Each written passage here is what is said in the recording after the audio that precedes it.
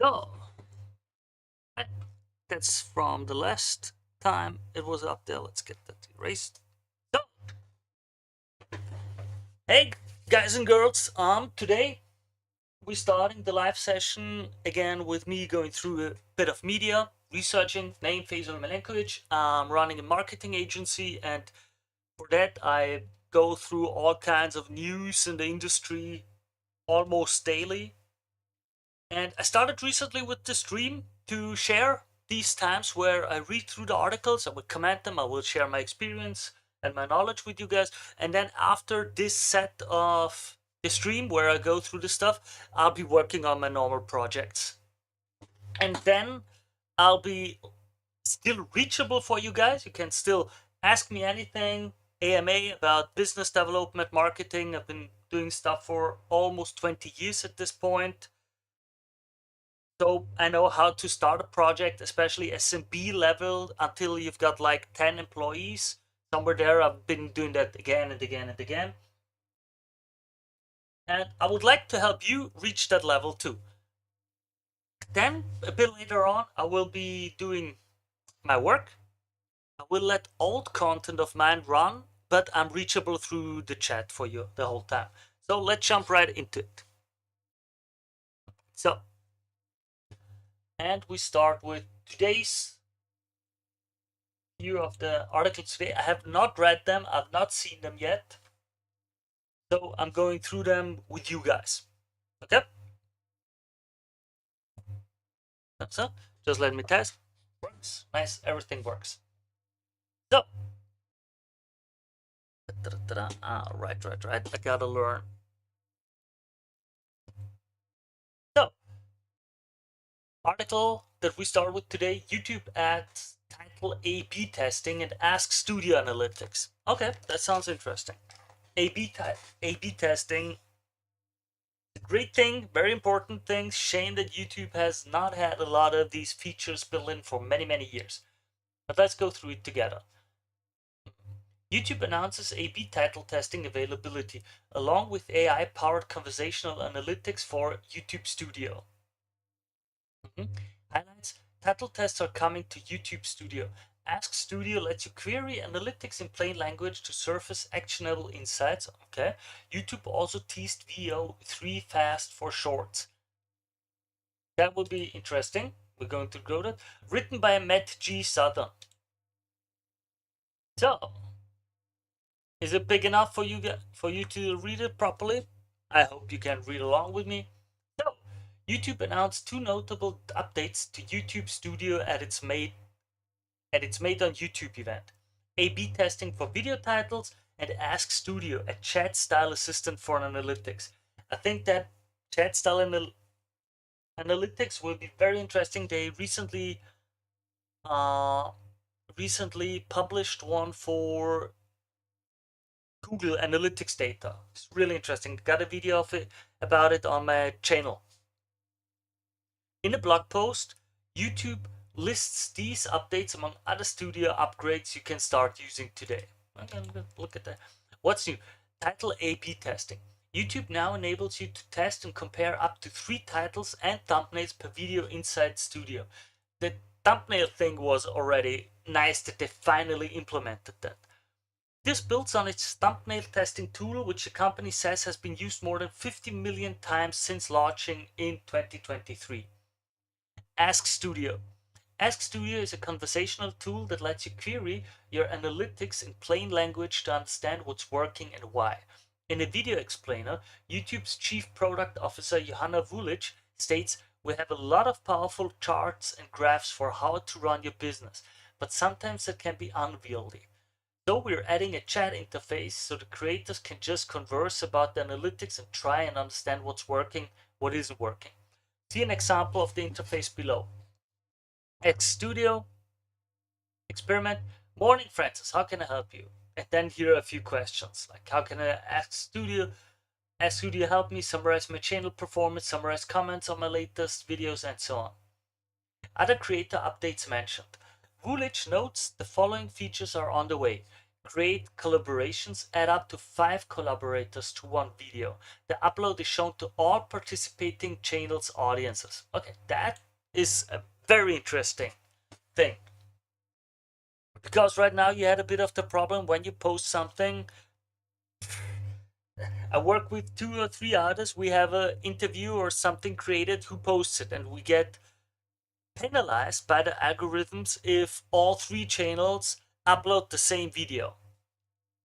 Auto dubbing with lip sync. Enhanced lip syncing for translated videos will begin testing in the coming month. That's going to be interesting and creepy, I think. We'll see how that works out. Likeness detection.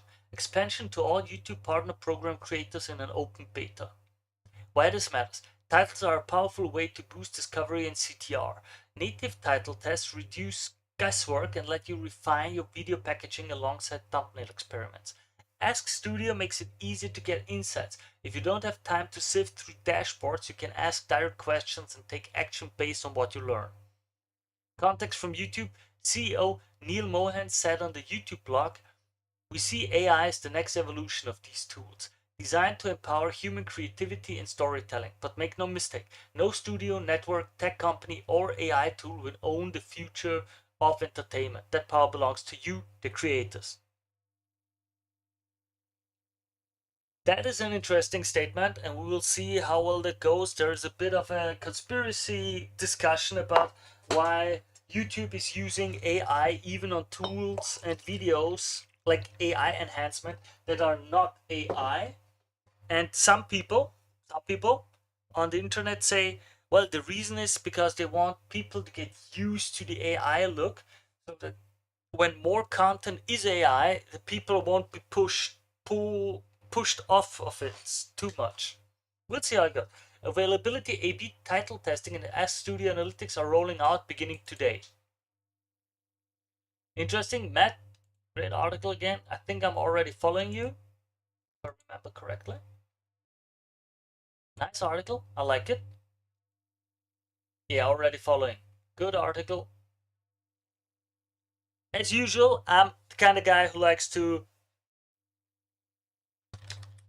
give good feedback to on the internet. Everybody appreciates it. Everybody likes to hear something positive. And if you like what I do, that I go through this stuff, add a bit of my insights. Well, that one was a short one, not too much insights to share. Feel free, throw me a like, throw me a comment. If you're in the chat, in the stream, follow the streams. If you see it on the YouTube channel or other social media, a like, a follow costs you nothing, means a lot to me and the channel, and you support this work and channel quite a lot with it. And with that, I'll be jumping right into the next articles. Thank you very much. I wish you all the best until next time. And with that, the first recording is finished. Guys, of course, as you watch me live, you get a bit of different information. Not different, just a bit more elaborate.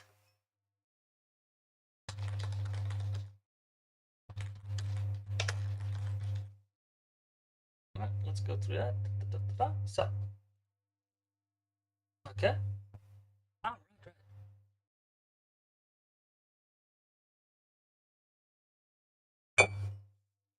right, my little stream notes. Well, why? Because I want to have it all work out properly. I'm working on a stream bot right now and other things to automate a lot of stuff. I hope it will be better in the future.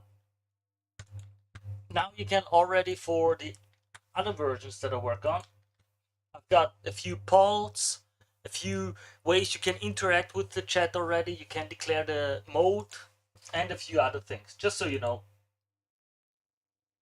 And with that, I jump right into it and go. No, no. Stay quiet, my friend. Lovely. Let's continue. Matt.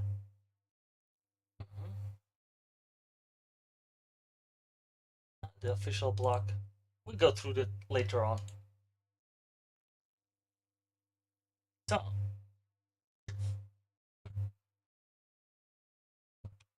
next article for today. Ask an SEO, high volumes or high authority. evergreen content. Evergreen and timely content both work, but only when built to help users, not to chase keywords. Okay, interesting start. VIP contributor Adam Rima. Okay, got me curious. Good start, good start. Article is Search Engine Journal. I'll post. Yeah, I'll, I'll create the I'll create the bot next time to make it easier to share with you all the different links and everything. As usual, the link to the article will be below in the description of the video. So let's jump right into it. This week's Ask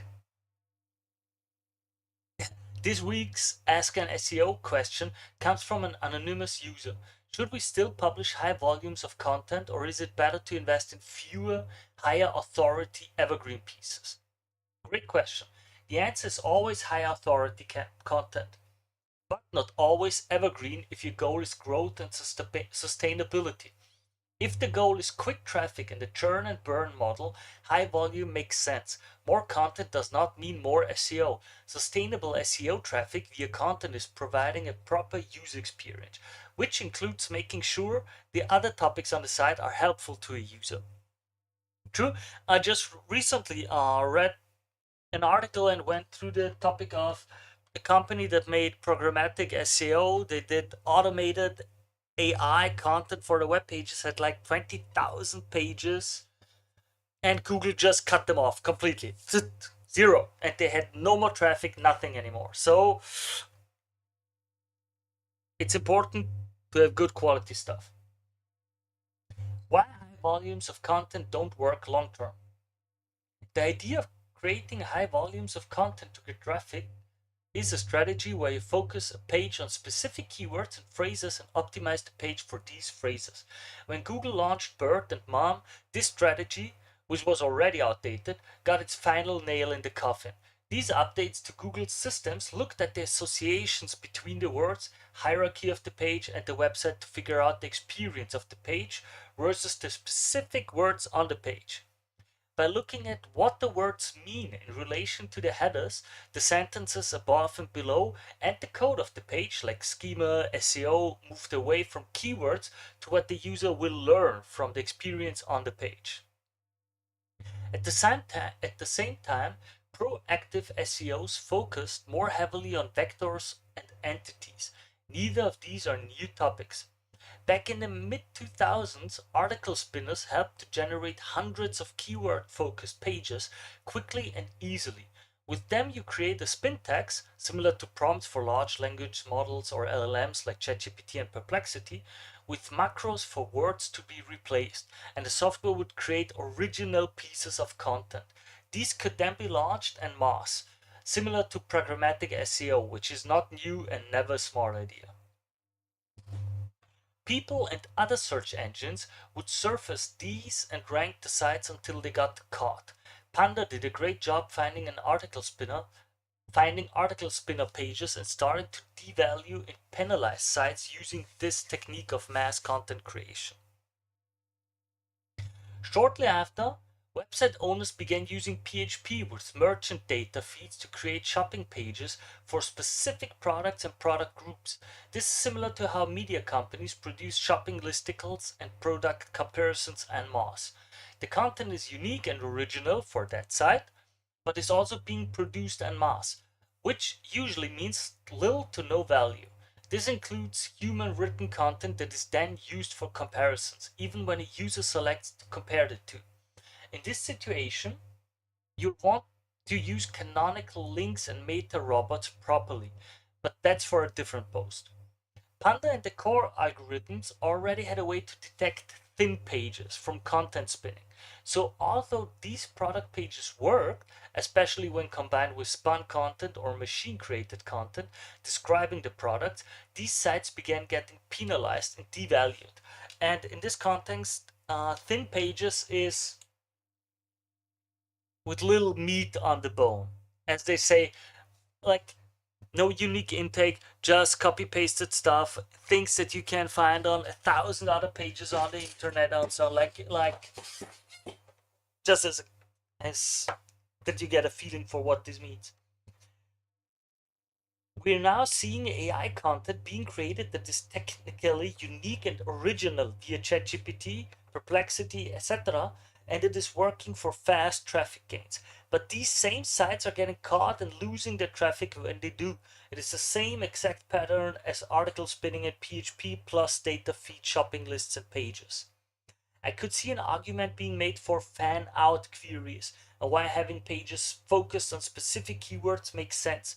Fan out queries are AI results that automate people also ask, things to know, and other continuation rich results in a single output versus having separate search features. Okay? If an SEO experience with actual SEO best practices and getting distracted from my own live stream on the side. So back.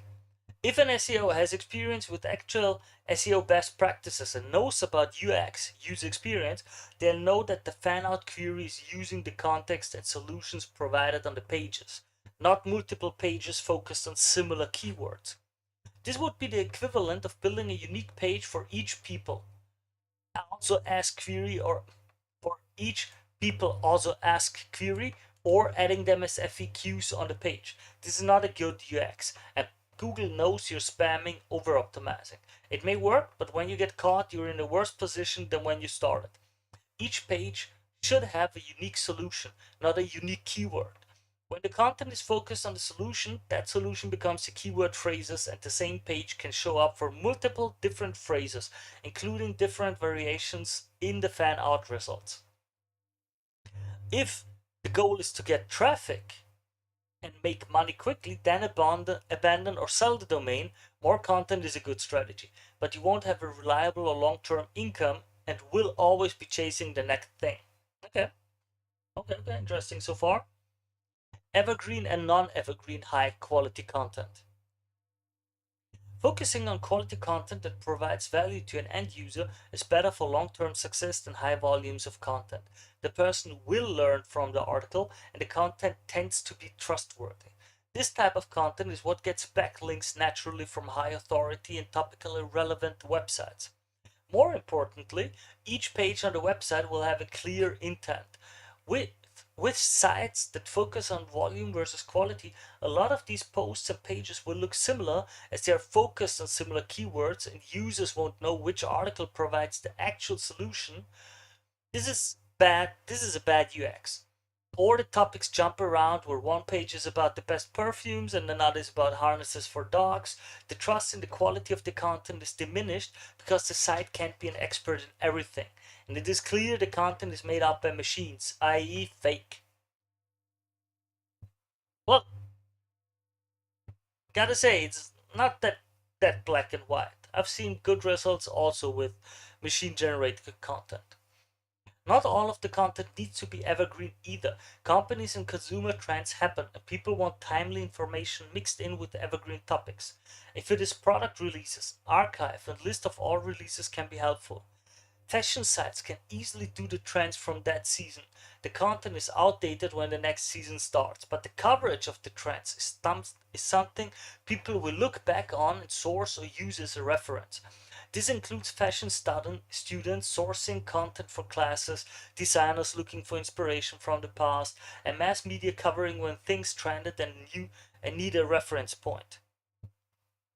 When the evergreen content begins to slide, you can always refresh it. Look back and see what has changed or advanced since the last update and see how you can improve on it. Look for customer service questions that are not answers. Add updated software features or new colors. See if there are examples that could be made better or clearer. If new regulations are passed locally, state level or federally, add these in so the content is accurate. Delete content that is outdated or label it as no longer relevant with the reasons why. Look for sections that may have seemed relevant to the topic, but actually weren't, and remove them so the content becomes stronger. There's no shortage of ways to refresh evergreen content and improve on it. These are the pillar pages that can bring consistent traffic over the long run and keep business strong. while the non-evergreen pages do the part creating ebbs and flows of traffic. With some projects, we don't produce new content for a month or two at a time because the pillar pages need to be refreshed and the clients still do well with traffic. Creating mass amounts of content is a good strategy for people who want to make money fast and do not plan on keeping the domain for a long time. It is good for churn and burn sites, domains you rent if the owner is okay with it, and testing projects. When your goal is to build a sustainable business, high authority content that provides value is the way to go. You don't need to worry about the amount of content with this strategy, you focus on the user experience. When you do this, most channels can grow, including email, SMS, social media, PR, branding, and SEO. Okay, a few more resources. I copied the link to the article below in the description. Adam Rima. I like that. What?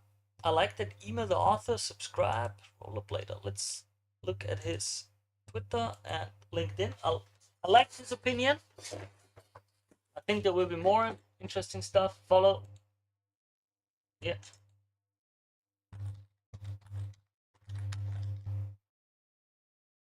Yeah.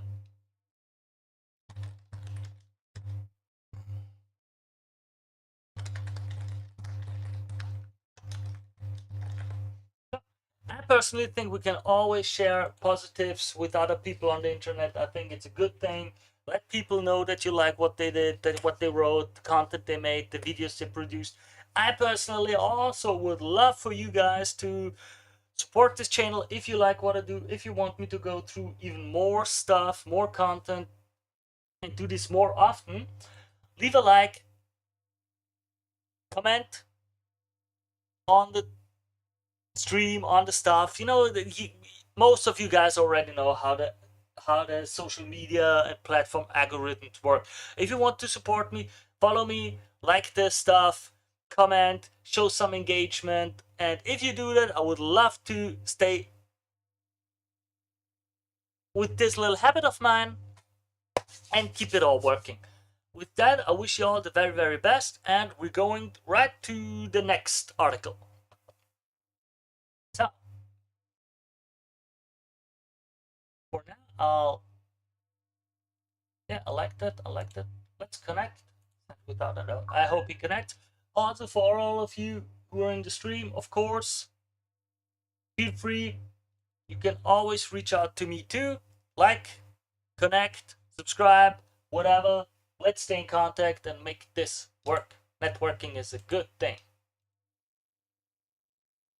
So, now I forgot. I did not save the link. We're gonna start with the next one. Just give me a moment to process it. I gotta get this automated. Really. So, next article. Google Search Console adds achievements report to track milestones. Okay, cool. Cool. Google adds an achievement report in Search Console so you can track click-based milestones, see progress goals, and jump to insights and tips. Cool. Highlights. Achievements now live inside Search Console. Report is divided into in progress and achieved sections, and goals are based on clicks from Google Search. Okay, that is a cool thing. Written by Matt G. Southern on the Search Engine Journal. As usual, link to the article will be below. And I'll find a way to post it more inside the stream chats. Next time I go online, I'll have the bot already programmed for that. Sorry that today it's not available. So, Google has introduced an achievement report in Search Console, giving you a dedicated place to see milestones your site reaches and the next goal you're trending toward. Okay. The feature was announced by Google Search Central on LinkedIn and documented on Google's help site. Google's announcement reads, "We're happy to bring achievements into Search Console as a new report. Up until now, you'd receive achievements via email, and it was part of our previous Insights experience. We know users love the milestones, so we thought we'd create a place where you can check them inside Search Console.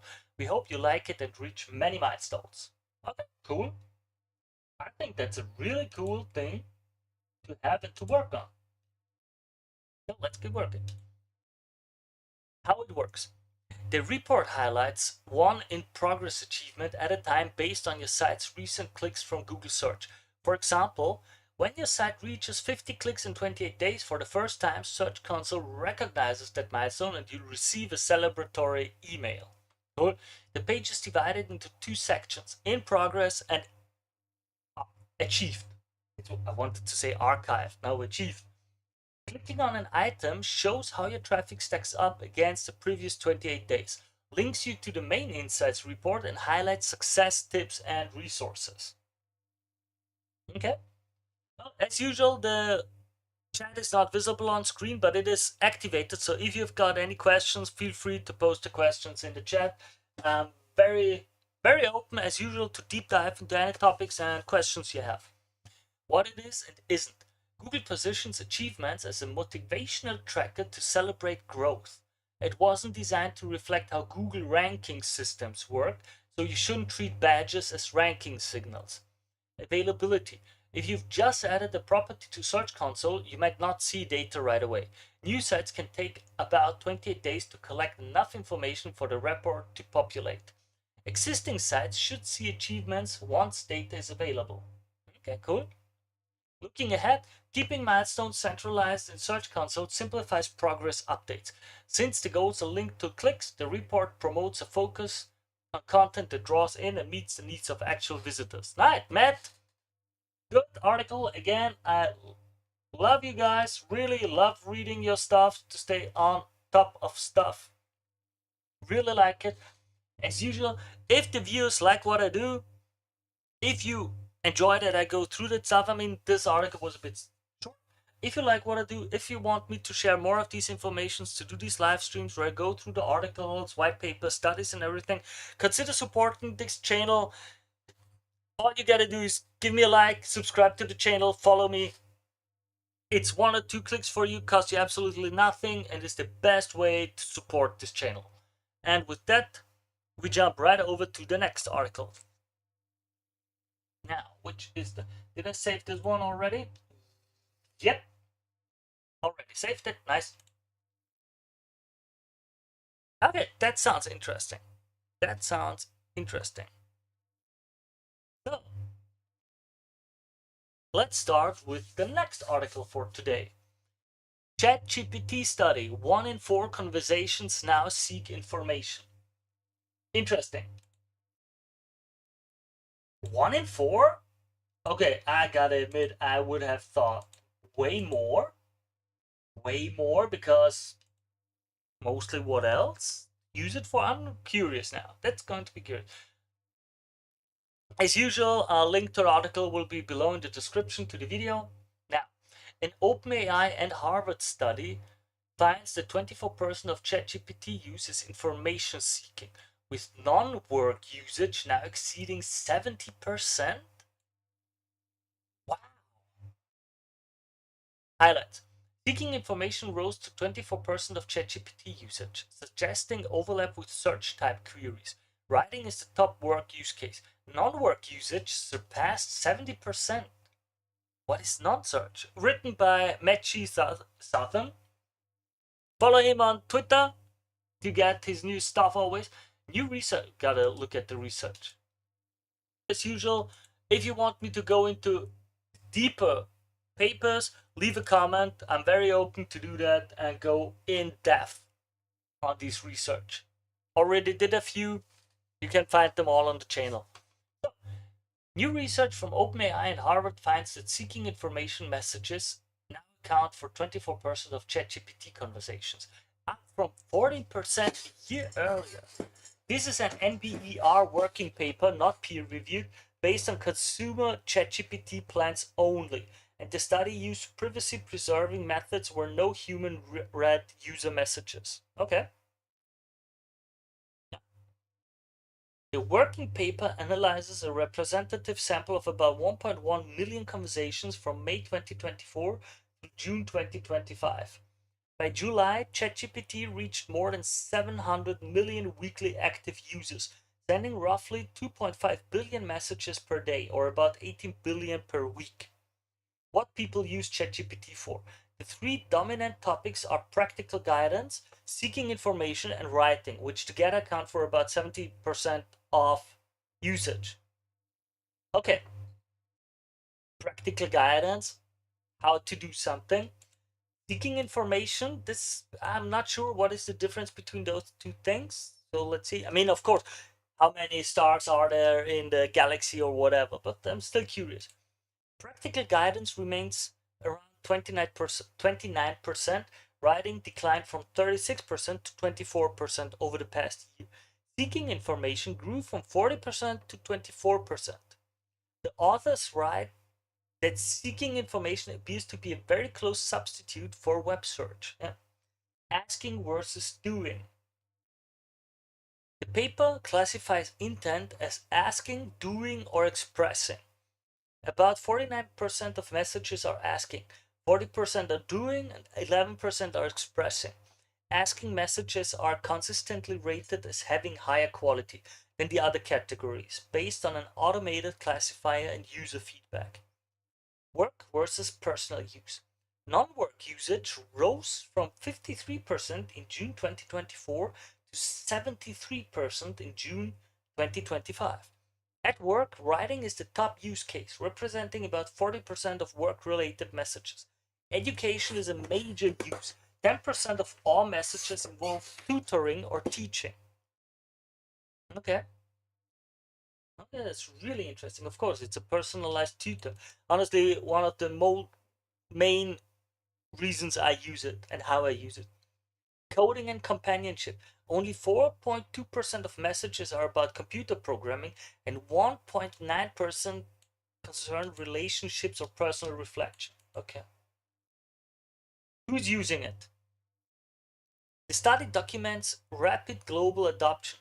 Early gender gaps have narrowed, with the share of users having typically feminine names rising from 37% in January 2024 to 52% in July 2025.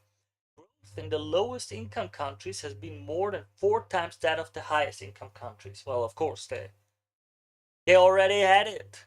It was spiky. I remember back then the implementation adoption rate was insane. Why this matters? If a quarter of conversations are information seeking, some queries that would have gone to search may go towards conversational tools. Some queries. I think what was the amount? I don't pin me down, but I think it was about 30% less queries on search because of LLMs. I've got a few videos on the studies and papers on it on my channel already. Consider responding to the shift with content that answers questions while adding expertise that a chatbot can't replicate. Writing and editing account for a large share of work-related use, which aligns with how teams are already folding AI into content workflows. Looking ahead, ChatGPT is becoming a major destination for finding information online. In addition to the shift toward finding info, it's worth highlighting that 70% of ChatGPT use is personal, not professional. It means consumer habits are changing broadly. Here I'm curious if they mean personal as in for their private life, or as in personal for for the free users that are like personal users and not economic ones because they don't pay for it. Curious about that. As this technology grows, it will be vital to track how your audience uses AI tools and adjust your content strategy to meet them where they are. True. Well written article. I like it. I like it. I like it. Yep. I like it. Well done. Actually, Southern. Good article. Um, as usual, I go through these kind of articles, these papers. This journal, that's really interesting. This one is one I might. I should go through. Sooner or later, not today. I've got a few to get done, and then I've got a lot of work. And with that, if you like what I do, if you want to support the channel, the best way you can do it is like the channel, follow it, and if you want, give me a comment or a thumbs up or something, because the algorithm blasts me with that.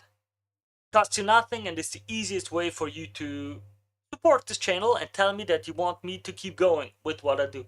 And with that, this article is over and I'm going to jump right over to the next one.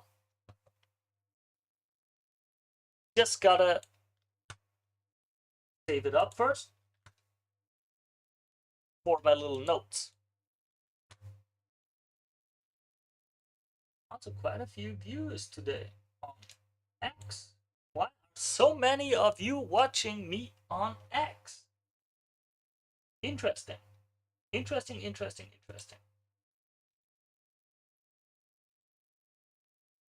Let me just post a little message. There you go. I have a message from me. And let's keep going.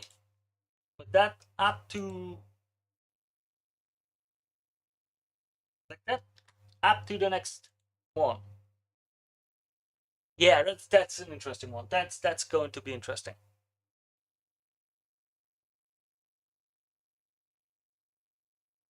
So let's get it started.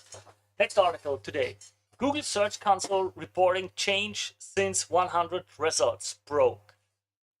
Big story. A lot of people have the changes in their metrics. Curious to hear about it. Written by Barry Schwartz. Gonna look through him if the article is good. Let me go a bit deeper. Hope you guys can see it well in the chat and in the stream. Yep. Okay, yeah, good. Then let's keep going. On Friday, we reported that Google Search was removing the ability to show 100 search results per page. Wait a minute, let me... Yeah.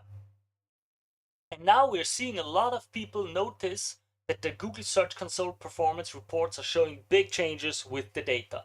I did reach out to Google for a comment on the 100 results per page change, but I've not heard back if this is a bug or a feature. Ah, interesting. Brody Clark, I think, was the first to notice the change, and he posted on Sunday on X and LinkedIn about it. He noticed that a noticeable decline in desktop impressions, resulting in a sharp increase in average position, as he wrote. Either way, if you've just checked GSC and are noticing a significant drop to overall impressions in the past couple of days of data, we are not alone. We'll likely know more on this soon, so stay tuned, he added. Here's a sample chart, but a lot of people are noticing the same pattern. As you can see. What was the original? Ah, it's not linking to a direct. Okay. Ah, wait. It's because this is the... Here we go. I clicked wrong. Heads up, if you've checked your Google Search Console data today and you're noticing some unusual trends, you're not alone. In particular, I'm seeing a noticeable decline in desktop impressions, resulting in a sharp increase in average position. This is across many accounts that I have access to and seems to have started around September 10th when the change first began. After quick inspection, the change doesn't appear to make a great deal of sense at the query level, which either points to data discrepancy or a change in how impressions are being recorded, considering clicks appear normal. And it isn't just GSC that is being unusual, with it looking like rank tracking tools are having some difficulty with Google dropping at num is 100. And some tools not recording a ranking at all in some instances. Either way, if you've just checked GSC and are not noticing a significant drop to overall impressions in the past couple of days of data, you're not alone. We'll likely know more on this soon, so stay tuned. All right. Brody Clark, independent SEO consultant.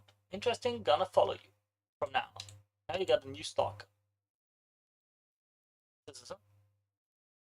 The theory is that scraper tools that often use the 100-page parameter feature are no longer able to work because of this change, and thus Search Console data is severely impacted. These third-party tracking tools are mostly broken. Okay. Cool. Careful with the Google rank tracking tools. Seems like many may be having difficulty related to this change. Original post. Yep. Dan Brody posted on his blog asking if the great decoupling was wrong or not based on these insights. It is worth a deep read on Brody's site. Here's a chart Brody shared to illustrate it. Deep coupling of impressions starts to accelerate. Rank trackers are impacted by disabling of ick number 100. Okay. I did reach out to Google's PR team and also John Mueller and Daniel Weisberg for clarity on this over here. So when I hear back, I'll let you know. Forum discussion at X and LinkedIn. Very interesting. Shame, not that many information. I would have loved to know more about it, what's going on. But yeah, everybody's running around like chickens. Freaking out chickens. It's going to be interesting to see how this develops. As usual, I keep you informed. Was a rather short article today. Too much information, sadly. Yep. This is the discussion. As usual, the link to the article will be below in the description. Yeah, Brody Clark here. And with that, this clip is finished. If you like what I do, if you want me to do this more often, go through even more articles, more research papers, and so on and so on and so on, consider supporting this channel. The easiest and best way you can do it is leave a like, subscribe to the channel. It's 1 or 2 clicks for you, costs you absolutely nothing. And for me, it's tremendous support and helps the algorithm and everything. You know how it goes. And with that, I wish you all the very, very best, and I'll be jumping right over to the next article. Yeah. Barry Schwartz, I'll like. Wait. No. I'm not going. Sorry. Nope. Ah, but I already follow you. Good. Good.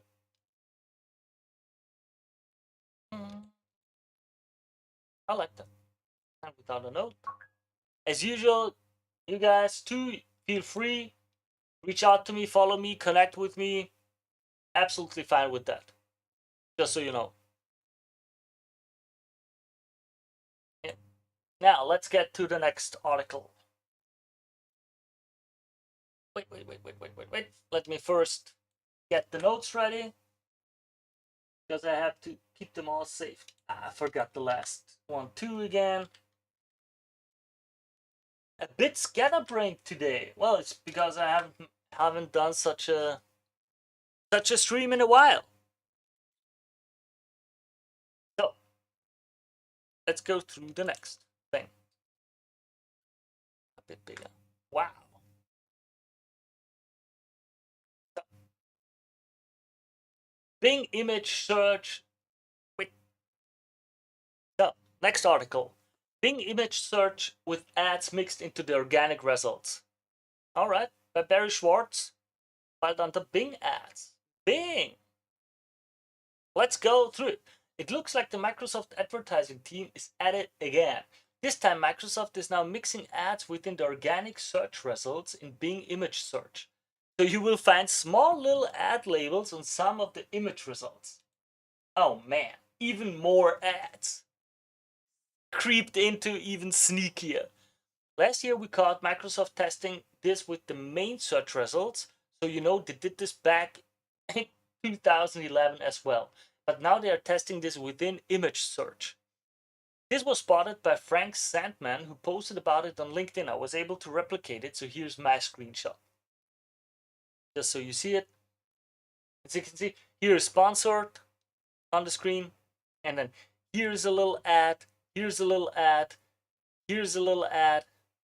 These are images. Here's a little ad, here's a little ad, here's a little ad. Really, into all of these images woven into. Really interesting. Wow. Gotta admit, many people will not be able to discern that. Especially elderly, bad eyesight, and so on. Would be interesting if you guys wanted, I could do a little test for web accessibility and go through that with if you have bad eyesight. What it could be like. Well, wait a moment.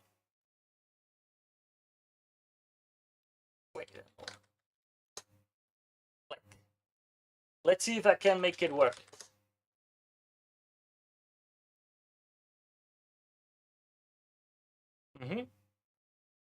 Well, I've got it in German. Nope, I can't replicate it right now, sadly. Nope, I don't see the ads yet. Okay, I don't have them yet. I would have gone through it with you to show you like how the rendering is. But we don't need to do that now. Let's go back. This seems like a test because it doesn't always happen, but sometimes you should be able to trigger this. Yeah, I wasn't right now. As usual, always when live, you don't make it work. Typical. We have seen Microsoft do some really shady stuff with hiding search and labels over and over again. Microsoft even said they will do better when it comes to this. I guess sometime in the future. Forum discussion at LinkedIn. Oh, that's it. That's all. Just we're just talking about how we found it out, huh? Well, and with that, you know that there's going to be even more and more and more ads. Oh man, that's not nice. And that's not a good thing. Can I maybe try it again?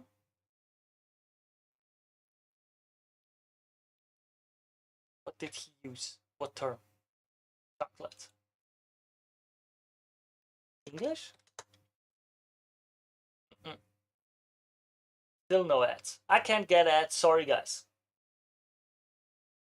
I'll try it a few more times off screen, and when I manage to get it done, I'll do a web accessibility test and simulate the rendering of the page for people with impaired eyesight, older people, and so on, and show you the results to see, like, how hard will it be to see these little ad stuff labels, the ad labels. Well, with that, this article is over. If you like what I do, if you enjoy that I go through some of the news, papers, research stuff, and so on, then consider supporting this channel. It means a lot to me. Like the video, follow the channel, subscribe to the channel. It's 1 or 2 clicks for you, costs you absolutely nothing, but it means a lot to me and the channel. And with that, I'll jump right over to the next article. So,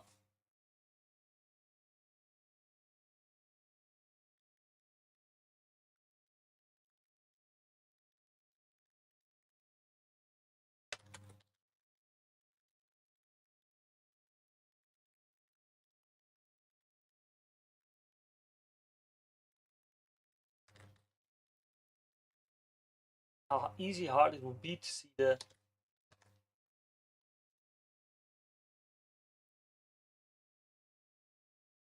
let's give him a like. So next.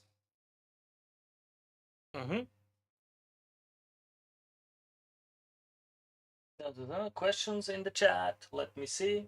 Just a moment. Because I don't have all at once, I have to sometimes go through it by hand. But it all checks out. All right. Nice. Let's continue. So, with that, we go right over to the next article. Bing testing sticky search bar headed. Written by Barry Schwartz.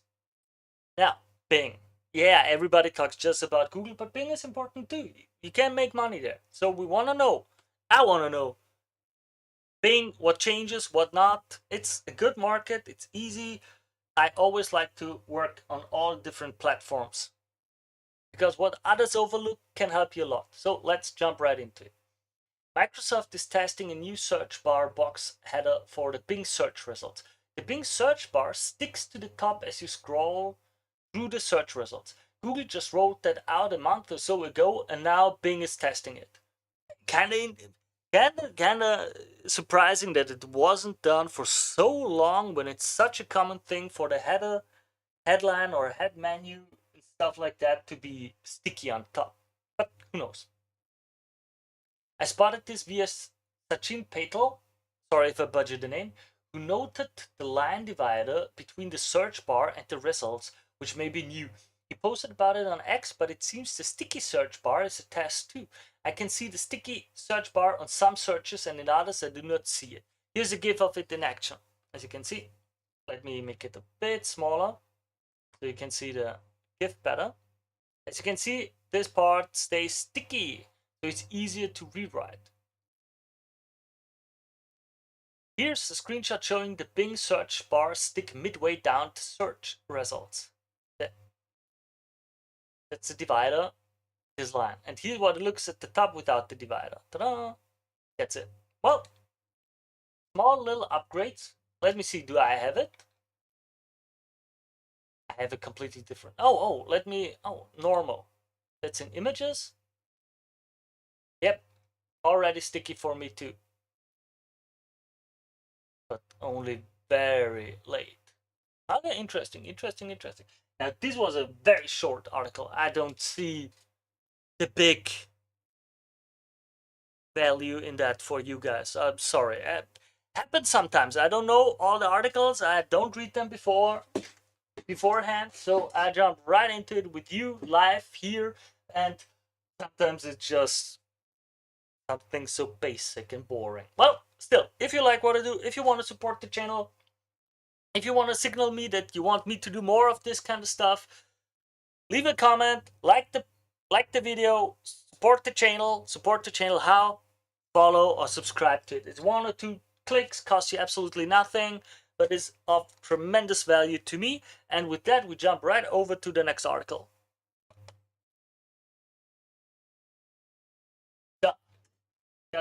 No. This is not, I don't know if this is worth an article.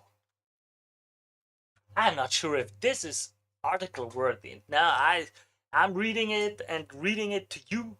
I feel like I'm wasting your time with that. I apologize. I genuinely apologize. So let's go through it in the future. Let's get the next thing done. Okay?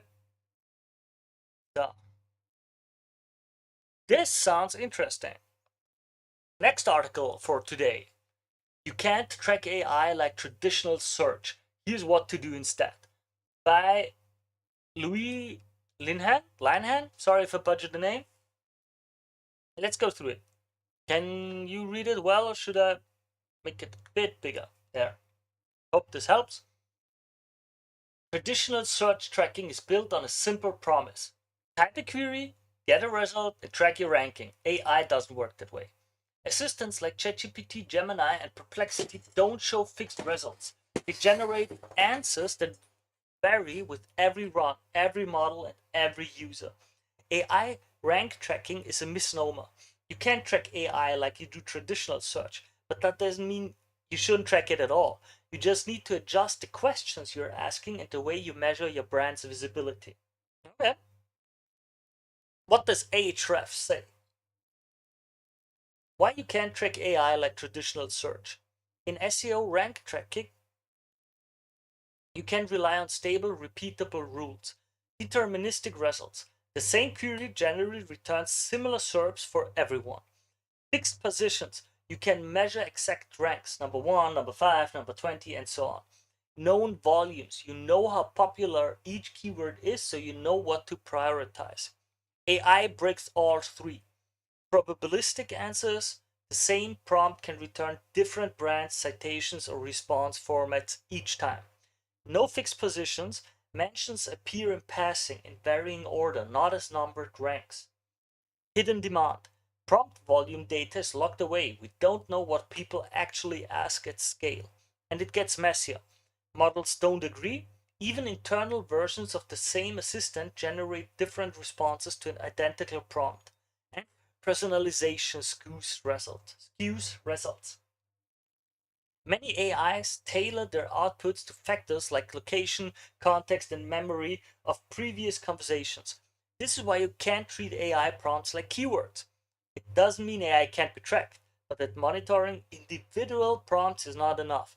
Instead of asking, did my brand appear for this exact query, the better question to ask is, across thousands of prompts, how often does AI connect my brand with this topic or category? That's the philosophy behind Ahrefs Brand Radar. Shameless self-plug, but it's okay. You do enough Ahrefs, you do enough research, and you share it, so I'm forgiving you always when you do that. Our database of millions of AI prompts and responses that helps you track directionally. AI mode, da da da, all platforms, overview, shows how often something is used, where, and so on.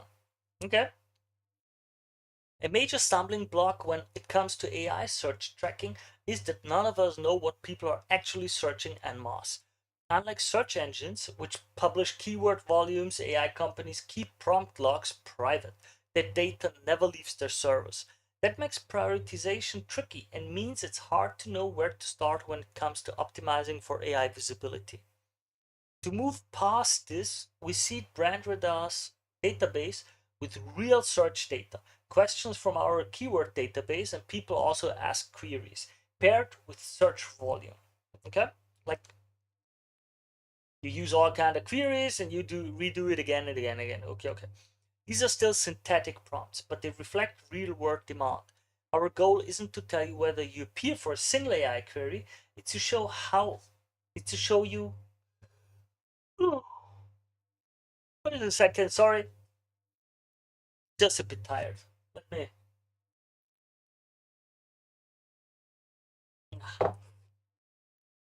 Our goal isn't to tell you whether you appear for a single AI query, it's to show you how visible your brand is across entire topics.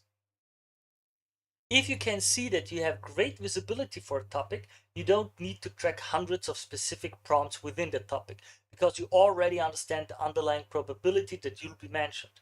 By focusing on aggregated visibility, you can move past noisy outputs. See if AI consistently ties you to a category, not just if you appeared once. Track trends over time, not just snapshots. Learn how your brand is positioned against competitors, not just mentioned. Think of AI tracking less like rank tracking and more like polling. You don't care about one answer, you care about the direction of the trend across a statistically significant amount of data. Okay, what to do instead? You can't track your AI visibility like you can track your search visibility.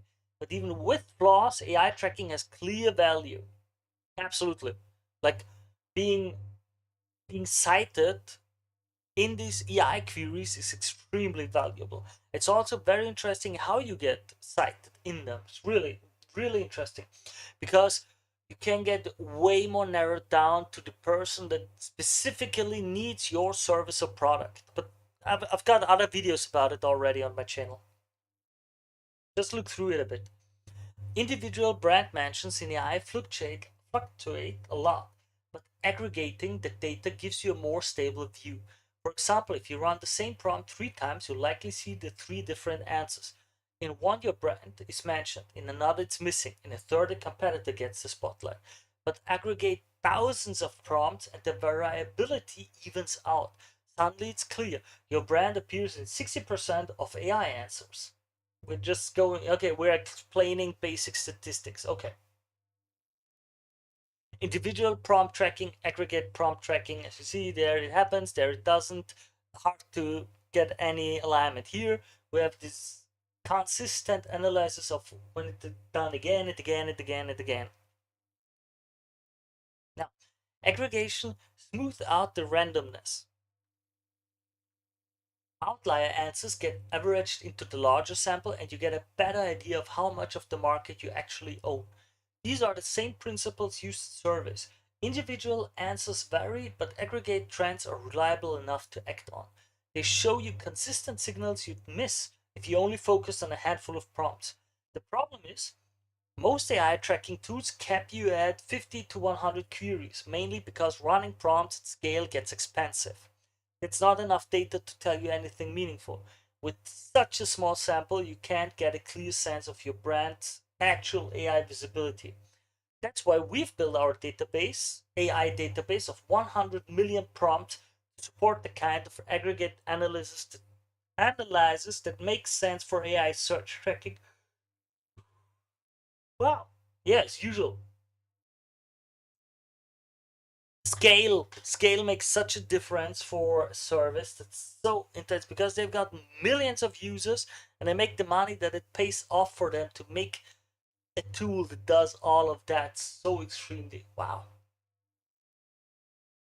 See how your AI visibility ties to other channels. Studying how your brand shows up across thousands of AI prompts can help you spot patterns in demand and test how your efforts on one channel impact visibility on the other. Here's what that looks like in practice, focusing on an example of Labubu, those creepy doll things that everyone has recently become obsessed with. I have no clue why. Why these Labubu things? I don't know. I'm too old, most likely, too boring. Who knows? By combining TikTok data with Ahrefs brand radar, I traced how Labubu showed up across AI, social search, and wider web. It made for an interesting timeline of events. April, according to TikTok's Creative Center, which allows you to track trending keywords and hashtags, Labubu went viral on TikTok after unboxing videos took off in April. Okay? Posts 152,000. Wow. Thousands of Labubu related search queries start showing up in the SERPs. Okay? People start searching for it. Wow. That's when it came out. Wow. Ah, Funko Pop. Labubu. Search volume spikes for the same Labubu queries. Then web matches for Labubu search, overtaking market leading toy Funko Pop. Funko Pop being pretty the same all the time. Labubu sound exploding. Wow. August, Labubu crosses over into AI visibility, gaining mentions in Google AI overviews and in late August, overtaking another leading toy brand, COS. Yeah, it's COS. This what we see in July 2025. The orange yellow line as it goes up, overtaking green, which is COS, and even overtaking blue, which is Funko Pops for a while. Well, also in August, Labubu overtakes all other competitors in ChatGPT conversations. This is interesting. Wait. Ah, it's a below one. There. Here it happens. This example shows that AI is part of a wider discovery ecosystem. By tracking it directionally, you can see when and how a brand or trend breaks through into AI. In all, it took 4 months for the Labubu brand to surface in AI conversations. By running the same analysis on competitors, you can evaluate different scenarios, replicate what works, and set realistic expectations for your own AI visibility timeline. Okay. Track your AI share of voice in your market. AI variance shouldn't stop you comparing your AI visibility to competitors. The key is to track your brand's AI share of voice across thousands of prompts against the same competitors on a consistent basis to gauge your relative ownership of the market. If a brand, e.g., Adidas, appears in 40% of prompts, but a competitor, e.g., Nike, shows up in 60%, that's a clear gap, even if the numbers bounce around slightly from run to run. Yeah, we see a clear trend and a clear market leader. Tracking here, we see the different brands. Tracking AI search can show you the way your AI visibility is trending. For example, if Adidas moves from 40% to 45% coverage, that's a clear directional win. Brand Radar supports this kind of longitudinal AI share of voice tracking. Here's how it works in 5 simple steps. Search your brand, enter your competitors, check your overall AI share of voice percentage, hit the AI share of voice tab, benchmark against your competitors, and then save the same prompt report and return to it to track your progress. Going very deep into the details of this one tool, work out your relative ownership of topics and follow prompts won't tell you much, even if they're real. But when you look at hundreds of variations, you can work out whether AI really ties your brand to its key topics. Instead of asking, do we appear for insert query? We should be asking, across all the variations of prompts about this topic, how often do we appear?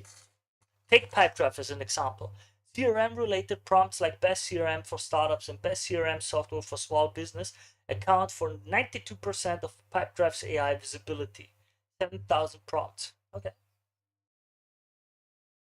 But when you benchmark against the entire CRM market, the 128,000 prompts, the overall share of voice drops to just 3.6%. Okay, interesting. So Pipedrive clearly owns certain CRM subtopics, but not the full category. This brand of AI tracking gives you perspective. It shows you how often you appear across subtopics and the wider market, but just as importantly, reveals where you're missing. Those gaps, the unknown unknowns, are opportunities and risks you wouldn't have thought to check for. They give you a roadmap of what to prioritize next. Okay. To find these opportunities, Pipedrive can do a competitor gap analysis in 3 steps. Oh man, you can't even see my hand properly. Click Others Only, study the prompt topics that are missing in the AI responses report, create or optimize content to claim some more of that visibility. Specific to this little tool, link to the article will be below, so you can just look at it. Let me share it in the chat right now for those who want to watch it. Just a second. There. There you go. That we all have it. All right, let's continue. Learn a lot about your brand positioning. AI results are noisy and synthetic prompts aren't perfect, but that doesn't stop them from revealing something crucial: how your brand is framed and answers that do appear. You don't need flawless data to learn useful things. The way AIs describe your brand, the adjectives they use, the sites they group up with, can tell you a lot about your positioning, even if the prompts are proxies and the answers vary. Are you labeled the budget-friendly option while competitors are framed as enterprise-ready? Do you consistently get recommended for ease of use while another brand is praised for advanced features? Are you mentioned alongside market leaders or lumped in with niche alternatives? These patterns reveal the narrative that AI assistants attach to your brand. And while individual answers may fluctuate, those recurring themes add up to a clear signal. For example, right now we have an issue with our own AI visibility. Ahrefs' positioning has shifted in the past year as we've added new features and evolved into a marketing platform. But AI responses still describe us primarily as an SEO or backlinks tool. By putting out consistent AI features, products, content, and messaging, our positioning is now beginning to shift on some AI surfaces. You can see this when the red trend line AI overtakes the green backlinks in the chart below. Here we go. Okay. AI search tracking helps you stay visible. Organic traffic is shrinking fast. Okay. When Google AI overviews disappears, click-throughs to the top search results drop by about a third. Yeah, that's said around 30%. AIOs on position number 1 CTR. So when you have that little AI summary or overview at the very top of your Google query on the Google search page, automatically the clicks drop to like 30-40%. Wow. 30-40% less, not to 30-40%. That means being named in AI answers is no longer optional. AI assistants are already part of the discovery journey. People turn to ChatGPT, Gemini, and Copilot for product recommendations, not just quick facts. If your brand isn't in those answers, you're invisible at the exact moment decisions are made. That's why tracking AI visibility matters. Even if the data is noisy, it shows whether you're part of the conversation or whether competitors are taking the spotlight. Micro and macro. Here the question is, what is noisy data? Of course it's important. I understand when some people say, well, but it doesn't appear always like that, which is fair, absolutely fair. But you can get an overall picture of the market, so to speak. And that's what's important. And often this helps you already align everything in your company, if you do it properly in your marketing, to get good results and pivot. Micro and macro AI tracking. You need both views. In a perfect world, tracking AI visibility on a micro and macro level isn't an either or choice. Micro tracking for high stakes AI prompts. Micro tracking is about zooming in on the handful of queries that really matter to your business. These might include branded prompts. For example, e.g., what does e.g. stand for, by the way? What is brand known for? Competitor comparisons, e.g. brand versus competitor. Bottom of funnel purchase queries, e.g. best product for audience. Like here. Even though AI responses are probabilistic, it's still worth monitoring these make or break queries where visibility or accuracy really matters. Macro tracking for overall AI visibility. Macro tracking is about zooming out to understand the bigger picture of how AI connects your brand, topics, and markets. This approach is about monitoring thousands of variations to spot patterns, find new opportunities, and map the competitive landscape. Okay. Yeah, that's the other version. Most AI tools only handle the first mode, but Ahrefs Brand Radar can help you with both. Of course, self-plugging, making ads for their own service and tools. It lets you keep tabs on business critical prompts while also surfacing the unknown unknowns. And soon it will support custom prompts so you can get even more granular with your tracking. Looking at both levels helps you answer the question. Looking at both levels helps you answer two questions. Are you present where it counts? And are you strong enough to dominate the market? Final thoughts. No, you'll never track AI interactions in the same way you track traditional searches. But that's not the point. AI search tracking is a compass. It will show if you're headed in the right direction. The real risk is ignoring your AI visibility while competitors build presence in the space. Start now, treat the data as directional, and use it to shape your content, PR, and positioning. Okay. Louise Linehan, nice article. Not bad, not bad, the article. Helps us understand a bit. Not too much information, sadly. I'm often used to Ahrefs having way more information for us. Does she have? Nope, no LinkedIn. No, how do you say it? No. Twitter? Already connected. Good work. I like that. Really appreciate it. And while talking about appreciation, if you like what I do, if you enjoy that I go through articles, read the newspapers, read the studies, go through them, add a bit of content, it is article not that much, but usually more depth insight, and I'm open for all the questions of you in the chat and to deep dive into all these topics. If you like what I do, if you want to see me do these streams more often, consider supporting this channel. Leave a like, follow and subscribe to the channel. It's 1 or 2 clicks for you, costs you absolutely nothing, but it helps this channel tremendously. And with that, this article is over, and I wish you all the very, very best. So, I think this is mostly it for today regarding the articles. I've got a lot of work to do, so I'll be switching into work mode in a few minutes. I liked it. Good article. Wasn't bad. And we go through the rest next time. For those who are curious and who want to talk about it, today I am. What am I working on? Let me look. Okay. Today I'm working on event management software, a little plugin for a WordPress site that a client needs to be able to handle when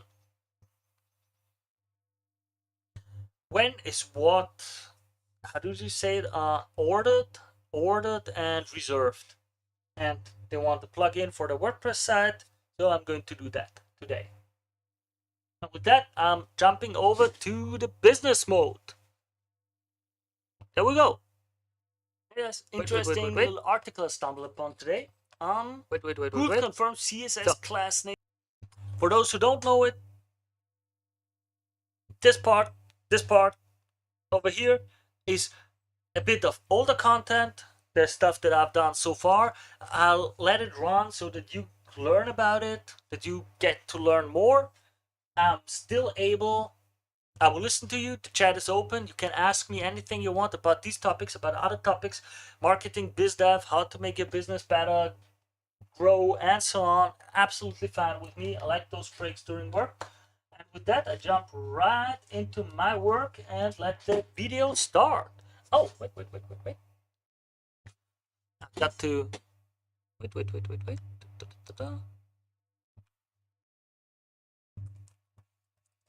Let me change the task. Well, right now I'm not going to work directly. First, I need to upload the video.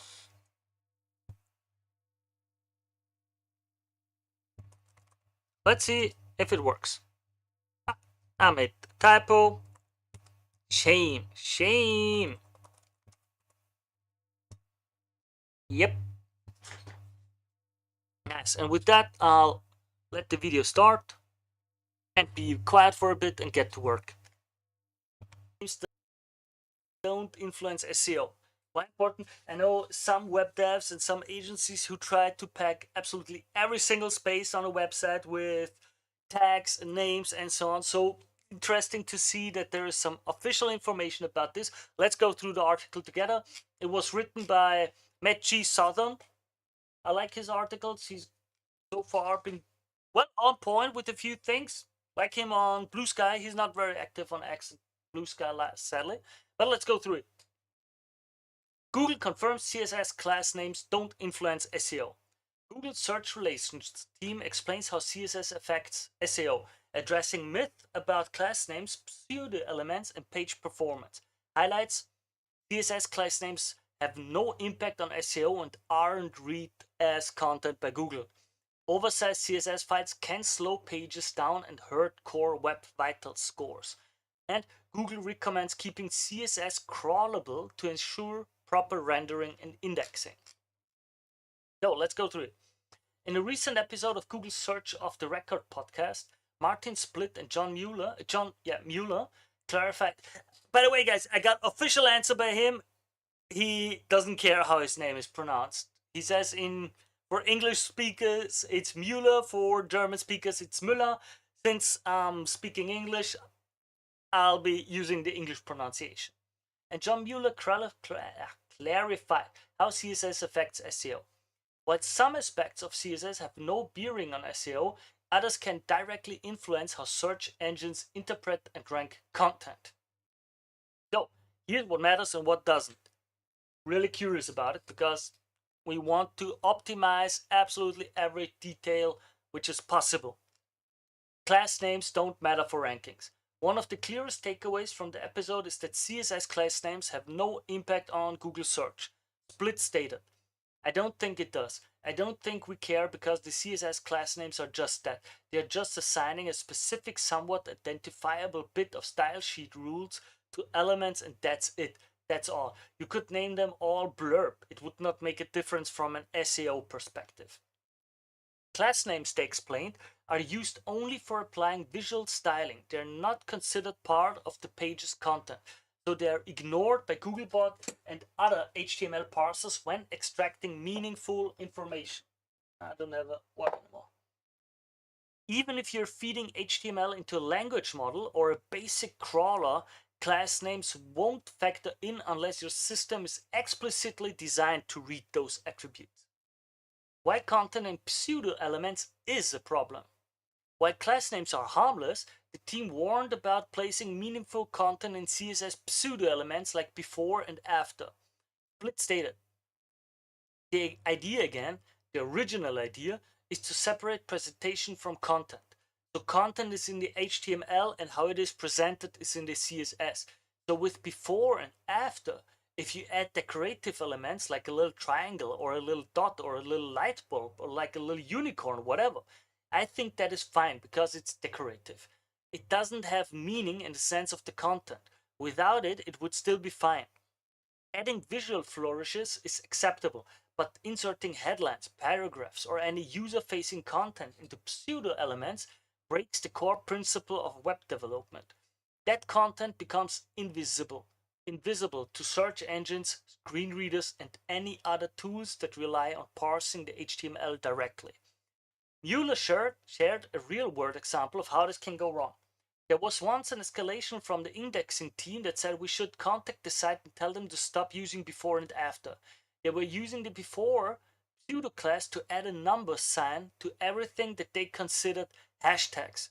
And our indexing system was like, it would be so nice if we could recognize these hashtags on the page because maybe they're useful for something. Because the hashtag symbols were added via CSS, they were never seen by Google's system. Split tested it live during the recording and confirmed it's not in the DOM, so it doesn't get picked up by rendering. Oversized CSS can hurt. Okay, important thing, I think it's pretty self-explanatory.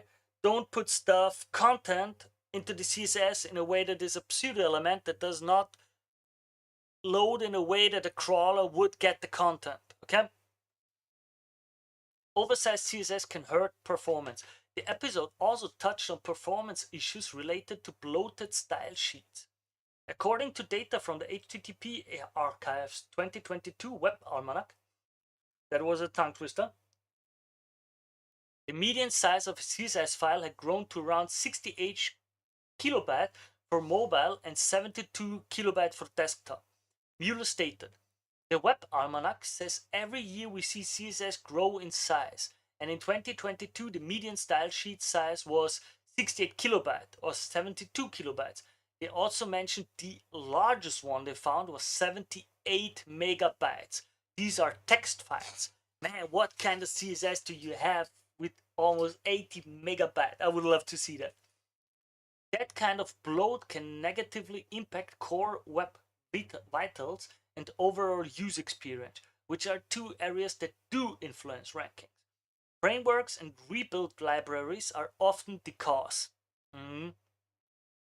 While developers can mitigate this with minification and unused rule pruning, not everyone does. This makes CSS optimization a worthwhile item on your technical SEO list.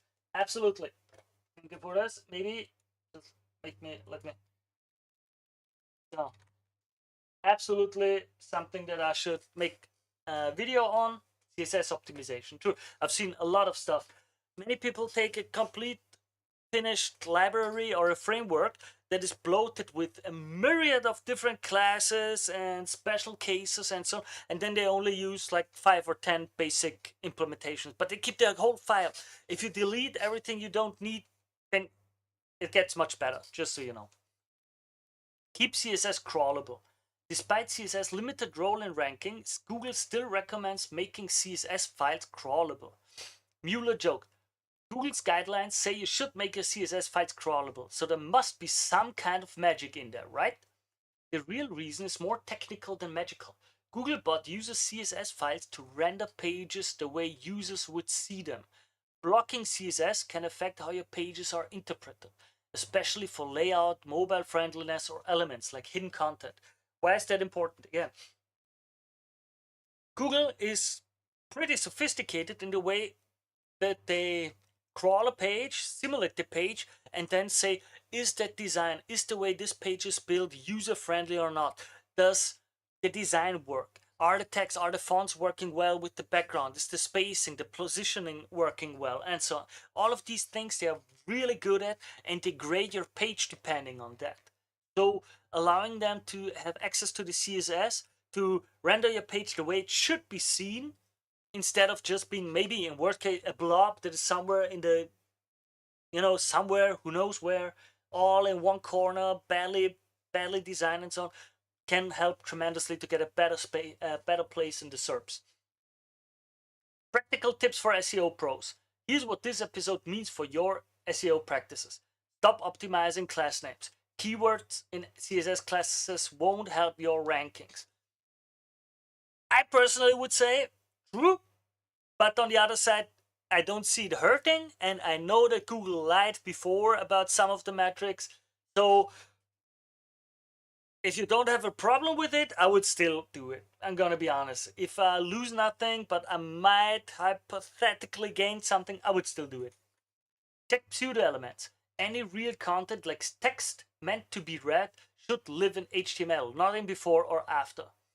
Audit style sheet size. Large CSS files can hurt page speed and core web vitals. Trim what you can. If you have many different pages with many different layouts, maybe also consider splitting up the different CSS files for the different areas of your pages. Well, not for the page, but for your website. Like the blog area has a different, I know some people, the blog area has a complete different design. Well, maybe get your own CSS file for that part of the page, for the website, while the store has another, just as an idea. Ensure CSS is crawlable. Blocking style sheets may disrupt rendering and impact how Google understands your page. The team also emphasized the importance of using proper HTML text for meaningful images. If the image is part of the content and you're like, look at this house that I just bought, then you want an IMG, an image tag or a picture tag that actually has the actual image as part of the DOM, because you want us to see like, so this page has this image that is not just decoration. Use CSS for styling and HTML for meaning. This separation helps both users and search engines. Link to the full podcast below. I will link it also in the video below. Matt G, good guy. So, I'm gonna be honest, I would still use it a bit in regards to all of the part in there with the CSS names, if I can work it, of course, always in a way that makes it easy for the devs and the designers to work with it, not like keyword stuffing or something like that. Well, and now we know Google officially declared CSS class names do not influence SEO. If you like the channel, if you liked what I do, please consider supporting me. The easiest ways you can do that are leave a like, subscribe to the channel. 1 or 2 clicks is the best and easiest way for you to support this channel. And with that, I'll leave you be. Link to the newsletter you can sign up, of course, below. I'll usually inform you about the newest news, trends, and my live Q&A sessions and other events. And with that, I wish you all the best. Bye. I've seen so many people being lured in with false promises, and that's why I think it's. And with that, we start. A study was conducted. SearchGPT quietly abandons Bing and moves to Google. For those of you who know, I've had a few videos already about the topic that ChatGPT seems to be using Google as a fallback method for its AI overview and other stuff. As usual, I did not go through the articles before, so I don't know what it's about. This one is written by Alexis Rulko. I hope I didn't butcher the name. And we're going to see it and go through it together. Okay? All right. With that, number 14 study. How SearchGPT quietly abandoned Bing and now relies on Google results. Hi, it's Alexis. Welcome to 63 new subscribers since the last edition, okay? If you're not already a subscriber, it's easy to do. Maybe Alexis, first let me see if your articles are good, okay? First let me see. It's been 2 months since I last wrote to you here, and apologize for that. I've had a lot of personal and professional things on my mind lately, but rest assured, I'm back. All right. This article contains a lot of visuals. If you have trouble viewing it, here's the link to the full web version. Okay? I am on the full web version, I assume. So let's go through it some more. See you next Tuesday. Yeah. Too much. Cool. Thank you, D-Live, for the message. Too much ads on for yourself at first. Come on. There. Finally, we are at the article. Nice. So, what search engine does SearchGPT use? The world of AI and generative research is constantly evolving, and what was certainty yesterday may no longer be a certainty today. To this end, if I were to ask you to answer a simple question, what search engine does SearchGPT use? A question whose answer seems so obvious that we don't even question it. If we search the internet, browse Geo white papers, or ask OpenAI support directly, we will find that the answer will always be the same and unequivocal: Bing. When search button is enabled, which external search engine SearchGPT will request to get up-to-date data? OpenAI 4 hours ago. When the search button is enabled, In ChatGPT, the main external search engine used to retrieve up-to-date data is Bing. ChatGPT rewrites your question into targeted search queries and sends these to Bing to fetch current information. These queries are sent without sharing your user or account detail. Only general location information, like city or region, may be shared to improve search accuracy. If other search providers are ever added, OpenAI will notify users before making any changes. Let me know if you need more details or want to know how this works with other features. Okay, interesting. Interesting. You will be informed beforehand. I do not believe that, so, well, let's see. Let's go. In this edition of the newsletter, I invite you to discover the hidden side of SearchGPT and prove the opposite. And for that, we will carry out our own investigation together, well argued, illustrated, embellished with examples as we like them. Okay, here we go. Okay. What was her name? A lady already made. I made recently just a video about a research and experiment that the lady did. You can find it on my channel. I'm curious to see if it's just the same remade or if this is something else. Background and methodology. As a reminder, SearchGPT is a conversational AI search engine from OpenAI, capable of providing synthetic and sourced answers in real time thanks to the integration of web search into the ChatGPT interface. A couple of weeks ago, Jerome from OnCrawl discovered that when you're logged into your ChatGPT account, each conversation comes with a JSON file detailing the entire response generation process. Interesting. With accurate and comprehensive data, nothing better for a study. In this file, we find in particular one or more queries reformulated by ChatGPT from your initial request used to query an external search engine for recent results. Okay. And second, a complete list of results retrieved from this external search engine, which it will then analyze and use or not in the citations. This is what it looks like. From my initial query, registration card, ChatGPT constructed two search queries: registration card procedures explanation and what is registration card. Here we see it. He's got Frenchman, so it's all in French, and I've got it translated to English. Okay. It's a bit bad that the screenshots are all in French, guys, but such is life sometimes. We're gonna work with it anyway. These are the more relevant and precise queries that it will send to a partner search engine to enrich its response with recent and up-to-date data. The retrieved search results are then available in the search result group list. Here is an extract. Entries, and then here we see search, URL, title, French, I don't know, snippet, and then it gets a snippet spec. Okay. As you can see, each search result is presented by, and here we have it, entries, all the results it gets. URL, title, snippet, and publication date. The number of search results retrieved varies greatly, from 7 to 20 in my studied cases. Okay. Once we know all this information, we can start to study. Do these retrieved search results really come from Bing? All right, let's take a look. Inventory of position pages.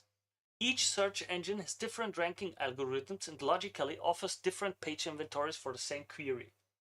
This is the first thing we will evaluate. Do the pages retrieved by SearchGPT correspond to the top pages positioned on Bing? Okay. Since it's the middle of summer, I typed the query holidays in Sicily into ChatGPT. ChatGPT analyzed my initial query, identified my search intent, and formulated another, more specific query. This Sicily vacation bad thing to do. This is the query he sent to an external search engine to retrieve up-to-date information. Research sur le web. Okay? Okay.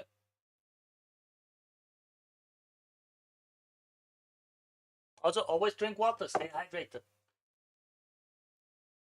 At the same time, I did the same search on Bing and also retrieved the first 20 page positions. All that remains is to cross-reference two lists. You can see the results of the comparison in the image below. For readability reasons, I took the liberty of removing empty and redundant fields in SearchGPT response, but I kept the exact order and inventory of the elements. So, we can see it here. This is Bing and this is SearchGPT results, and we can see where it is each positioned.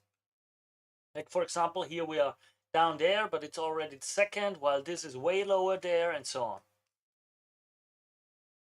So we can see that the similarity rate between SearchGPT URLs and Bing URLs is only 30%.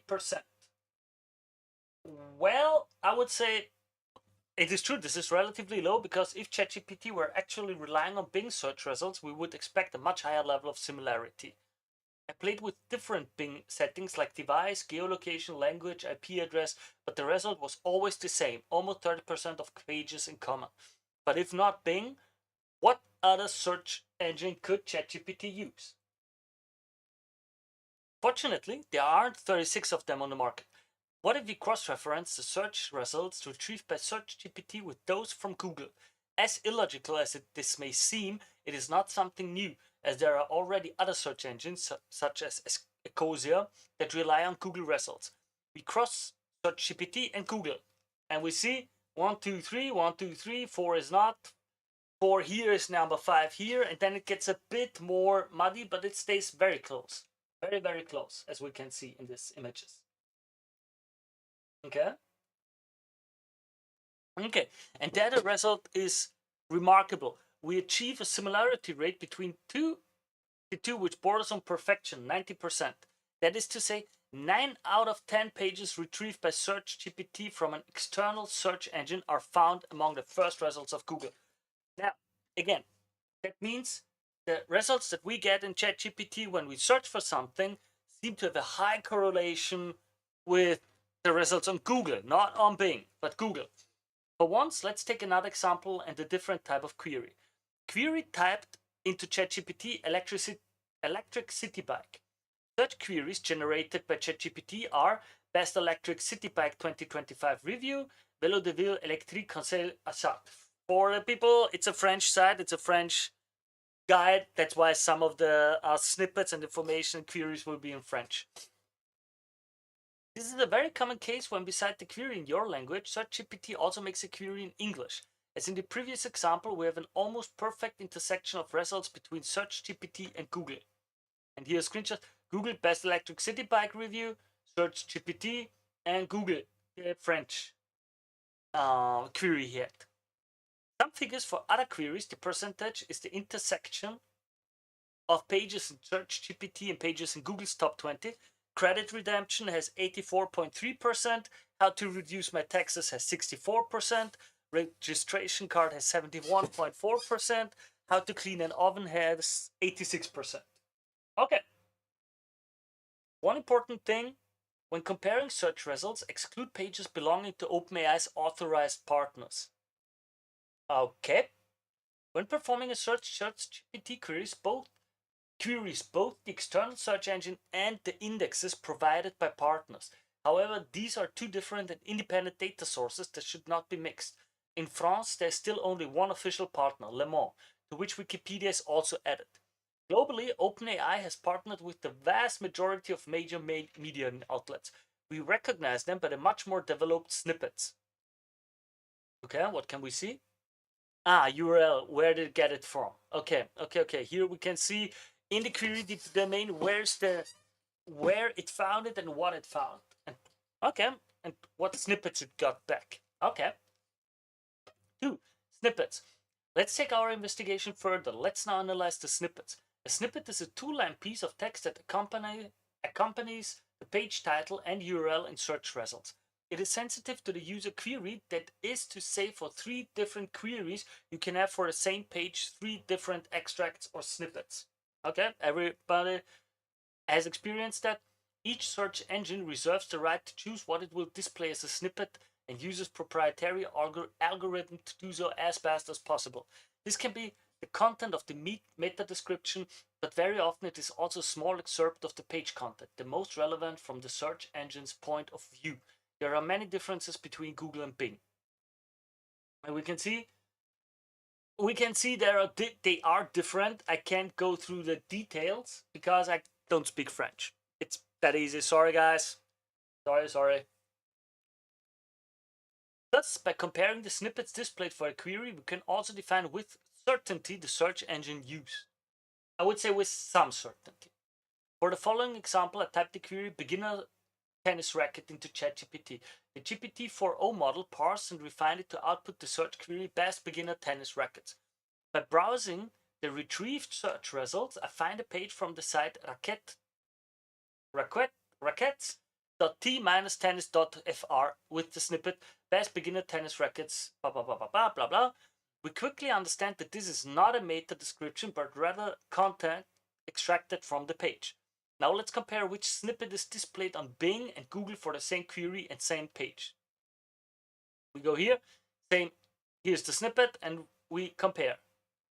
In Bing, it begins with something like Voicele, Veilleur, Raquette, keine Ahnung, no clue if I'm pronouncing this correctly or not, but as you can see, Malheur Raquette de tennis débutant, Malheur Raquette de tennis débutant in Google. The snippet used by SearchGPT is exactly the same as the one in Google's search results. It has nothing to do with Bing's. Another example, let's go back to our vacation in Sicily. Here again, we can see the snippets are used and the same that we have in Google. As you can see on these 3 example pages, the snippets are exactly the same.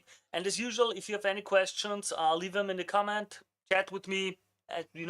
It's all fine. I understand some people of you know all of that already. Some of you are beginners and want more contextual information. I can go as deep or as broad as you guys wish. Always open to feedback from you. I want you to step away with knowledge from this.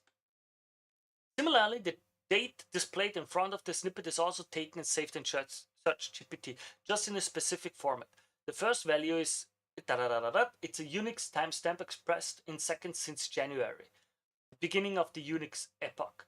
It means exactly September 4, 2024 at 000 UTC, the date we see in Google. Access to the Google index. Okay, in addition to the data that appears directly in Google results, such as the URL, title, snippet, or publication date, the partnership between OpenAI and Google also provides access to the Mountain View search engine's index, including processed and caged versions of pages. Okay, what does that mean? First, we can confirm this in 2 ways. Taking into account recent changes, support for JavaScript generated content. Okay? So, there are a few things that we can check on these websites in the search results, as we have had before, with the queries we get right in GPT and with what we can get and see from Google. So, taking into account recent changes. For point one being recent change. For point 1, I took a page from a blog and the sentence present in the content. Then I asked ChatGPT if he saw it, and he answered yes. Asset phrase, blah blah blah. Phrase is this phrase in the description page? Yes, it is. Yes, it is. Da da da da da. He found it. Now I add a new sentence in my content. For our research, we will use Screaming Frog SEO Spider, whose paid version allows us to enrich our crawl data with information from the Google Search Console API.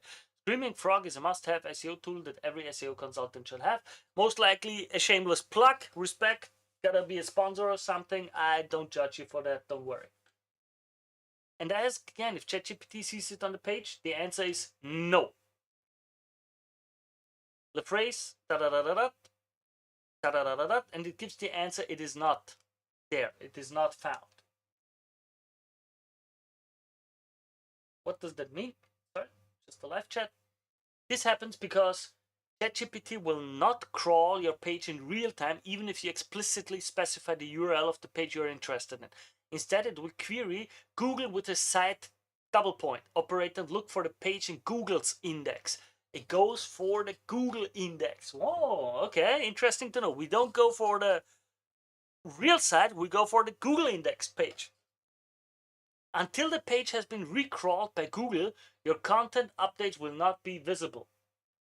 This is an important detail. I gotta admit, that's something I did not know. I thought it would go to the page directly. I did not know. Interesting. This is quite logical and efficient from a performance point of view. It is much faster to use content already pre-processed by Google instead of waiting for pages with very different loading times and technical constraints. True, still interesting. Supporting JavaScript generated content. Now, that's interesting. And the second proof is taking into account the content behind the JavaScript. As we know, LLM bots do not render JavaScript when crawling the web. I would like to have a cited source for that. If you guys have any cited sources, leave them in comment or post them to me. I want to go through that because I am not 100% sure if I believe them at this point anymore. Okay? This is all content generated, but JavaScript remains invisible to them. But everything changes with the use of Google. Let's take the example of the Uniqlo.com website. Since the last redesign, the site uses JavaScript to display all of its content except the logo. A product page with JavaScript disabled looks like this, and we see it's just white. Normally, all information on Uniqlo pages is supposed to be inaccessible to ChatGPT. No one should be able to access it in any way. Okay. Okay. However, if I ask for information about a specific product on a specific page, ChatGPT responds correctly. Again, a French query because the author is French and we get a French response, but we see that we got a response with the product, with its reference, with its price. This is also made possible by accessing Google's index. Instead of crawling the requested page itself, and we have up here this Uniqlo product, whatever, the whole URL. Instead of crawling the requested page itself, ChatGPT formulated another query using the site double point operator, which it then sent to Google. With this query, he was able to retrieve the page's meta information content from Google's database. With Google already executing all the JavaScript, all ChatGPT had to do was retrieve the data. And here we see it. Site Uniqlo, it gives the page, women are aware, looks for it, and we get the data from here and then use it. That's interesting. So you're still extremely bound to what Google indexes, if Google indexes your page or not. Interesting. Though I gotta admit, are we 100% sure that this is only for Google and not Bing? Couldn't it be that Bing indexed it already? That would be interesting to see if we find that out. This is exactly the same information that we find in the JSON file behind our ChatGPT conversation. Snippet, Of course, now it could be again, hey, it's exactly the same snippet, so that's how we know it's from Google and not from Bing. Well, we'll see. URLs with the question mark SRSLTID parameter in SearchGPT. ChatGPT's use of Google's search engine also explains why the links cited by ChatGPT contain URLs with the Google Merchant Center tracking parameter question mark SRSLTID is. This is not because ChatGPT is illicitly accessing Google shopping feeds, but just these configured pages are displayed in Google search results. That's the reason. Here, that's the site, and here we get it. Conclusion. With all the examples we've seen together, I think there's no doubt that SearchGPT is now using Google search results, not Bing. As some of you might know, again, on my page, I've already done another video on that with a more detailed experiment to see if it's from Google, if it's from Bing or Google. It was really interesting. Just so you know, gotta look at it. Second, or two, I can't say exactly when the search partner change took place. Conspiracy theories aside, it's highly likely related to Bing's imminent abandonment of its search API. As a reminder, starting August 11, 2025, Bing is completely abandoning its search API, which allowed partners to retrieve its search results. ChatGPT is clearly no exception and has quietly moved to the search results of another search engine, and not just any search engine, Google. To date, no official communication has been made from OpenAI or Google. In addition to the information available on Google's results pages, SearchGPT also has access to indexed versions of the pages in questions. The fact that ChatGPT is now based on Google gives us important knowledge for our work. First of all, let's forget about Bing again and don't waste time on it. Man, Microsoft had a chance to make Bing really important here. But all right, We'll see. The basic of search GPT's results is Google. We continue to work with it, what we already know, how to do well. Exactly. SEO for Google will stay important for a while. If you use JavaScript to display content on your pages, make sure it is visible to Google. This will also make it visible to Search GPT. Okay? While OpenAI's partnership with Google will extend beyond simply retrieving organic results, we could expect a more impactful integration of other types of results. Maps, Google Business Profile listings, shopping feed, etc. But we'll see that over time. But we also understand why do we find URLs with the Merchant Center, SRS LTID parameter in Search GPT citations? Why Reddit is often cited in Search GPT's answers? Simply because it has been abundantly present in Google results for the past few years. Well, that's all for today. I hope you enjoyed this edition, and I'll see you again. Alexis. Well, Alexis, that was a good article. It's not bad. I like it. I'll leave the link in the description below. Alexis, what do we have? Yeah, Twitter. Yeah, I'm gonna follow you. I like your stuff. Worthy to follow. At least to me, I think so. Let's follow. I hope you don't write just in French. Ah, it seems English too. For all you others, again, you can follow me too. And as you can see, I do these sessions. For example, now I'm on Twitter Live or X Live too, and I post the clips often there. So let's go through it.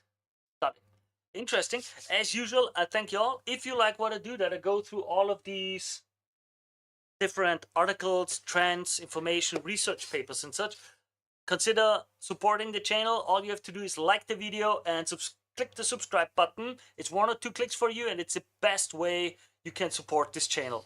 Until then, you should already see new videos popping up everywhere. And with that, I wish you all the best. Now, next article, culture checking, how B2B marketers can own meme-worthy moments. Memes might be informal, but your strategy for using them shouldn't be. Rather than chasing virality, follow this 5-point approach to prove your B2B brand belongs in these shared conversations. Okay, written by Robert Rose. If you saw it, Robert Rose had a very nice article that I really sympathize with, that I really agree with, about wisdom and experience and knowledge in your marketing team. You should, I might, either I'm making it appear now or not. I don't know. But let's go through it. So, there was a time, let's call it 2013 for fun, when news checking felt like the pinnacle of real-time marketing. Brands raced to slide into trending headlines, holidays, or celebrity tweets with a clever twist and a well-timed post. Sometimes it was brilliant, often it was awkward. But at the time, it worked. Anybody remember Oreo's dunk in the dark moment, or shoe brand Kenneth Cole's fail with the Cairo tweet? Or maybe you remember the now 6-year-old aviation gin moment where they trolled Peloton's advertising. Oh man, I remember the Oreo's dunk, that was great. But if you are curious about that, if you don't know that, just Google great news checking. There are a few examples that were really great. Yeah. I don't want to go through the whole article. Just Google it if you want to see it. I can go through it if you want to. Just leave a comment that I should go through these moments if you want to. The formula was wildly popular and painfully simple. Write a blog or social post titled "What insert major cultural phenomenon can teach us about insert your industry buzzword." Let's be honest, most of us cranked out at least one headline that fit the pattern. What Breaking Bad teaches us about sales enablement.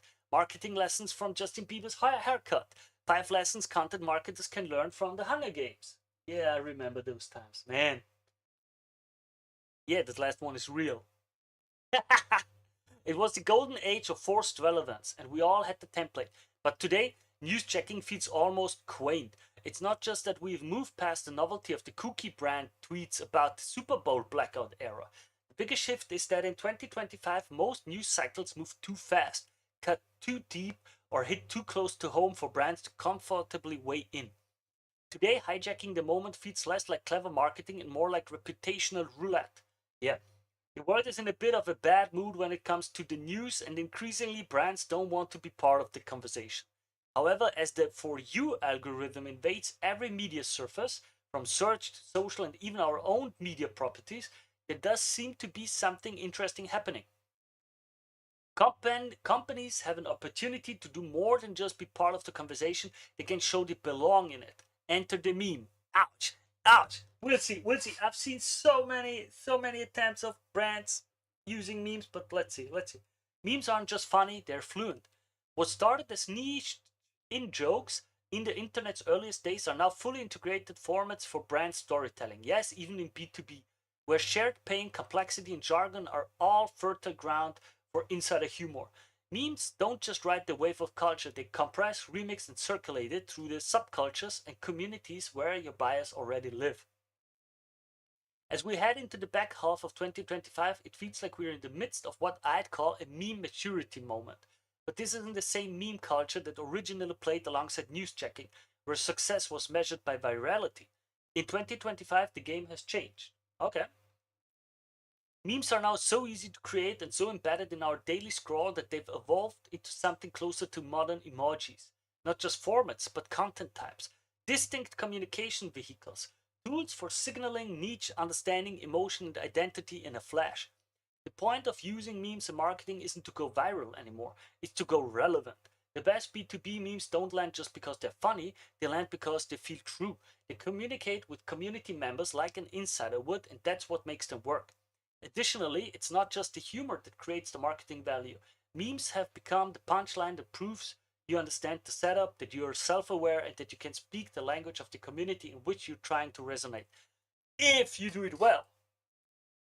If you do it well, if not, it can backfire. Thought leadership might be tired. According to research firm Kantar, humor in advertising and marketing has steadily been disappearing over the last 2 decades. We'll look into that. A trend that only accelerated during the pandemic, but it's not because the world has gotten more serious. What's changed is marketers' growing hesitation to use humor at all, largely driven by the fear of getting it wrong. Meanwhile, Edelman and LinkedIn's annual B2B Thought Leadership Impact Report notes that B2B decision makers increasingly value content that is not only authoritative, but also genuine and relatable.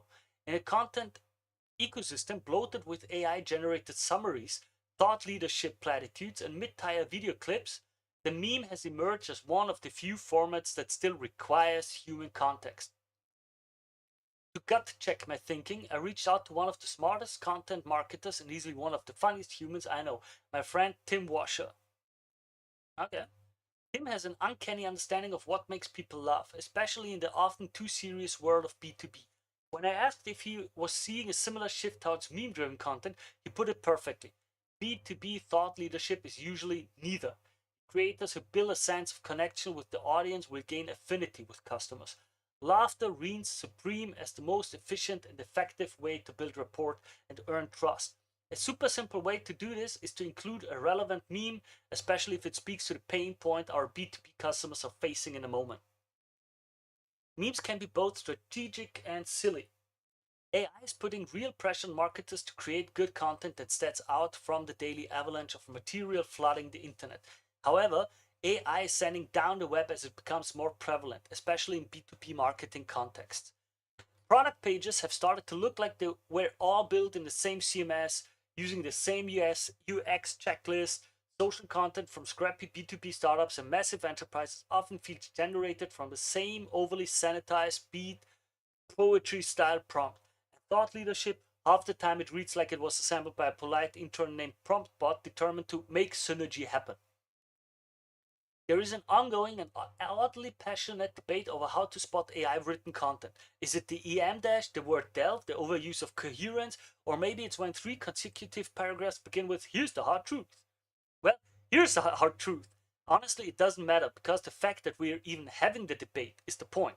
Whether it's AI training the human or the human trying to sound like AI, audiences are feeling something, and it's not resonance, it's the ick. That subtle, skin crawling sense that what they're reading wasn't made for them, it was just made to fill space. Okay, okay. Here I have. Uh,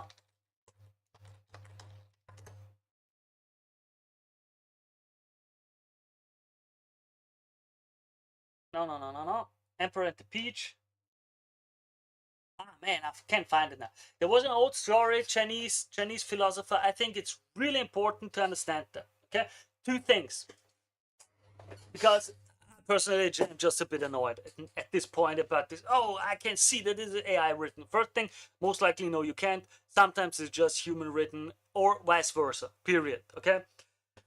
There's an old story of the axe thief. It's going like this.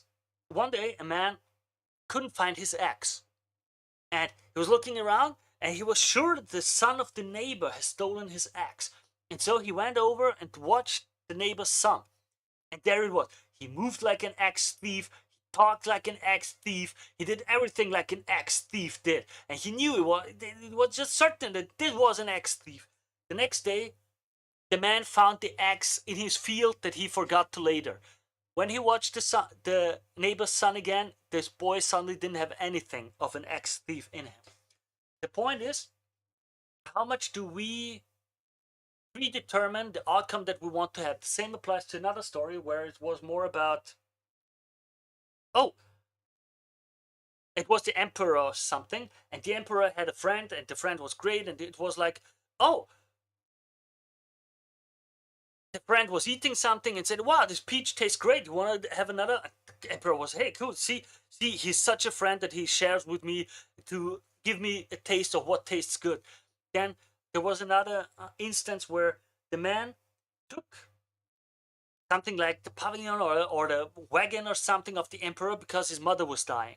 And he needed to get there fast and travel fast. And the emperor was like, see, that's what a good person he is. He even risks being punished because he wants to show his piety towards his mother and see her. What a good man. But then, later on, some people started to whisper into the emperor's ears like, hey, he's not a good person. He's trying to betray you. He's talking bad about you. And the emperor started to interpret the same things differently. Suddenly it was, yeah, true. How could he show me the lack of respect, suggesting me to eat something that he had bitten from? What is that of a lack of respect? And true, another time he took the wagon without asking for permission. He's a thief and nothing else. How could he dare to do that? And it's like your preconceived notion changes a lot about how you judge stuff. I've seen it a lot with these AI. Oh, I can't tell it was drawn by AI or it was written by AI and so on, okay? Just saying. In the sea of sameness, memes don't just stand out because they're funny, they stand out because they require understanding. A meme only works if you get the joke, and getting the joke proves you've been in the room. You've sat through the terrible marketing stand up. You've fought the CRM. You've whispered, we're not ready for this webinar, under your breath 10 minutes before you going live. Memes are compressed context, and in B2B context is everything. In modern B2B marketing, trust is built at the edges, not through messaging pyramids or multi-channel customer journey maps, but through those tiny high context signals as whisper, we know what solving this challenge is really like. Peter Drucker once said, the most important thing in communication is hearing what isn't said. A good meme is exactly that. It's not just what it shows, it's what it reveals. The 5 P's of B2B meme success. Here's a practical way to evaluate whether a meme belongs in your brand's voice, how to deploy it without losing trust or relevance. Take the pulse. Track what's happening before it peaks. Meme culture moves fast. B2B culture moves more slowly, but it still moves. Make sure that it's a classic or that you're moving quickly enough to remain relevant in whatever time frame you're referencing. Your brand showing up 2 weeks late. Do you have permission? Not all brands can go there, and that's okay. Your brand voice defines where and how humor shows up. Can you make fun of your buyer's pain? Can you joke about your own product? If you're selling compliance software to federal agencies, maybe stay out of SpongeBob SquarePants. But if you're selling dev tools or sales enablement, your audience wants to know that you get the absurdity. Ask, do we have the trust or tone for this joke to land? How do you do, fellow kids? When your enterprise compliance software account tries to post a SpongeBob meme. I think it worked, but on the other side, it's such cringe because you see, these memes are years old, man. Years old. Oh, man. But yeah, okay. Still, it works. It works. True.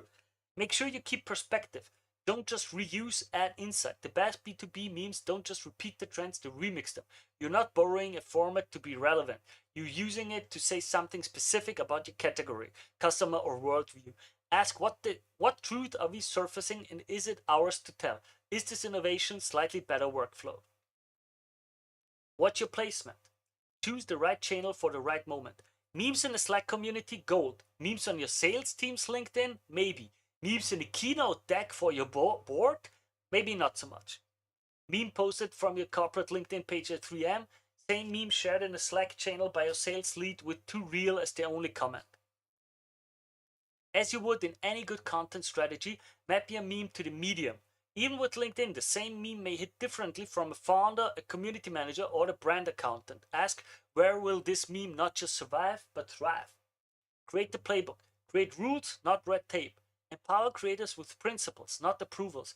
Define meme-safe zones, flag no-go formats, e.g. strategy jacking, edgy, Twitter-style sarcasm, whatever, absolutely, whatever fits your brand or not. For example, I don't like being negative. I don't like being mean. I don't like this nastiness. I just don't like it. I don't want to use drama for anything.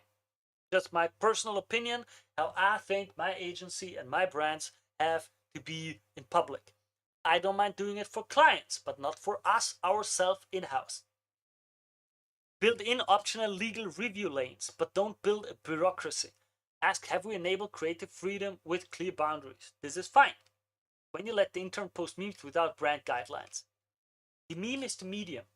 For a long time, memes in B2B were treated like emojis in a corporate email. Playful but unprofessional. Optional, peripheral, something you might get away with if you were a scrappy startup or had a cheeky social team. That era is over. The memes aren't filler between real content, they're fast-moving containers for meaning. When used well, they prove that your brand doesn't just serve a market, it understands it. That's not noise, it's a signal. And in modern B2B, signal is everything. Yes, AI can generate copy. It can write a blog post. It might even summarize your case study. But it can't feel the shift in the sales team's mood during Q3 forecasting. It can't read the room at a security conference. And it can't make your audience laugh because they feel seen. Memes are what's left when content gets compressed and culture gets specific. They're not just funny, they're fluent. If you're serious about relevance, resonance, and trust, don't wait for permission. Start speaking in a language your buyers already use. You're not just joining the conversation, you're proving you belong in it. It's your story, use a meme or two and tell it well. Okay. Okay, Robert, nice article. I just think of the boomer meme. Oh, man.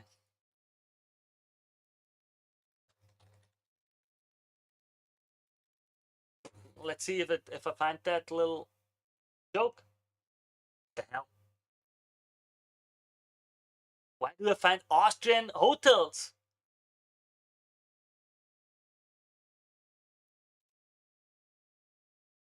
Well, as you can see, Google is getting worse and worse and worse. This is the one I meant. That's what I wanted to find. Well, are you gonna stop? Lab of a meme. Someone does the meme. People do it as a trend. The brand starts doing it. Now you can't see it well, huh?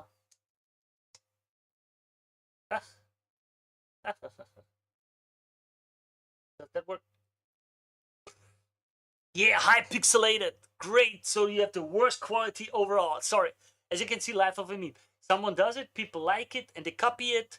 It becomes a trend. Then the brand starts doing it, and the other brands start copying it, and they like tap on each other's shoulders. Oh well, great campaign, very well done. Well, they leave the people. It's honest. It's honestly, marketers ruin everything. It's just the way it is. We ruin these kind of things. But I like the article still. It's important to use it. Yeah, we're gonna ruin stuff for money. That's how it goes. Such is life.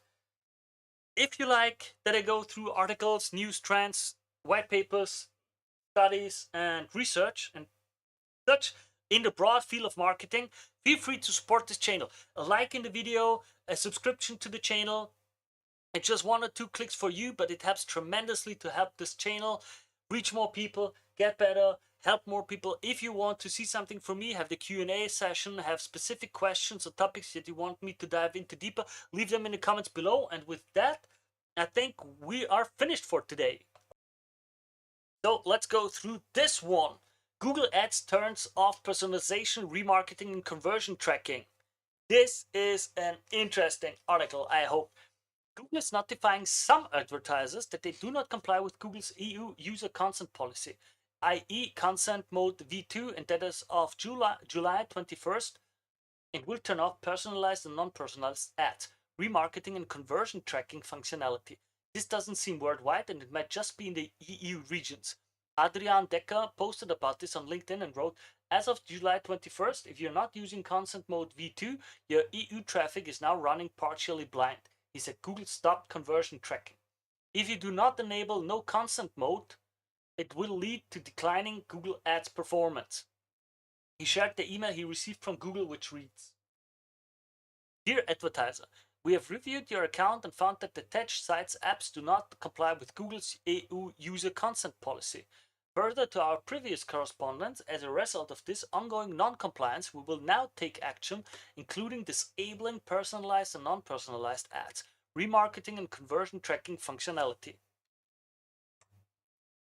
We understand that you may still be working to bring your sites, apps into compliance. If this is the case, please contact us. We're here to help. For further details on the non-compliance identified and the steps required to come into compliance, please reach out by completing this form. Here's a screenshot. Okay. I suspect this is an EU thing only for now. Forum discussion at LinkedIn. Well, this is not a good thing for people, for some of the advertisers. For many, it is a good thing because finally it puts pressure into doing the web development properly. There are so many pages out there, so incredibly many pages who are not programmed properly regarding the cookie banner, regarding the consent management, and so you click like on no, I don't want to have any cookies on my system, and you still have them if you go into the network and developer tab. I think this will blindside a lot of people and make it so that they finally take it more seriously. I think that's a good thing from a legal perspective, but curious to hear what do you guys think, what do you guys say. Oof. I think that's good. Forum discussion. I'm curious about the discussion. Let me just look at that. What are the comments? What are some opinion of people about this? Yes, this is already. Google has stopped conversion tracking. It's official. Google has pulled the plug. As of July 25, you're not using consent mode 2. Your EU traffic is now running partially blind. Here's what's happening. Conversion's gone. Remarketing audiences not building. No consent mode is declining Google Ads performance. Fewer signals, less targeting. Weak optimizations. And yes, this is already impacting campaigns across the EU. Still haven't implemented it, you're officially behind it, and it's costing you performance every single day. Fix it now before your next report shows the damage. All right. His solution, tool, cookiebot, web CMP by user-centrics. What about Shopify? Let's see what they say. In Europe, they can block everyone who is not installed consent mode. What about USA? Is it the same thing, or will it be eventually to prepare now? Only in Europe. This change only for you. Okay, many are just asking. From 2107, they've told us. Yes, they waited a week. I think this is going to impact so many companies and agencies, and without the knowledge, they could be searching their account and impacting for the worse. Can someone please share a link to Google's official notice from the 21st of July?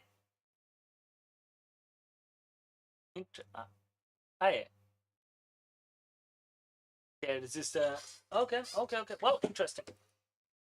As usual, guys, also, if you want, you can very likely link with me on LinkedIn, connect with me, follow me. I post a lot of stuff there, more like basic, more like in-depth information. All right.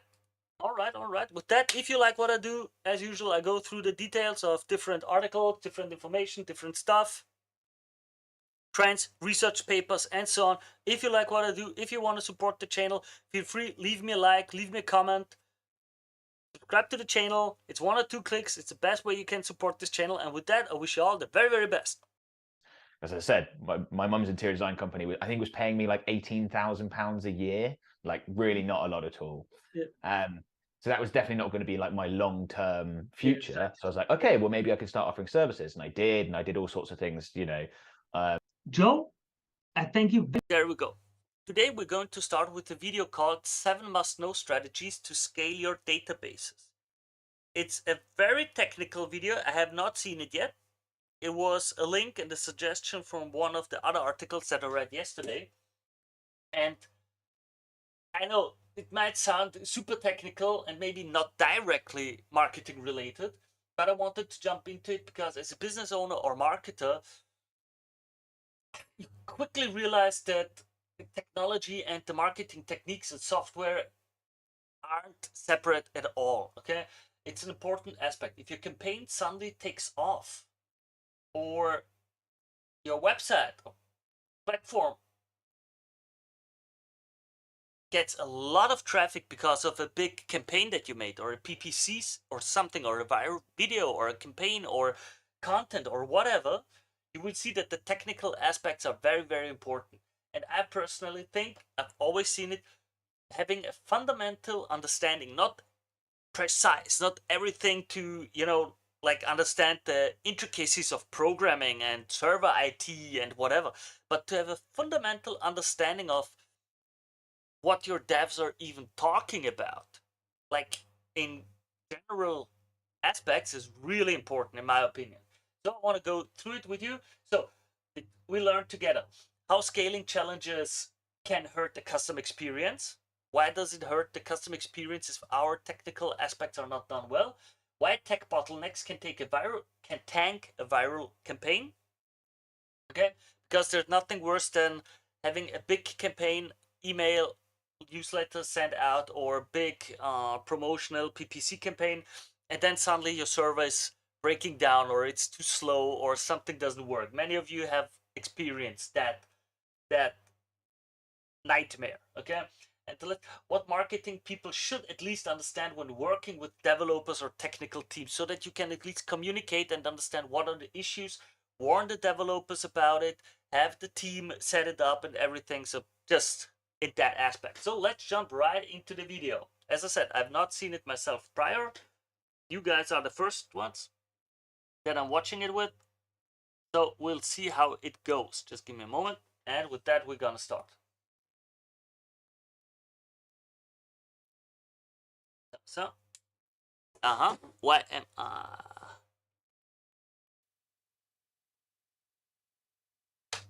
Today, we're diving into the world of 7 must-know strategy for scaling your database. But first, let's talk about why and when scaling is necessary. As your application grows, so does the amount of data it handles and the number of users it serves. This increased load can lead to performance issues such as slow response times, timeouts, and even crashes if your database can't keep up.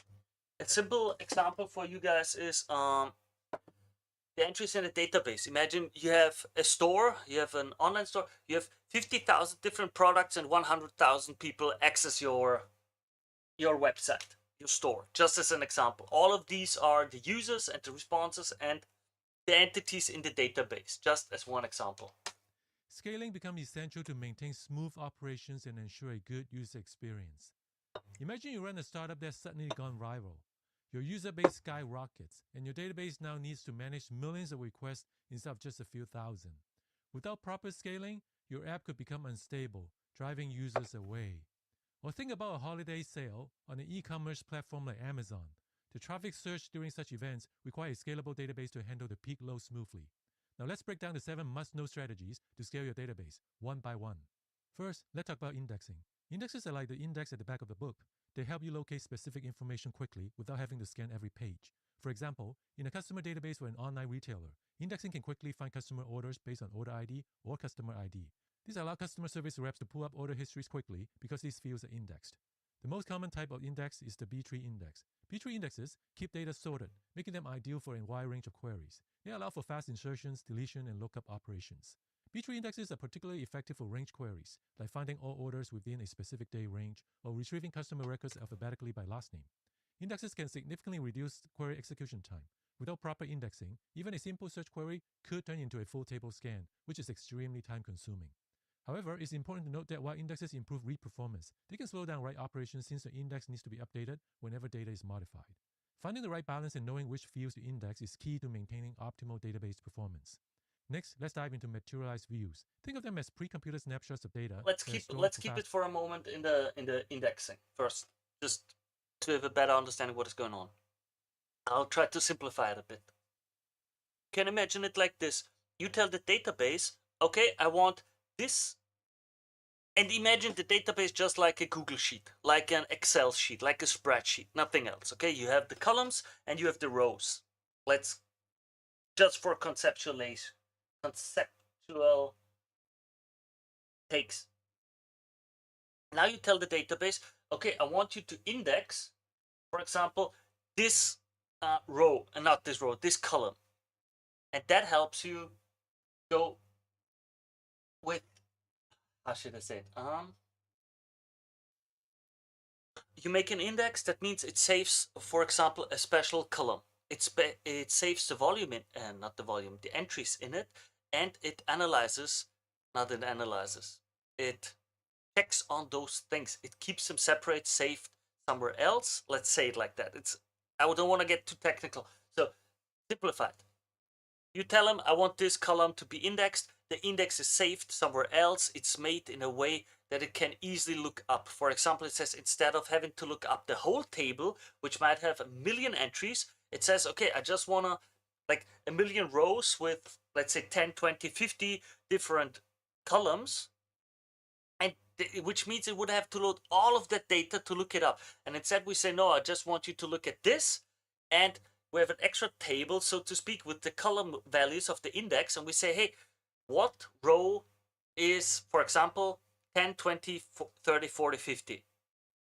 And we have over here, we have 10, 11, 12, 30, 40, 50, all of them. And then we have, okay, is that value that I'm looking for between 10 and 20, yes or no? And if it is, then it loads just those values in those indexes in the table that is between 10 and 20. It ignores all of the other values. Okay? That allows us to look it up faster. Because we say, hey, I'm looking for something inside of this range. And it says, okay, cool, I don't need to load the whole thing. I just need to load this range. That means when we look at stuff, when we read it, it's faster.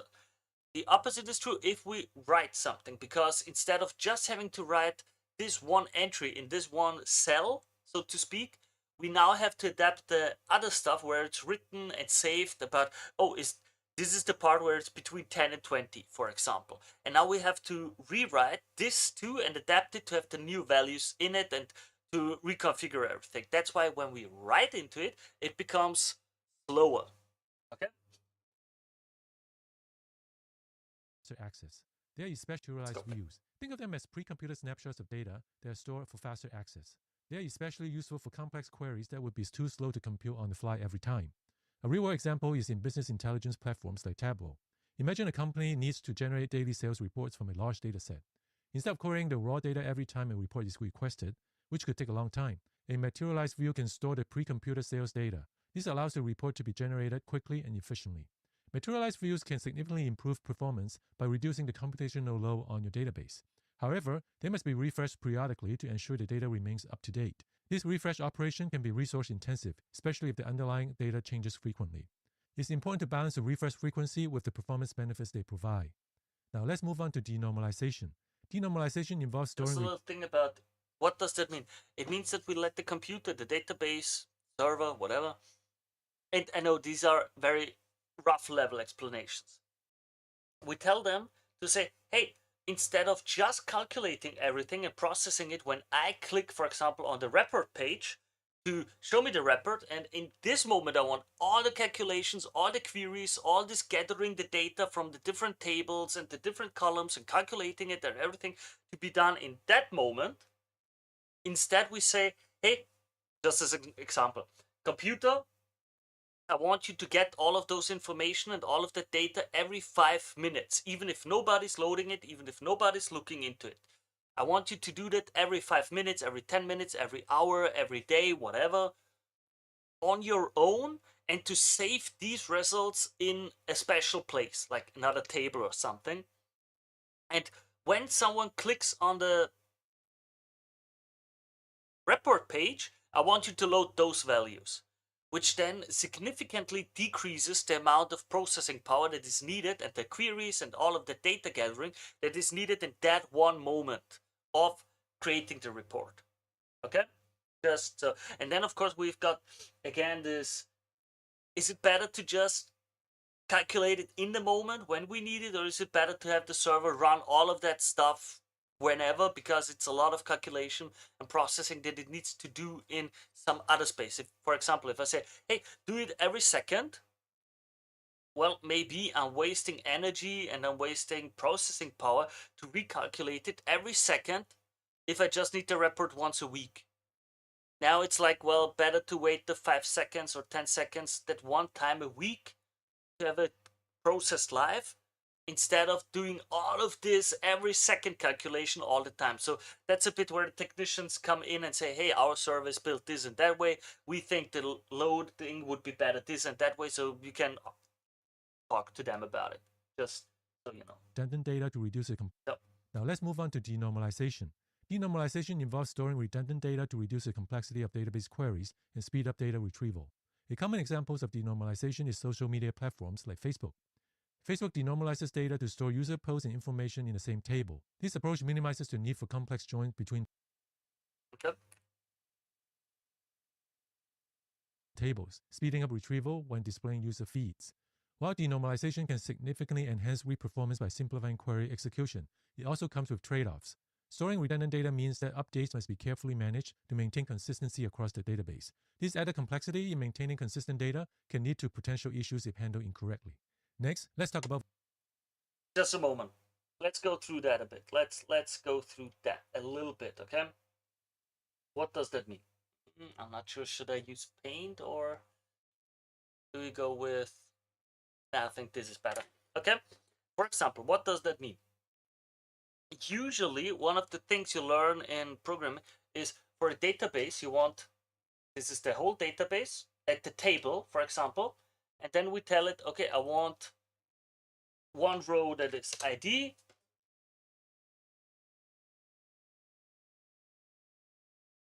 well,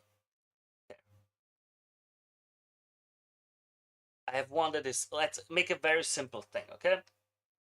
Name,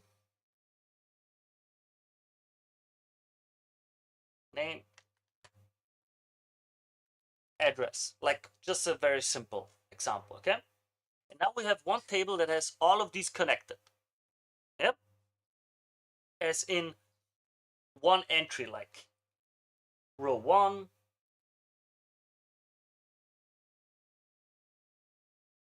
just so, like this.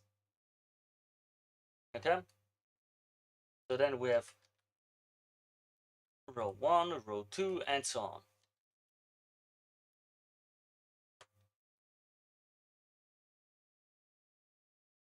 So, just like that. And we have all of this.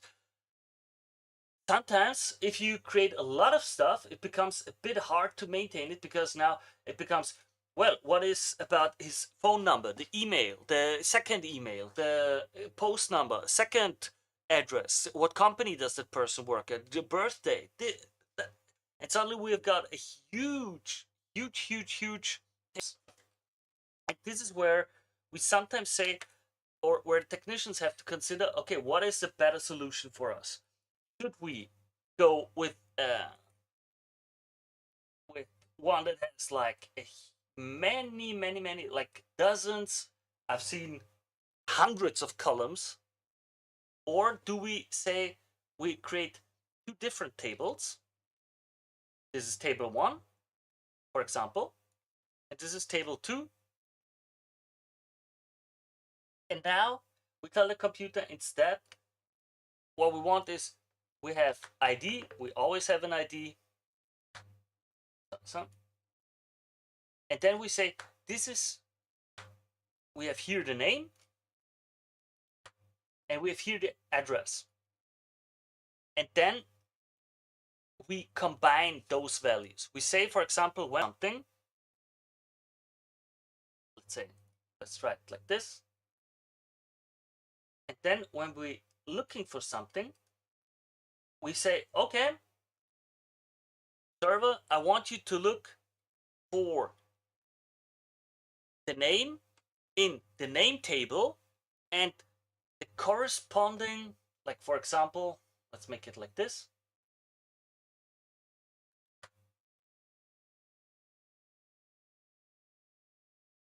ID name. And now you have here, just as a simple example, is this ID field will have this value from this ID to the name. For example,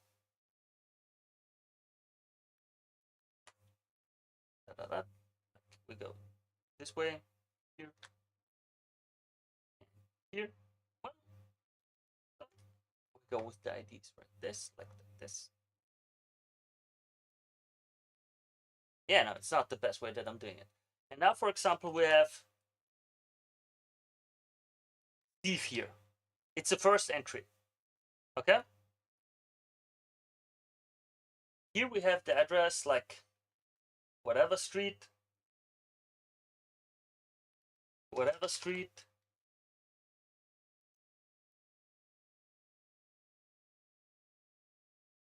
What's up? And here we would have the ID of this field.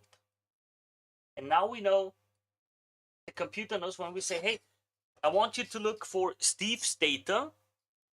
We go to Steve, it looks up Steve, it finds, okay, we have ID. Usually then we would say, for example, we wouldn't just call it, but user ID, for example. And then here, to make it a bit easier, user ID. And now we have, oh, I'm looking for Steve. Steve has the user ID 1. I want to go into the address table and I want to look up what is the address of user ID 1. And then I see, oh, whatever street is the street of user ID 1. And now instead of having to have it all in one table, I can have many different tables with many different single values, so that I don't need to load all of these different things. I can now say, well, I only want Steve's birthday. And now instead of loading the data for the address and the job and everything else, I just look for user ID and could be custom ID, entry ID, whatever. And for this user ID, what is the corresponding birthday? For example, it makes lookup faster in one way because you have less data that you need to load, but it makes it slower in another way with, well, now I've got to look into multiple tables and I've got to calculate it all and process which needs to be combined with which and where do you need to look up for what and so on. So that is, again, we got to see where it's better and where we win from that regarding processing power, time, energy, everything. Like complications with if you want to change something. So it's usually also the technicians know better and the devs decide which is the better option here. Just so you understand why there are even two different approaches. Because with this approach, where we have all the singular data, it is easier to later on add fields, for example. It's very easy to create additional information, to have it, all the old data, all the old code just work fine, even if we include something new. Here, it's going to be much easier to write all the code because I say, hey, give me all the data of ID 1. And then I get all of that at once, and I can do with the data whatever I want. Okay? Vertical scaling. Vertical scaling involves adding more resources, such as CPU, RAM, or storage, to your existing database server to handle increased load. Consider a scenario where an online marketplace is experiencing rapid growth. Initially, the database server might handle the workload efficiently. However, as the user base and transaction volume increase, the server starts to struggle with the load. To address this, they upgrade their database server by adding more powerful CPUs, increasing the RAM, and expanding the storage capacity. This enhancement allows the database to process more transactions, handle larger datasets, and respond to queries more quickly. Vertical scaling is often the first step in scaling a database because it's relatively straightforward to implement and doesn't require changes to the application architecture. By simply upgrading the existing hardware, you can achieve immediate performance improvements. However, there are limits to how much you can scale vertically.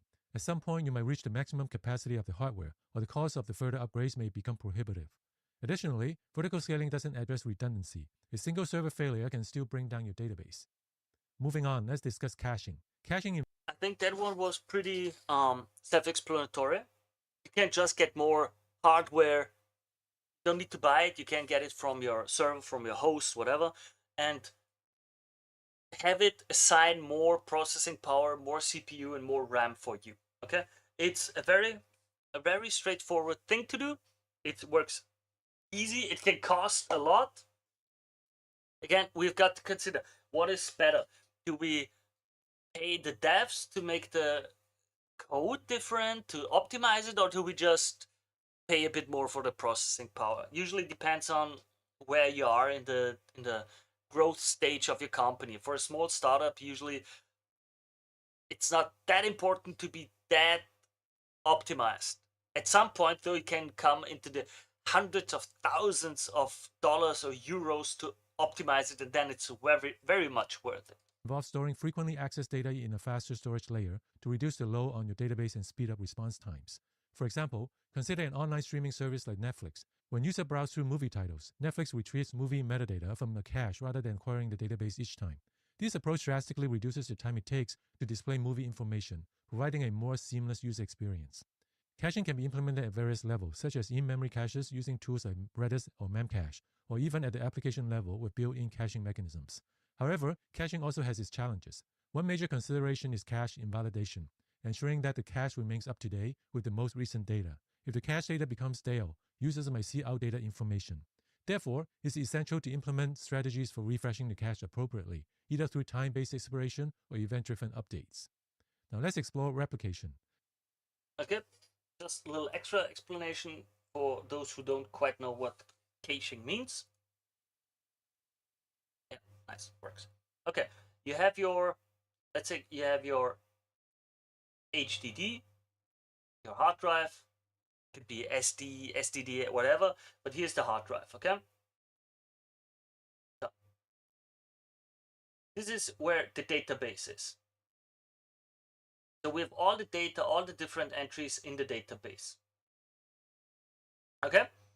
Now, when a user wants something, that does not look like a user. Well, this is the face of a user. If the user wants data, can now go directly to the database and HD ask something, have it retrieve the data and get it back. Or what caching does is we put it somewhere else. We get something like a little extra storage. Many different ways. As I said, usually it could be in this is storage. We say, hey, these questions, these queries are the most common ones. We see from 1,000 users that load our page, 900 people always ask for that. Like, for example, the newest product or user, what are the top 10 users on our scoreboard or whatever. So we say, instead of waiting for the user to ask for that, we say storage gets the data from the database and stores it here in a way that we can access it very fast and very easily without having to consult with the database. So here we have the result of the whole query. And now when the user says, hey, I want to ask something, something goes, checks, hey, this is one of the queries that we've already got caged. This is something, like, let's call it the checker. Check. This says, hey, this is one of the caged queries. Instead of forwarding it to the database, we'll send it down to the storage. And here it gets the values and then it gets sent back to the user, which makes it faster and easier. Problem is, if the values have changed, for example, let's say this was saved at midnight and he asks at 1 a.m. Sorry. Well, what's going on here? Yeah, I'm not at 1 a.m. Okay. What if the data in the database was changed at 0:30? Well, now the cage has the wrong data. And that means to make sure that these things don't happen, we have to implement some kind of things that make the storage in the cage data be reprocessed, be re-updated and everything. Replication involves creating copies of your primary database on different servers to improve availability, distribute the load, and enhance fault tolerance. Replication can be configured in several ways, such as synchronous or asynchronous replication. In synchronous replication, data is copied to the replica server simultaneously as is written to the primary server, ensuring immediate consistency. However, this can introduce latency as the primary server waits for the replicas to confirm the right operation. In asynchronous replication, the primary server doesn't wait for the replicas to confirm write, which improves performance but may lead to temporary inconsistency. While replication enhances read performance and availability, it introduces complexity in maintaining data consistency, especially in distributed systems. Additionally, replication increases the storage and maintenance overhead, as multiple copies of the database need to be managed and synchronized. Finally, let's discuss sharding. Sharding is a database architecture pattern that involves splitting a large database into smaller, more manageable pieces called shards. Each shard is a separate database that contains a subset of the data. For instance, consider a popular social media platform like Instagram. With millions of users generating content every second, a single database can handle the load efficiently. To address this, Instagram shards its database by user ID, meaning each user's data is stored on a specific shard. This way, the workload is distributed across multiple servers, improving performance and reliability. Sharding is particularly effective for scaling database horizontally. Instead of upgrading a single server's hardware, you can add more servers to distribute the load. Each server handles a portion of the data, which significantly enhances both read and write performance. However, sharding introduces complexity in database design and management. Deciding on the right sharding key is crucial to ensure an even distribution of data and workload across shards. Querying across multiple shards can also be complex and may require changes to your application's query logic. Additionally, resharding, redistributing data when shards become imbalanced, can be a challenging and resource-intensive process. Despite these challenges, sharding remains one of the most effective ways to scale large databases. It allows for efficient handling of massive amounts of data and high query loads by spreading the data across multiple servers.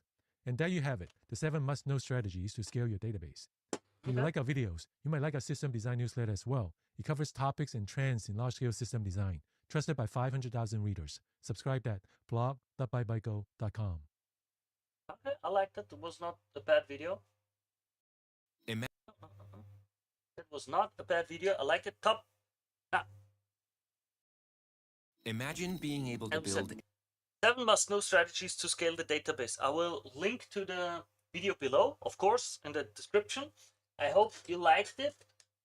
You can, for those of you who don't know it, I've been software dev for quite a while. I've been programming since I was 13. So if you're curious about more information regarding these things and the more in-depth technical aspects, feel free to ask me. We can absolutely go through it. I've been doing software applications and web development for many, many years.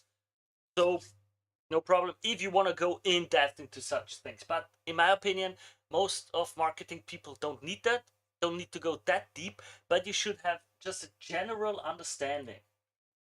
That's what I'm always saying.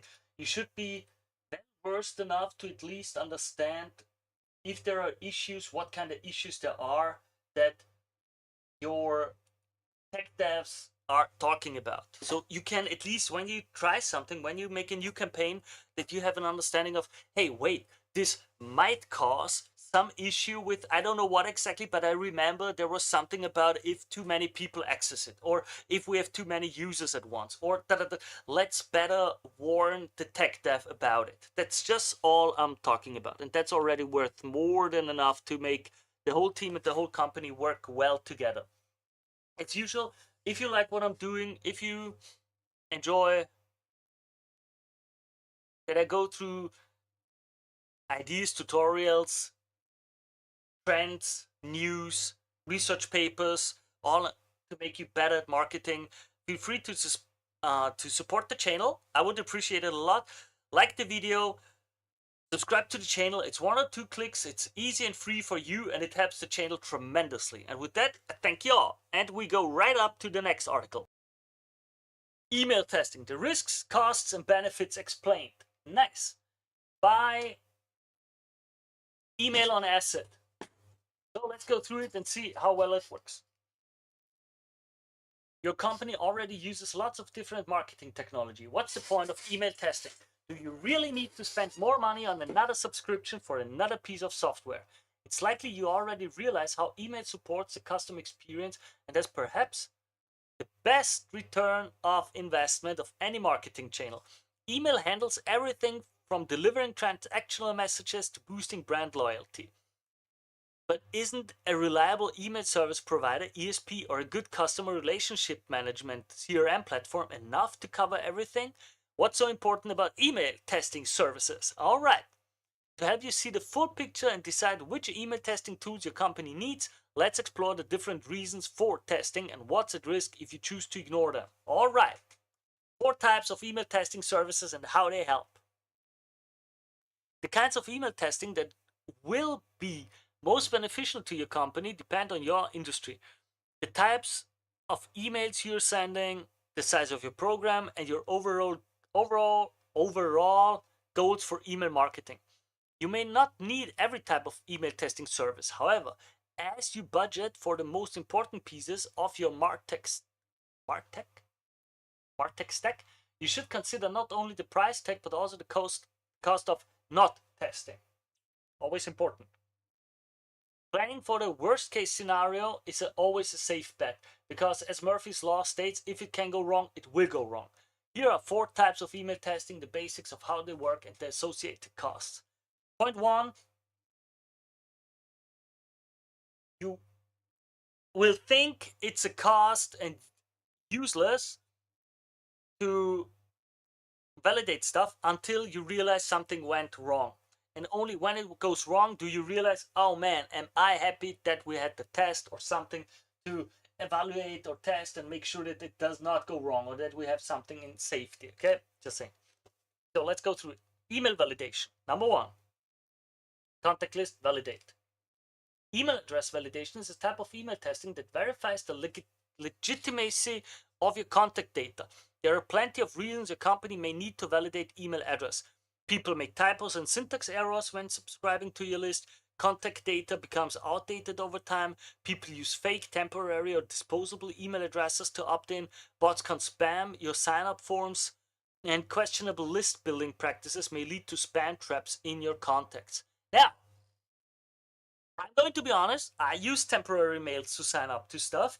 If every little thing that you do and every little free tool and every whatever, before I even know if I like your tool and before I even know what it does, if everything demands an email to sign up, even just for JPEG to PNG converter, and then need to sign up with an email, well, then you're going to get a temporary email from me. Period. Sorry, I'm not sorry. Email validation is an important part of list hygiene best practices. There are solutions that help senders verify contacts across their entire database, as well as email testing that uses an API to verify addresses at signup. How does this email testing help? Clean contact data, including valid email addresses, helps you run an efficient email program. But more importantly, a list of valid contacts supports deliverability. By that we mean sending emails to verified addresses helps you avoid the spam folder. Here are a few reasons why email validation is connected to deliverability. Number 1, high bounce rates. When you attempt to deliver mail to an invalid email address, it bounces. A high hard bounce rate leads to a bad sender reputation. When mailbox providers notice this, they see you as an irresponsible sender or even a potential spammer. So spam is where more messages end up. Low engagement rate. If there's no one behind an email address, there's nobody to engage with what you're sending. A list that contains too many invalid addresses is full of dead weight that drags down email engagement metrics like open rates and click rates. When mailbox providers see low engagement, it's a sign your emails are unwanted and may belong in spam. Spam traps. Mailbox providers use fake email accounts to catch spammers. One type is known as a recycled spam trap. For example, Gmail could reuse an abandoned account that was valid once upon a time. Now, however, if you send to that contact, it shows you're not keeping up with list hygiene and your sender reputation could take a hit. That hurts. That hurts if I've got an old email list from like 2 years ago and I haven't sent out a newsletter for a while. Whew, sorry, that hurts. Okay. How much is it likely to cost? While you can find free email testers out there, these tools aren't going to cut it for most senders. That is, unless you're likely manually testing one email address at a time. If you have a large list or are actively adding new subscribers, more robust email validation tools can be very valuable. Most email validation services are based on volume. Some ESPs may include validation as part of paid plans. For example, users of Mailgun Sense higher tiered plans get 5,000 validations per month, while enterprise users can customize to meet their needs. Email validations can also be purchased as an add-on, ranging from 0.80 to 1.20 per dollar per 100 validations. Those who need a significantly higher volume of validations can leverage Mailgun Enterprise options to get the perfect plan for their needs, whether it be email validation as a standalone or combined with other plans. What's the risk of not testing? So what could go wrong if you choose not to validate email addresses? 2 words: email deliverability. All sorts of deliverability issues can be traced back to failure to maintain good list hygiene. Inbox placement rates could plummet. You could end up with a recycled spam trap on your list. Your bounce rate could get too high and you end up on an email block list. You'll waste resources sending to invalid addresses. To put it simply, a list full of invalid addresses will damage your sender reputation and reduce your ability to reach the inbox. Let's say you're the B2B sender and Outlook starts filtering your messages into the junk folder because you've been sending mail to outdated contacts who've switched jobs. If 30% of your P2P contacts are using Outlook, that's nearly a third of your list that won't be able to engage with newsletters, lead nurturing campaigns, product announcement, and more. It's easy to see how that would negatively impact marketing efforts. Email pre-sent testing. Okay, email previews. Want to see into the future and find out how your HTML email campaigns look inside subscribers' inboxes? That's one thing email pre-sent testing can do, but why would you need to do this? The way an email promotional newsletter looks before you hit send may not be how it looks when someone opens it. That's because email clients have different ways of handling code and the different levels of support for HTML and CSS. This is known as email rendering. Gmail, Apple Mail, Yahoo, Outlook, and all the rest have their own rendering engines and limitations. That's why many marketing teams use tools to view email previews on various clients, devices, and mobile operating systems. Email previews are screenshots of how your campaign renders in different scenarios. That could be on Gmail app with the Pixel 7 using Android 13, or in Apple Mail with an iPhone 13 in dark mode on iOS 15, just to name a couple of examples. This tab, oh, yeah, another spammer in the chat. This type of email testing also goes beyond previews. Pre-sent testing can include comprehensive email quality assurance, QA, using an automated checklist to complete review that includes checking links and UTM parameters, validating images in email, evaluating email accessibility, running basic deliverability checks, optimizing inbox displays, subject lines, from name, and preview text, catching typos, grammatical errors, and accidental profanities, viewing emails in dark mode on popular clients and devices. Note, there's another kind of email QA in which IT and software developers test SMTP, Simple Mail Transfer Protocol servers for sending emails. SMTP is more about generally being able to technically send it and so on. So, and please don't spam in the chat. You can ask, you can discuss. I don't want any buy this bot or whatever in the chat. Okay, please. How does this email testing help? There are plenty of reasons to conduct pre-sent email testing. 3 of the most significant are protecting your brand, supporting good email engagement, and maximizing email marketing ROI. Email campaigns with broken layouts, broken links, and inaccessible content reflect poorly on you as a sender and brand.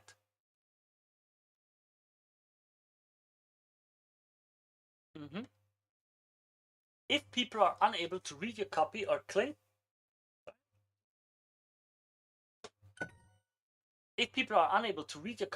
on your CTAs, your engagement rates will suffer. And if people can't engage with email campaigns, they can't convert. That reduces the impact of email and its potential to generate revenue. On the other hand, an email that's optimized for every inbox is also optimized for better performance and results. If your team uses an automated email checklist, they are more likely to catch problems before a big campaign hits inboxes. Email QA testing platforms typically include ways for teams to collaborate throughout the review and approval process so that everything gets signed off before launch. How much is it likely to cost? Once again, there are free and cheap testing options for previewing HTML elements, emails.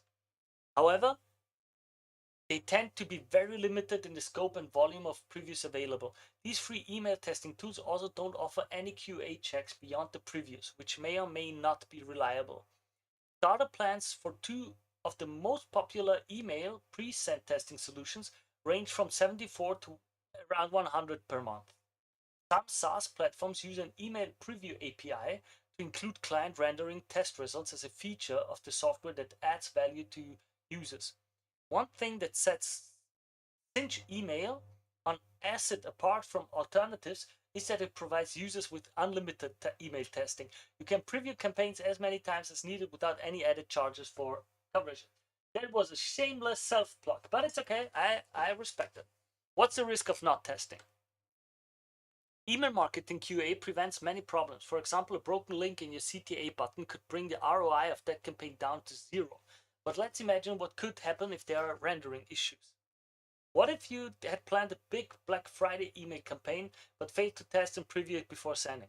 Turns out the campaign was unreadable on the Gmail app in dark mode.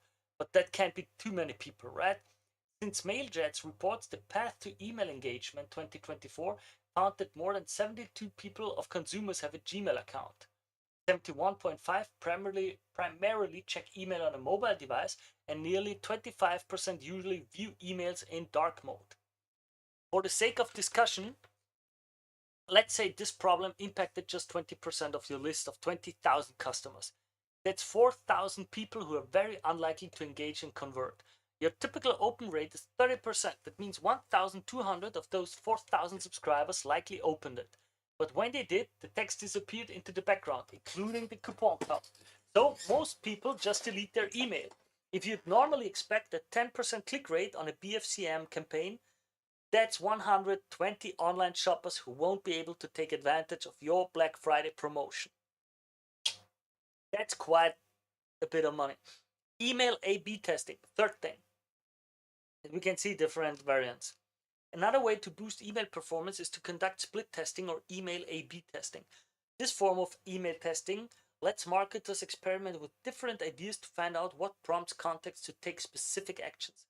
Things you test are called variables and can include subject lines, headlines, send times, imagery or visuals, calls to actions, button colors, from names, messaging and content, personalization, da da da da. Like a lot of stuff. For example, you may want to test if your CTA gets more clicks when it's higher up in the email, or you could split test a highly designed version of a campaign against a simple version that's more like plain text. How does this email testing help? With A/B testing, you can't stop guessing about what's most interesting to your subscribers because you will know what makes them respond. Over time, you'll gain a much deeper understanding of how to get your contacts to engage with email campaigns. Sometimes even the smallest changes can lead to impressive results. Other times you'll make what feels like a major change and your metrics barely move at all. That's the fun of email A/B testing. You're always learning and uncovering surprises. How much is it likely to cost? Well, many popular ESPs include email A/B testing as a feature of the software. However, some providers only offer basic subject line split tests because it's for more advanced programs. Comprehensive A/B testing may not be included in the free or trial versions. For example, Sinch MailJet offers A/B testing with its premium plans, which start at $25 per month and come with a host of other plan upgrades. MailJet A/B testing lets you experiment with up to 10 versions of an email simultaneously. Plus, you can define the criteria and parameters for the winning variable. What's the risk of not testing? And you'll select version, just a screenshot showing different open rates, hard bounds, soft bounds, unsubscribe, and so on. The biggest risk of failing to split test email marketing elements is missing out on better performing campaigns. It's hard to say how much regular A/B testing will affect email ROI. But one thing is for sure, it can only help, not hurt. Let's say you A/B test, but You A/B test button copy using a more creative CTA in your email. Imagine you find the new copy increases click rates from 3% to 6%. If 7,500 people from your list of 25,000 contacts open this email, 30% open rate, that doubles the clicks to your website from 225 to 450. And you'd never taken a chance and tested the alternate CTA, you'd be missing a bunch of web traffic you could have attributed to email marketing efforts. True, but the opposite is true too. I might test something and the usual thing that I use has a 50% conversion rate, and now the new version that I tested only has a 20% conversion rate, so I lost 30%. Like let's be honest, it can go both ways. Of course, the more you learn, the better it goes, but just saying, okay? There are opportunity costs too, and there are dangers in experimenting and testing stuff. Now, the next 4, inbox placement testing. Email campaign, inbox missed spam. This form of email testing may be called a spam test or seed testing. The point is to find out the likelihood of emails being filtered into spam rather than reaching the inbox. Inbox placement testing is also known as seed testing because the process makes use of seed mailboxes. These are email accounts created for the specific purpose of testing inbox placements. You send your message to a collection of test mailboxes or seed boxes and receive a report with predictive results on inbox placement. How does this email testing help? Reviewing inbox placement reports shows you if a specific mailbox provider like Gmail or Outlook is likely to filter a message into spam, or if emails are going missing due to blocklisting or other issues. Depending on the email deliverability tool, you may also be able to see your score from major anti-spam filters such as Spam Assassin. Check to make sure email authentication protocols are working correctly. All these email testing features help you catch deliverability issues before they cause serious problems. How much is it likely to cost? There are more than a few free spam. I assume there should be few. There are few free spam testing sites or spam checkers online. The problem with these free tools is they only examine individual emails for potential spam signals. At the very best, they provide a spam score, but that's far from the same thing as actual inbox placement testing. Even when they use the same anti-spam technology, mailbox providers and email administrators can customize the settings. Ultimately, it's up to the provider to decide how your emails are filtered. That's why inbox placement testing is more reliable. If you really care about reaching the inbox, consider a more comprehensive email deliverability solution. Mailgun Optimize offers inbox placement testing along with block list monitoring, email address list validation, email previews. Plans start at $49 per month and the first month is free. Mailgun Optimize also provides users with actionable insights on how to improve inbox placement based on why it appears your emails are being filtered into spam. An inbox placement test takes less than 60 seconds to run and could save you from an email disaster. What's the risk of not testing? All right. Imagine that. Let me drink. Guys, stay hydrated. Always drink water.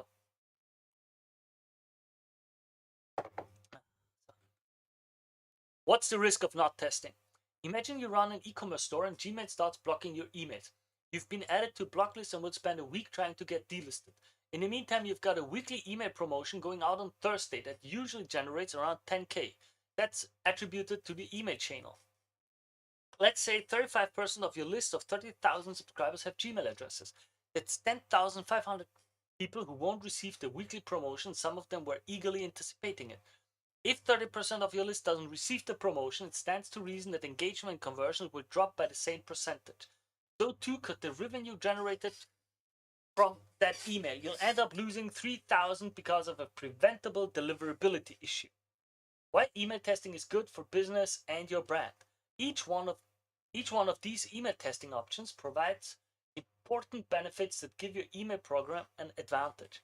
Now that you're armed with some knowledge, can decide what type of testing a company truly needs. If you need to test email addresses, Mailgun Validate is one of the fastest and most reliable email verification tools on the market. Want to optimize your okay, now it suggests a few tools. As usual, I will leave the link to the article below in the description. Right, let me test.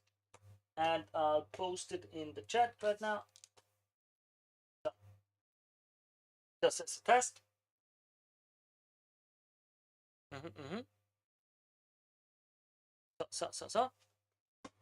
So you can look at it, and then in the end, you find that investing in your email program is worth every penny. 75% of global consumers say they prefer getting promotional and transactional messages from brands via email. Email testing ensures you get delivered to the inbox and deliver your best. All right. Not bad, not bad. I liked that article.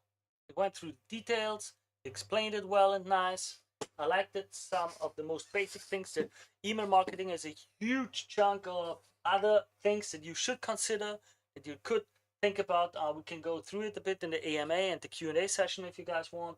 As usual, if you have any questions, feel free, leave them in the comment. I'll make videos about it. Right now, for those who are live, write them into the chat. I will go through them for a bit. And of course, if you like what I do, if you like that I go through new trends, tutorials, research papers, studies, and other stuff for marketing, be it email, be it SEO, be it content marketing, be it influencer or web development and whatever. If you like what I do, consider supporting the channel. Best way you can do that is leave a like and subscribe to the channel. It's 1 or 2 clicks you can do easily and freely, costs you nothing, and it helps this channel tremendously. And with that, I'm jumping to the next article. Okay, guys. Interesting article, Validity of Pew Research and Google AI Search Results Challenge. You guys know how I love reading about research being challenged. So let's go through it, because I also know this research, this paper has been cited a lot about AI and Google search results and so on and so on. So I think it's an important one. Let's go through it. Written by Roger Monti. Pew Research Centers claim that AI overviews reduce web traffic to publishers may have been based on flawed methodology. Let's go through it. Questions about the methodology used by the Pew Research Center suggest that its conclusions about Google's AI summaries may be flawed. Facts about how AI summaries are created, the sample size, and statistical reliability challenge the validity of the results. Google's official statement. Now, think about it. Google is a $1 trillion company, or billion, I don't know exactly right now, the top of my head. Of course, they will try to calm down all the people they need, like all the content creators that are going to be very angry, and the ad people, because the companies pay ads to get on the page, and the AI overview makes it a bit. So let's take what Google says with a grain of salt, but still. A spokesperson for Google reached out with an official statement and the discussion about why the Pew Research findings do not reflect actual user interaction patterns related to AI summaries and standard search. Okay, before I read it, guys, if you've got any anecdotal evidence, any experience with that, please share it in the comments below or send it to me per email, faisula@faisula.com. Because I would like to know what your experience is, especially if you wrote blogs, if you're content creators and so. Did you see any differences or not? Just purely anecdotal. I just want to see what your guys' experience is. So let's go further. The main points of Google's rebuttals are: users are increasingly seeking out AI features. They're asking more questions. AI usage trends are increasing visibility for content creators. The Pew Research used flawed methodology. So, let's go through it. Google shared. People are gravitating to AI-powered experiences, and AI features in search enable people to ask even more questions, creating new opportunities for people to connect with websites. This study uses a flawed methodology and skewed query set that is not representative of search traffic. We consistently direct billions of clicks to websites daily and have not observed significant drops in aggregate web traffic as is being suggested. So Google says, nah, nothing changed, it's all fine. I'm gonna be honest, I would be surprised about that. Like, I know I sometimes click something and I don't click on pages anymore because the AI overview answers it for me, but that's my experience. Sample size is too low. I discussed the Pew research with Duane Forrester, sorry if I butchered the name, and he suggested that the sampling size of the research was too low to be meaningful, 900 plus adults and 66,000 search queries. Duane shared the following opinion. Out of almost 500 billion queries per month on Google, and they're extracting insights based on 0.0000134% sample size. 66,000 queries, that's a very small sample. Not suggesting that 66,000 of something is inconsequential, but taken in the context of the volume of queries happening on any given month, day, hour, or minute, it's very technically not a rounding error. And were it my study, I'd have to call out how exceedingly low the sample size is and that it may not realistically represent the real world. Okay. Well, of course, that's really a low percentage, but let's go through it. How reliable are Pew Center statistics? The methodology page for the statistics used lists how reliable the statistics are for the following age groups. Ages 18 to 29 were ranked at plus minus 13.7 percentage points. That ranks as a low level of reliability. Ages 13 to 49 were ranked at plus minus 7.9 percentage points. That ranks in the moderate, somewhat reliable, but still a fairly wide range. Ages 50 to 64 were ranked at plus minus 8.9 percentage points. That ranks as moderate to low level of reliability. Age 65 plus were ranked at plus minus 10.2 percentage points, which is firmly in the low range of reliability, which means for all of these age brackets, they're rather moderately or somewhat low level of reliability. The above reliability scores are from Pew Research methodology page. Guys, if you like me to go through that in more detail, maybe during a live sessions explaining the stuff and such, feel free, tell me, we can go through it. But I think it's too much for this little video now.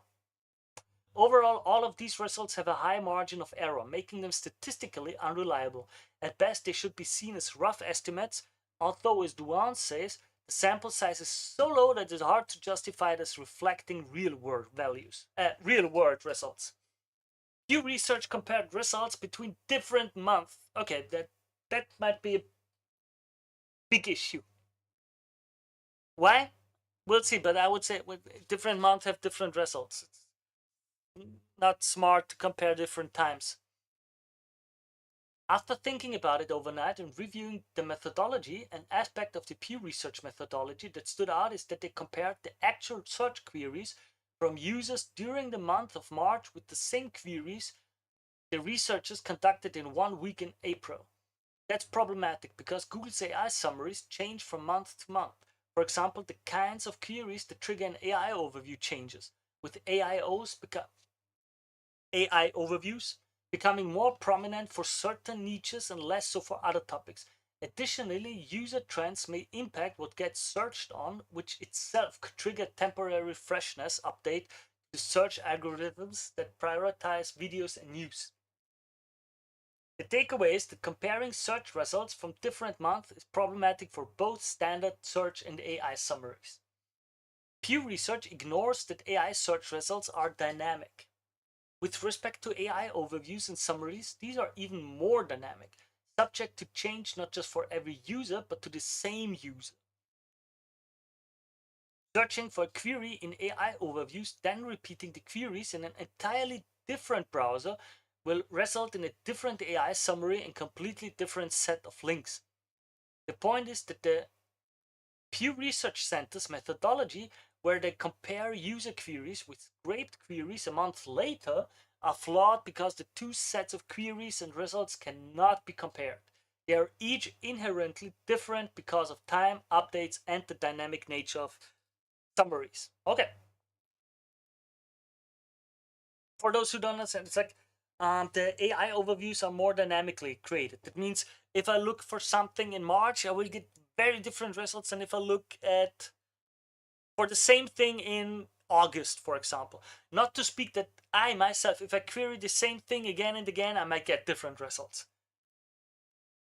The following screenshots are the links shown for the query, what is the RLHF training in OpenAI? Google AIO via Vivaldi browser. And we see 3 different links. Amazon, Medium, Kili technology. And then Google AIO via Chrome Canary browser. OpenAI, Arise AI, Hugging Face. So, even the same query, same time, different browsers is a completely different result.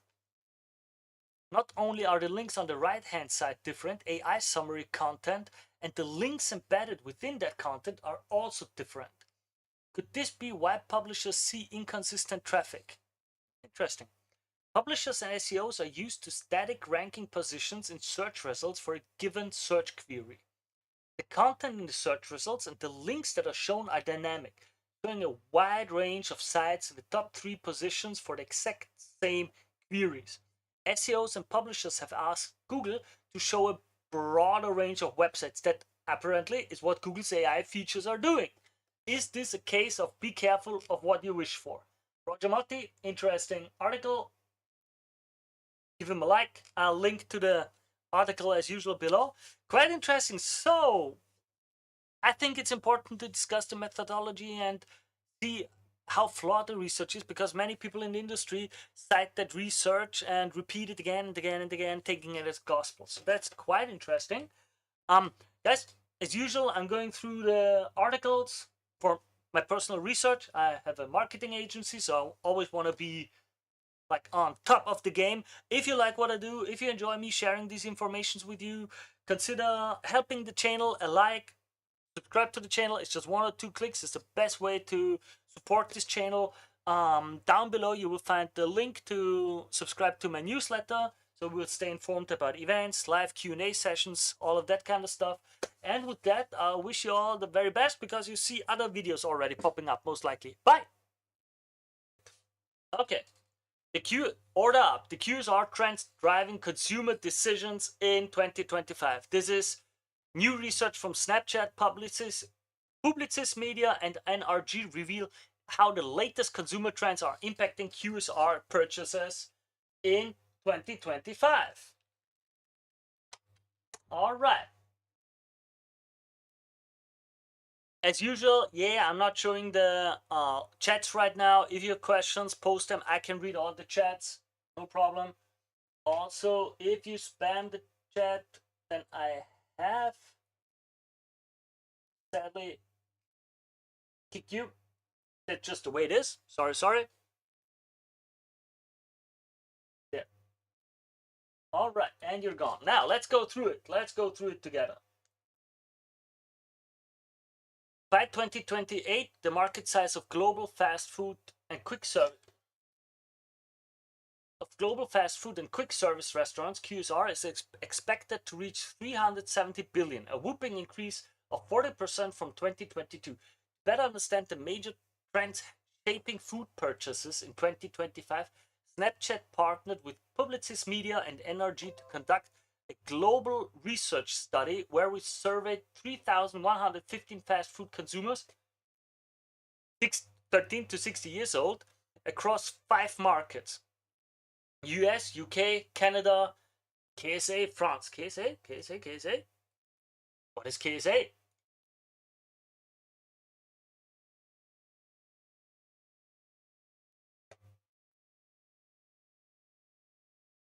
Kingdom of Saudi Arabia. Okay, yeah, I did not know that. I did not know. Sorry, guys, I did not know that.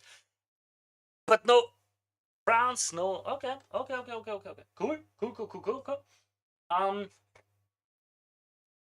Oh, for those who don't know QSR, what QSR is basically it's the industry term for fast food. Like, not perfectly, but for you right now, it's good enough to know, okay, it's like fast food, basically. We found that brands can leverage AI, mobile delivery, visual search, and creators to turn cravings into instant purchases.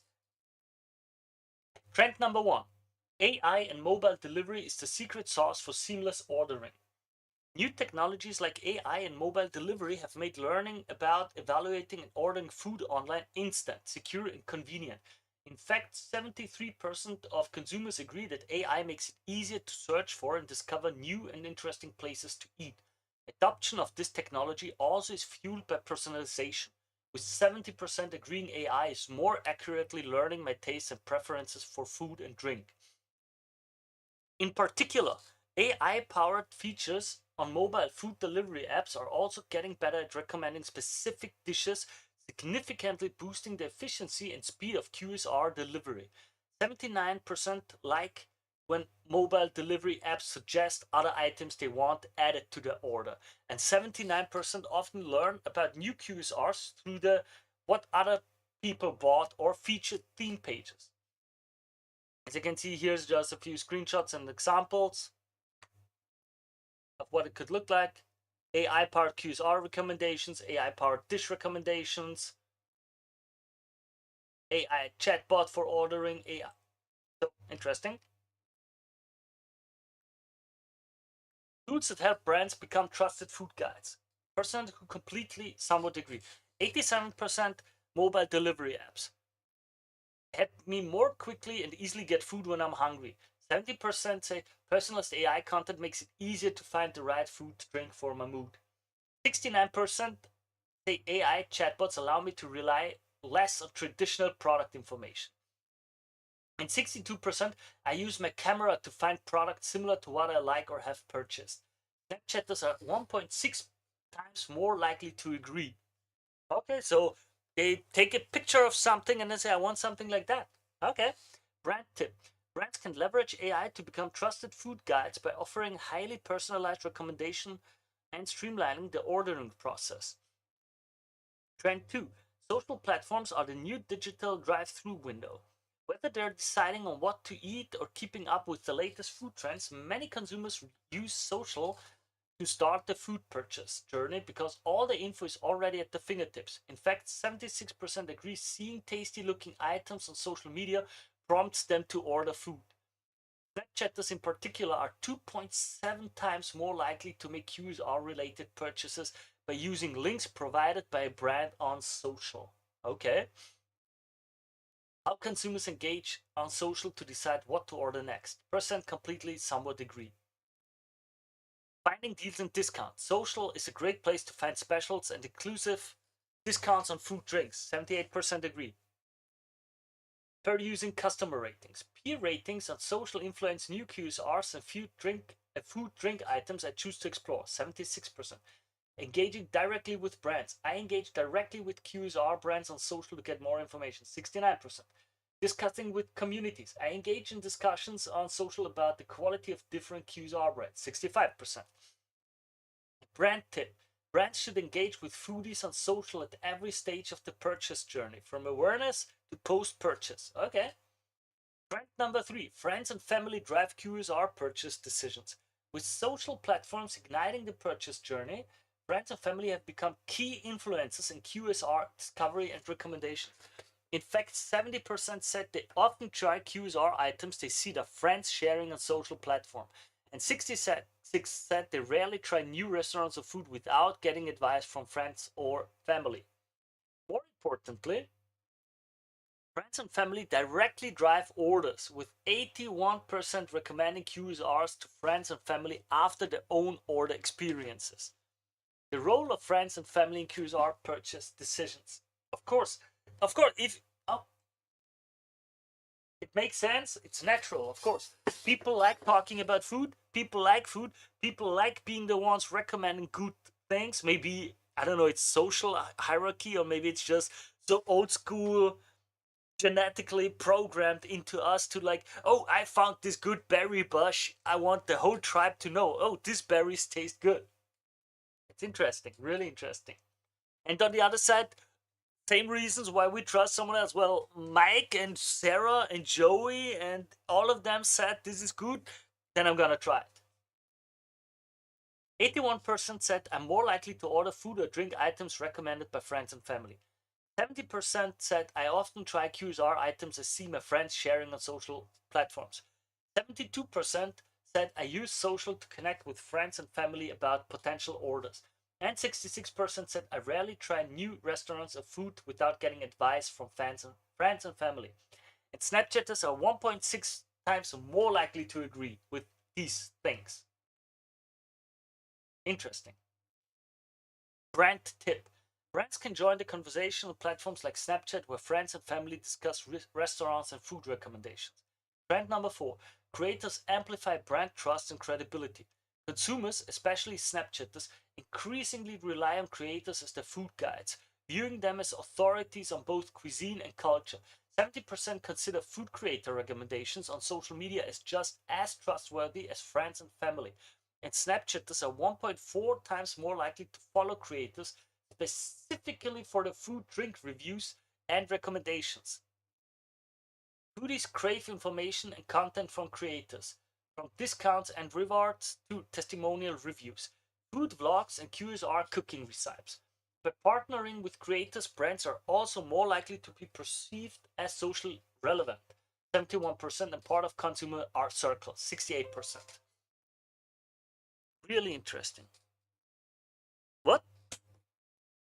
Whoa, whoa, whoa, whoa. Did we lose connection or what?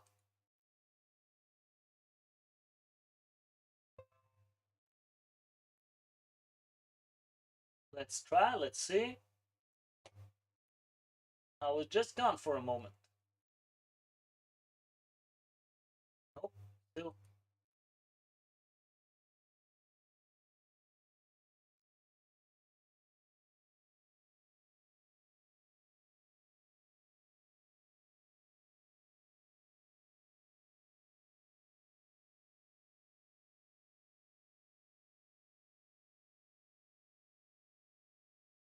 Interesting. I lost connection for a moment there. Now let's see if it works or not. Also interesting because it was the first time that this happened to me ever. So give me a moment just to check out. Are the live streams still working or not?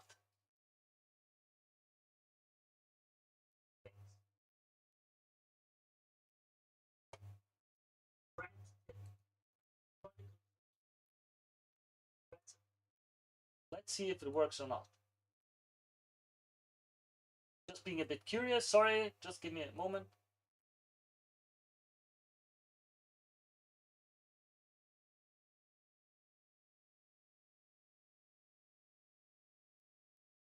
Okay, working again. Interesting. This was a bit of an issue, but let's go on. Let's continue. Let's continue from there. Interesting. Sorry, guys. Social platform content consumers find most helpful. Percentage saying each is very somewhat helpful. Links to discount codes, 83%. Links to rewards, 82%. Review videos, 81%. Testimonials and reviews, 80%. QSR cooking recipes, 74%. Food vlogs, 73%. Crazy combo food videos, 69%. What I eat in a day videos, 69%. Day in my life videos, 66%. Live Q&A sessions, 66%. And delicious food photos, 62%. Brand tip. Brands can co-create authentic content with creators to inspire consumers on where to eat next. Check out some of the way brands can tap into creators on Snapchat. Takeaway for marketers. This is important for us. New technologies and the evolution of social platforms have transformed how consumers order food. To stand out, brands need to invest in AI to make ordering easy, provide tailored recommendations, and facilitate impulse orders. And to build trust, brands need to show up where consumers are already spending their time, on social platforms. From there, brands can promote content that sparks conversation between friends and family about ordering decisions and team up with creators to inspire new restaurants and food to try. Learn more about QSR success stories and Snapchat. Maybe we'll go through some of them one day. Okay. Okay. That was an interesting article. Well, if you guys like what I do, as usual, I go through articles, stuff, everything with you, news, trends, review papers, experiments, all in the area of marketing. If you like what I do and if you want to support the channel, feel free, leave a like, subscribe to the channel. It's just 1 or 2 clicks, but it helps the channel tremendously. And with that, I wish you all the very, very best. So, what is the next question? Employed and self-employed. How to signal this on LinkedIn? Ooh, Okay, what's the context of this question a bit? Let me. Okay, you've got a business, a little side hustle. Okay. You've got a side hustle, but are still employed. In that case, I personally, because it depends, of course, on your boss. Talk to them.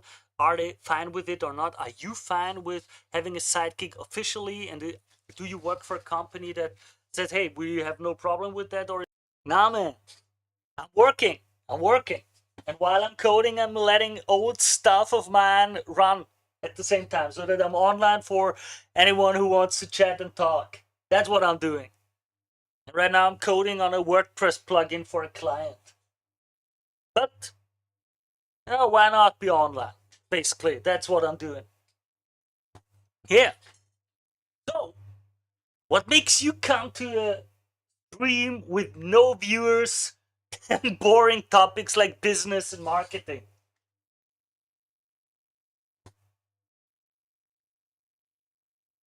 Gonna be curious.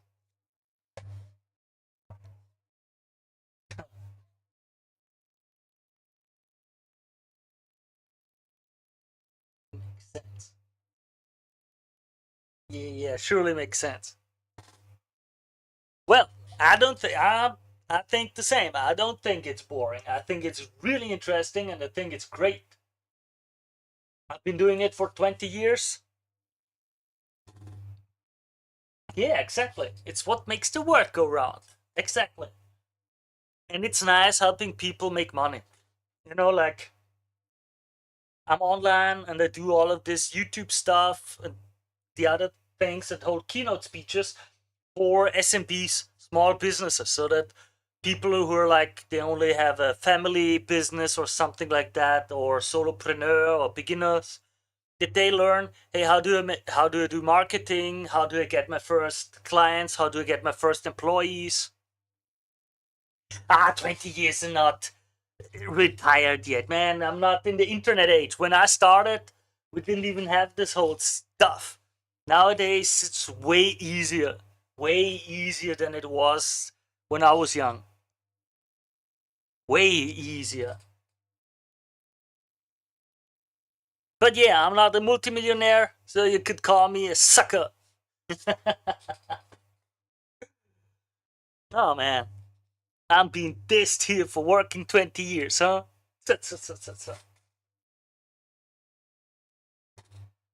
Oh, Mr. or Miss Tech Length, what's going on your side? Hmm? Student, teenager, male, female, working. What's going on with you? Or business owner?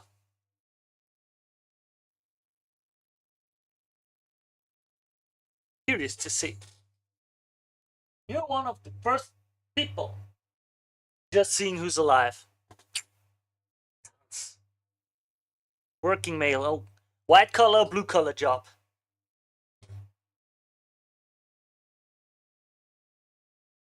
Do you create something with your hands or are you sitting in an office?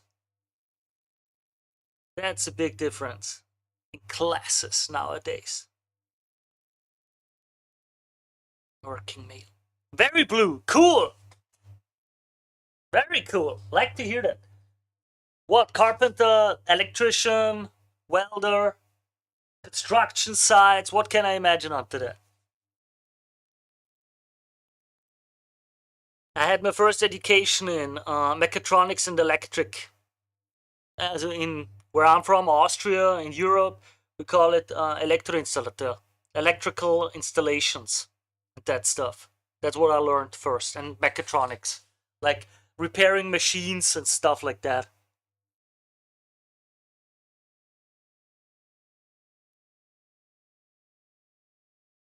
Best job on earth, of course. Oh man, what's the best?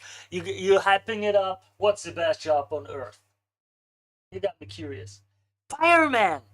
Seriously, are you serious? Fireman, firefighter, fireman.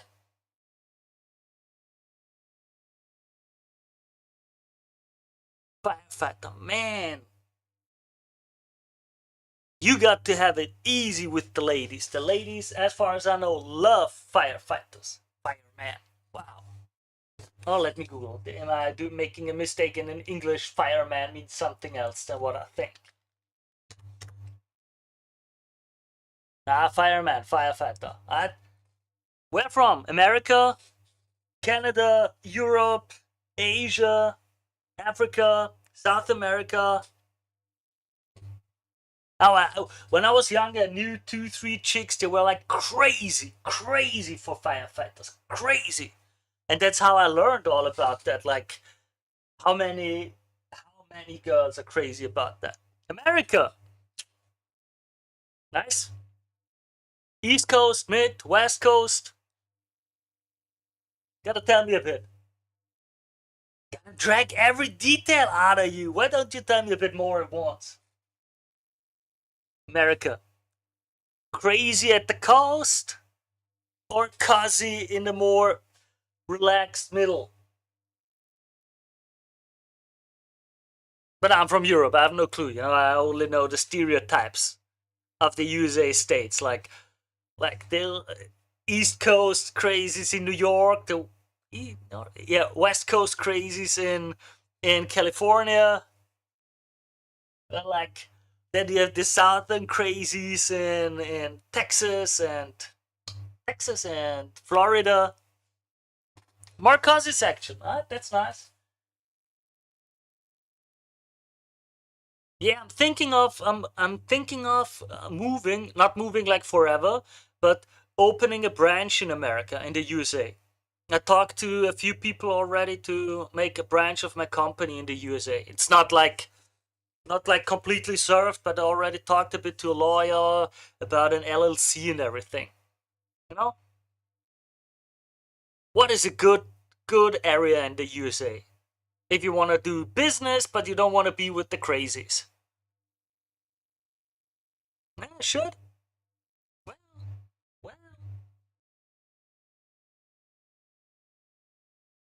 Isn't it a bit like yeah, they pay more, but the cost of living. I know someone, like a person from Austria that I knew, moved from Austria to the USA.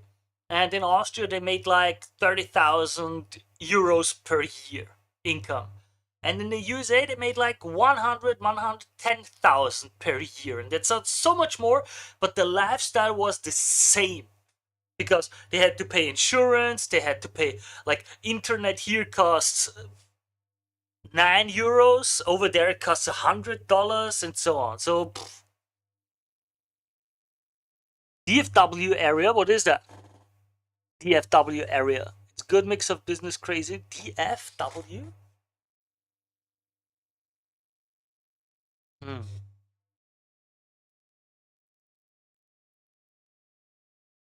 Okay.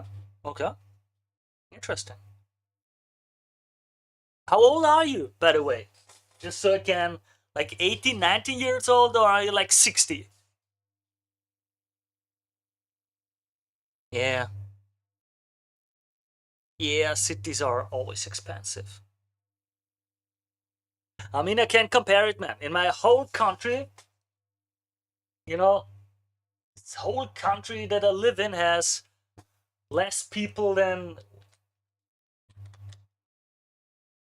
let's say, for example, Los Angeles has 4 million people, and my whole country has 8 million. Okay. 50 to 60K for a small. Okay, that's cool. 20, 30, good age. Nice.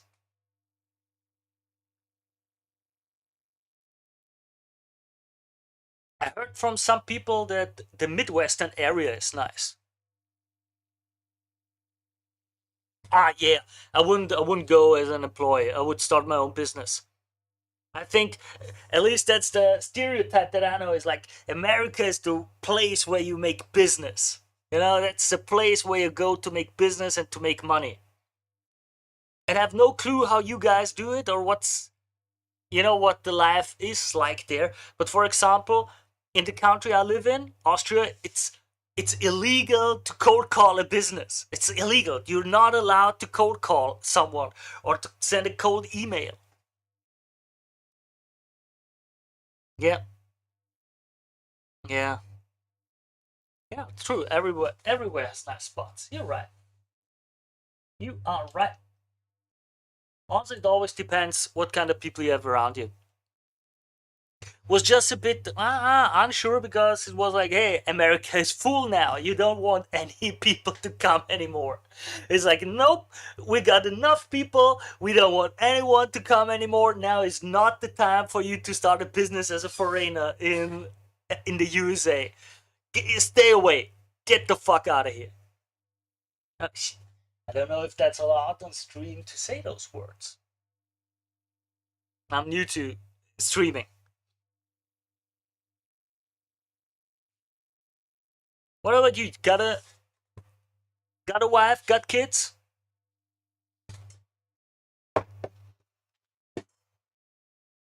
Or single?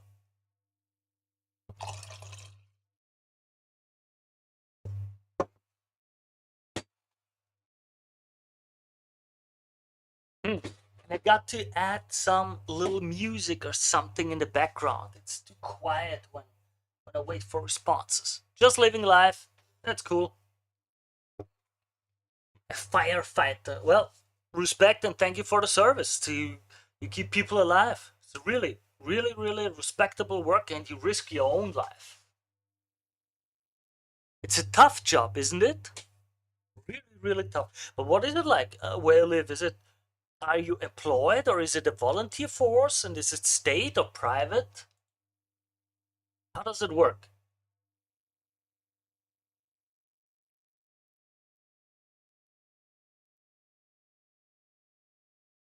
Yeah. Well, again, Europe is also a big chunk with like 30 different countries that all have different laws, different cultures, and so on. It's like, it's not that easy to compare. But it's the same for the USA. Too many people think, oh, it's the USA. It's like, no. California is completely different laws compared to Oregon. Like, culture, laws, everything. I mean, you got the federal level above, which is pretty new for us with the European Union. It's like they take new regulations on top of everything now. Yeah. Yeah. Yeah, your buildings are completely different. True. True. I should read your messages a bit for the people who can't see the chat. Total noob at this. So, Americans are framed with buildings are framed with wood and drywall, so fire can spread through the walls and ceilings, spread to higher, lower stories. We have to tear the wall and ceiling apart to fight the fire. Wow, really? Like with the axe and that. Wow. Here, this is concrete. You know, that's a massive concrete wall, steel concrete. We steel reinforced concrete directly. I need to get the heavy tools just to get a little hole in the wall to screw something like, a painting or like a photo. How does it called? I don't know what the English term is. Yeah. Yeah, you run into buildings fully on fire to search for people. That's what I respect a lot. Oh, European firefighters do that too. At least in Austria. At least the ones I know. The weird thing here is in my city, in Vienna, in the capital, we have firefighters who work. They get the salary, they get a wage, and they work for it. But in the rural areas, they don't work. They're charity and volunteers. So you have your normal everyday job, and you sign up to be a firefighter. So you suddenly get a call at 2 a.m. and it's like, hey, something's burning, hurry. And they get and drive to some little town and phew, to a little village and have to fight the fire and everything. And then the next day, some of them have to go to work. Oh, okay. Okay, at your place also volunteers. Yeah, yeah. respect. As far as I know, it's not that easy to get into the firefighting. Like, you gotta be healthy, you gotta be strong, you gotta be, many tests and everything, as far as I know.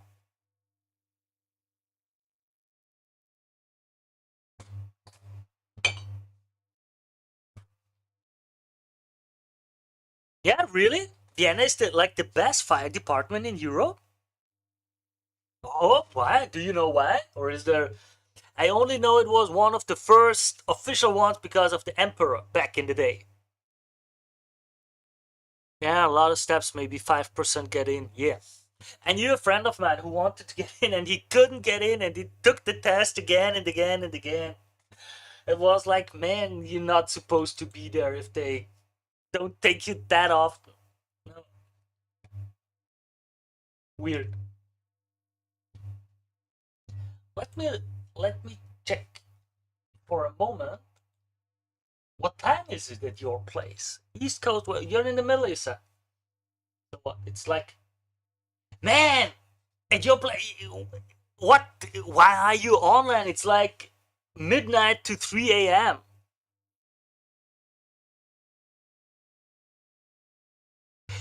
Really?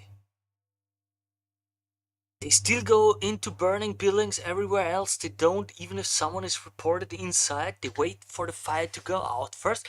Really, firefighters don't go into the buildings anymore?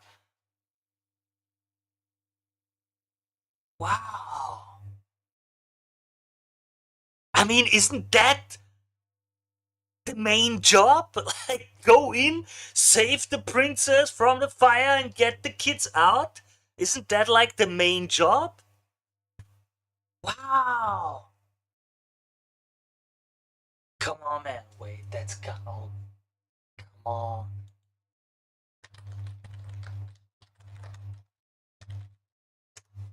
Come on. Yeah.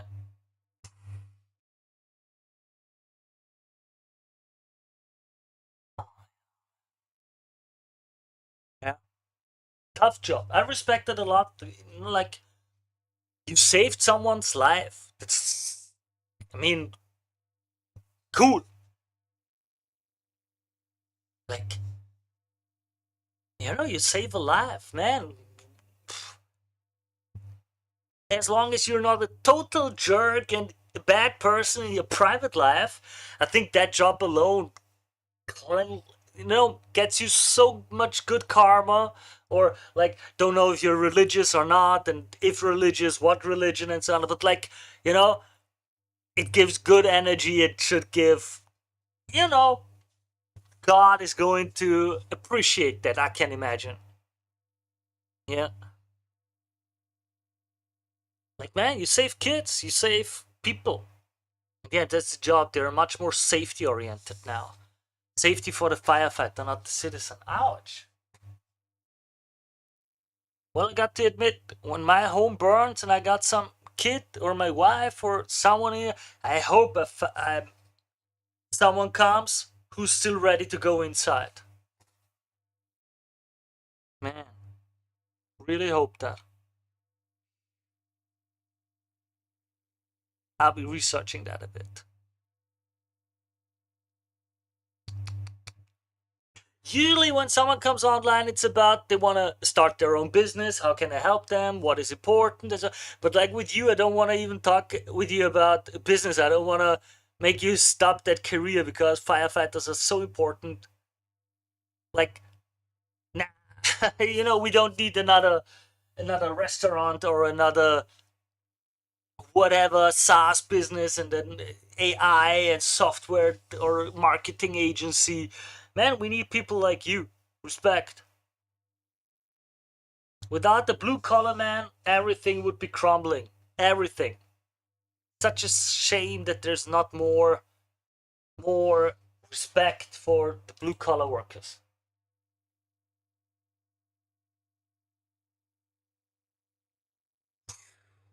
Yeah, if you look at the numbers, we have like double the line of duty death, but 4 times the amount of citizen rescue. Respect.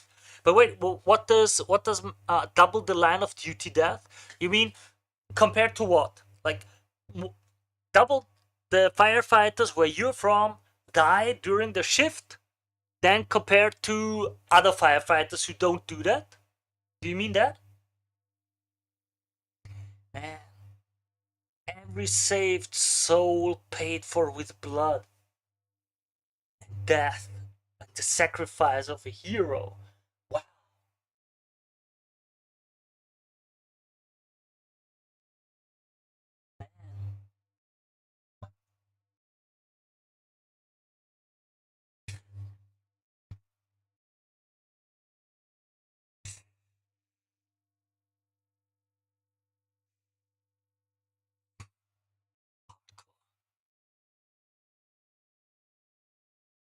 Wow, man, I gotta look it up. I got to look that up more. That would be wow. You died twice as much to save 4 times as many people than Europe as a whole. Wow. I mean, again, we've got concrete walls. I know if my apartment burns because I witnessed it, it's like the apartment next door doesn't even realize it. Of course, the ones below because of the water, yeah, but wow, like brick walls and concrete walls, they're way different than your dry walls. And what? It's not just drywall; it's also wood. Wood. But I don't know the right term for this, for the pressed wood. You know, like with glue and bit of wood, and it gets pressed. Yeah, yeah. I always wondered why. I heard because you have so many. What is it called? So many natural catastrophes that it doesn't pay off to buy a proper home. Like so many storms, hurricanes, and whatever. No clue if that's true, just what I heard.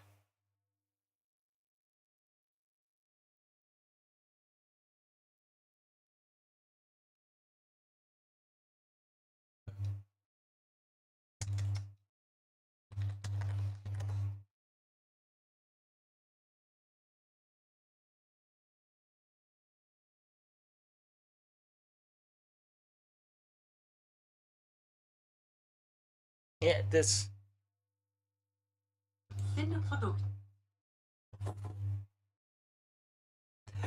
Wow, from the time the fire starts, the building will collapse in about 10 minutes basically, and we saved the home in 99% of the settings. Wow!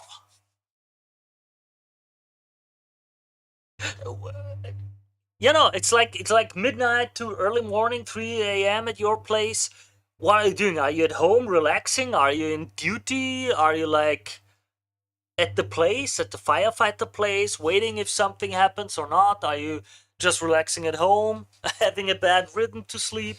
What's going on at your? Also, while talking to you, I looked up an old video of, no clue if you know it, Kevin Samuels. Off of work. Cool. Okay. Just gaming. What game? What kind of games does a firefighter in the USA play?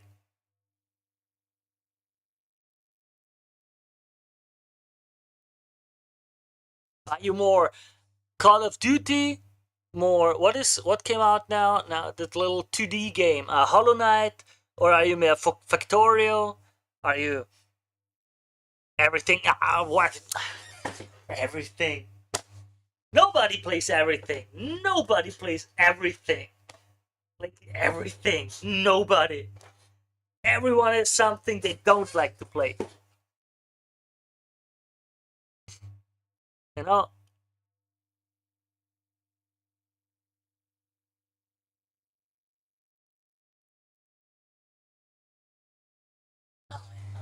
Blue color working. That's good. That's good. That's good. Let me. How does it work?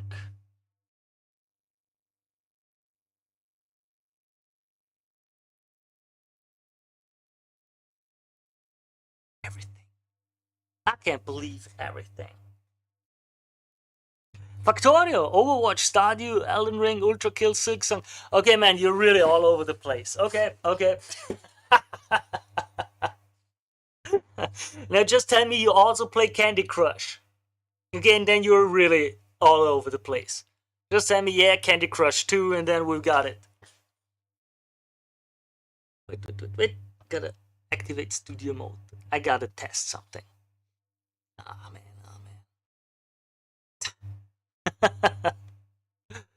Alright, let me see if I can get this done.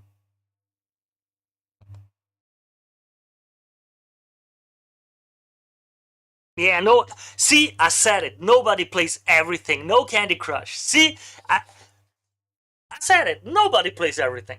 Nobody. There are some genres of games where you just, nah. It's just, you don't. Let me test something.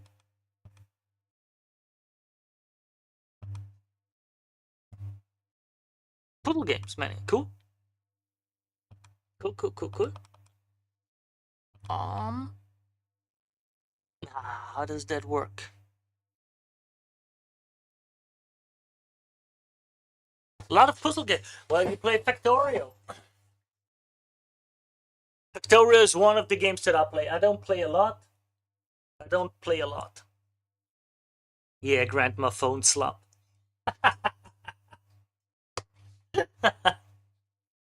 Oh man. Yeah. Well, that's why I thought of it. Like, my mom is like Solitaire or Candy Crush, and I'm thinking everything. So no, I don't believe it. I did not believe that. So.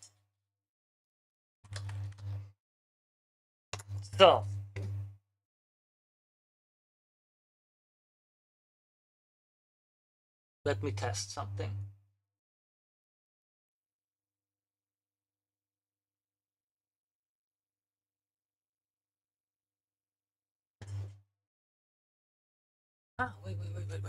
Wait. Now that you're here, you make me want to set it up so that I can. What testing time? Hmm?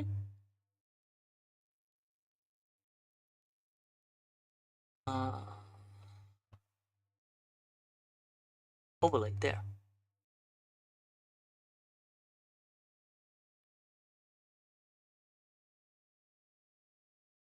Okay.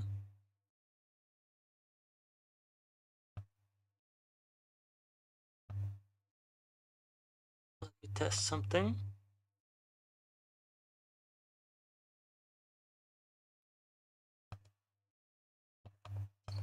Because you're here and chatting with me, I decide that I want to try something.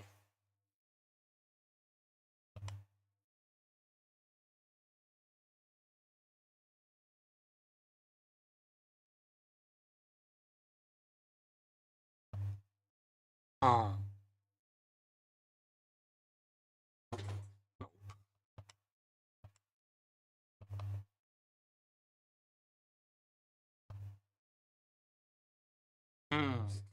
Let's test this, if it works or not. I want to make the chat visible. Like, I want it to be seen. Just trying it out to see if I can make it work or not.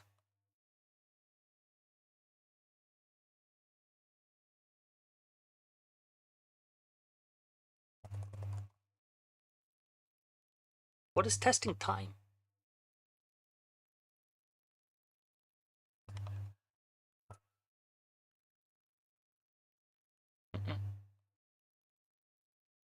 What does it?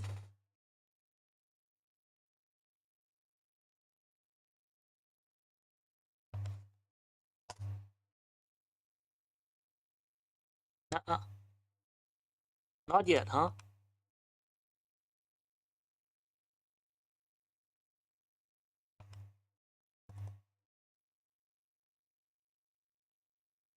Okay.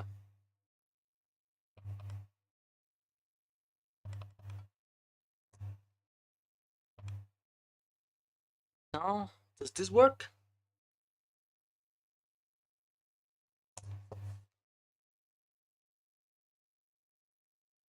Mm. Mhm. Let me see, let me see, let me see. I've never done it before, you know. Let's see how this works. Do I see the chat now or not? That's the question. That's a big question. Is it visible or not?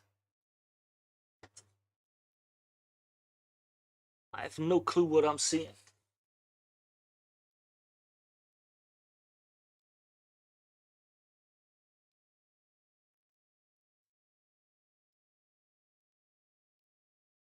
Okay. The little black box should be showing your chat messages. No?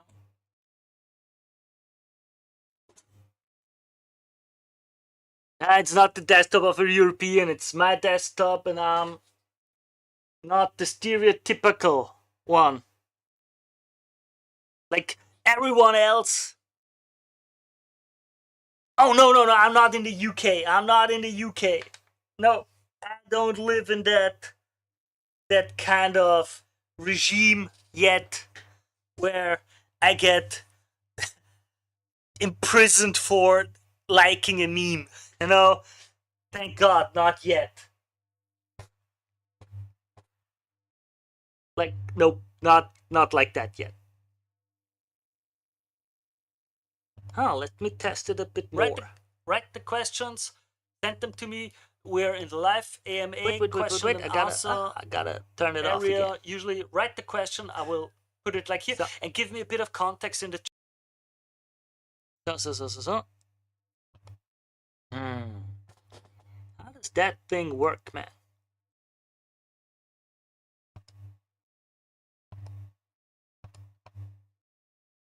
Loading. It's just loading, but not working, huh? Why is it loading?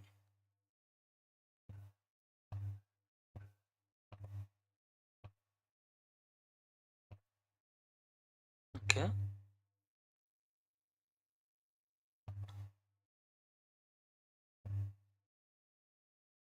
Huh? Wait.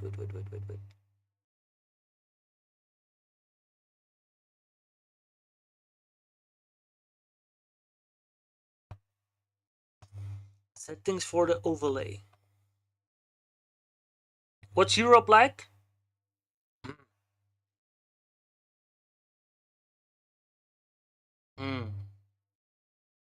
Well, what's Europe like? I can tell you what Austria is like. I'm from Austria. We are the country of Schwarzenegger, Hitler, Mozart, and the famous Habsburg gin. Generally, it's a nice country. Here, it's nice. Like, every country in Europe is very different because they've got such different cultures. Like, for centuries or millennia even, they've been, like, very different. But Austria is a nice, relaxed country. We are like, I should have said, fake politeness and a bit of proper rudeness. It's a safe country, very, very safe. We are blessed with, we are a neutral country, basically, mostly. We are not allowed to be in any military pacts.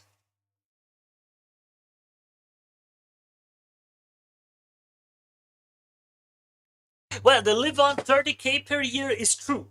That is true. That's a median income, but like in the America, it's the same median income. Also, it's like, as I said, the costs of living here are very different. It just doesn't equate. You can't compare it because, like, for example, we have it easy with the medical stuff. How do you live on that? Well, I can let's go through it. We can go through it. Like, I pay for the internet $10 a month. I don't need a health insurance. I pay for my apartment insurance, €10 per month.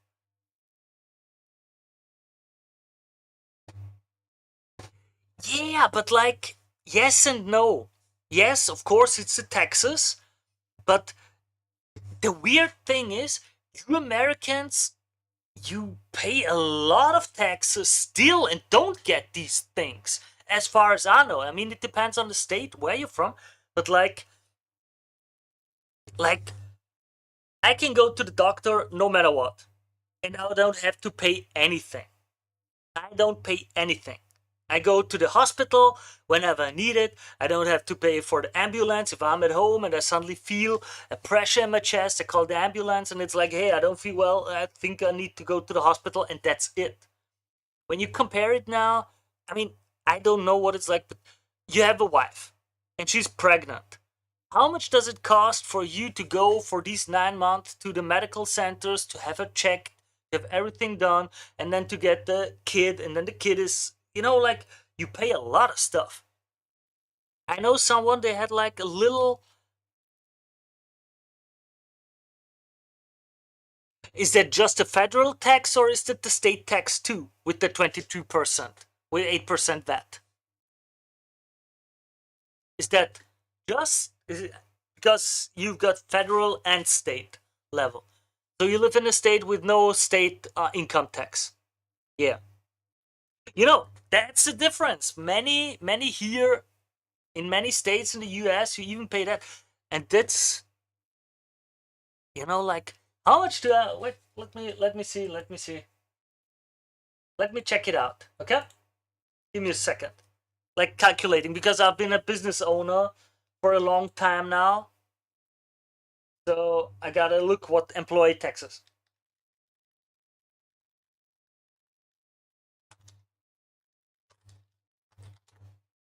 So, just as an example, let's go through it, okay?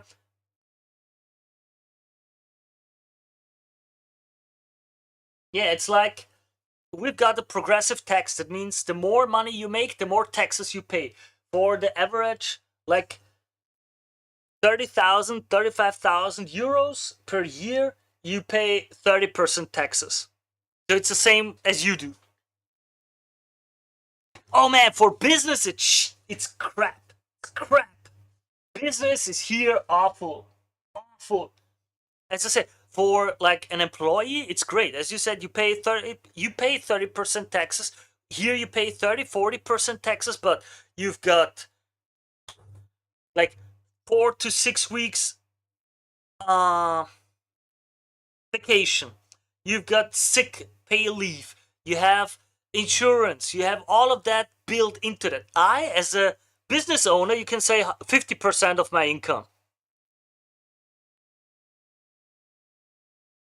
Yeah, 50. As a business owner, half of it goes away for taxes and stuff. Well, if you can make deductions, that's again something else, because the deductions are here calculated before it becomes income, so to speak. So it's like, and for that, there are many ways to, but most people, well, yeah, 50. Around 50%. Pi mal Daumen, so like roughly. Every euro I make, I gotta give 50 cents away to the state. That's why I'm thinking of going to America, where you don't have to pay so much taxes, where you take the yellow pages and you can cold call 10,000 companies until you've got enough clients. Like, as I said, here it's illegal. I'm not allowed to just cold call a company. Insane.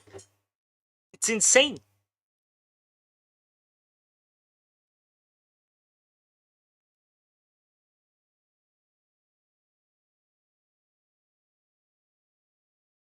Yeah, crazy. That's why the entrepreneurship here is not as strong. Like, most people are like, why should I start a business? I can risk going bankrupt. Like, I risk so much, I have so much work to do, and it does not pay off, because the richer I get, the more I have to pay. And like, you don't get a retirement fund if you're a business owner. You don't get like, you don't pay into welfare. So even if I make a lot of money, a lot of money for 10 years, and I pay like 100,000 euros taxes every year, The moment I lose my business, I'm still on the welfare level of the lowest of the low and just get like the minimum.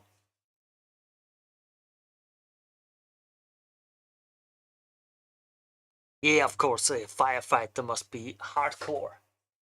Hardcore, truly. Like, phew. But yeah, 2 weeks. And here it's like, if your wife gets pregnant, you have a year off of work, you get a year money. Like you have a sum you get, and you can decide, do I want to have it paid out in 6 months or in 3 years, and you don't have to go work for that time. Like, and when you compare it in America, you have to go to work immediately again. As a woman who's got a child, childcare is expensive. Yeah, a whole year. You stay home a whole year, easy. Take care of your kid. And that's those things where it's like, you're 25, 30 years old as a girl, you're pregnant, you get a kid, and then 2 weeks, 3 weeks, 4 weeks later, you already have to work. That's hardcore for people here to consider. Like, or I don't know what it's like Breaking Bad. I don't know how much is truth. Like, how can you get financially ruined because you have cancer? Like, that's insane. It's insane to most of us to think of that when my mom had cancer, that she would have to consider to pay bills.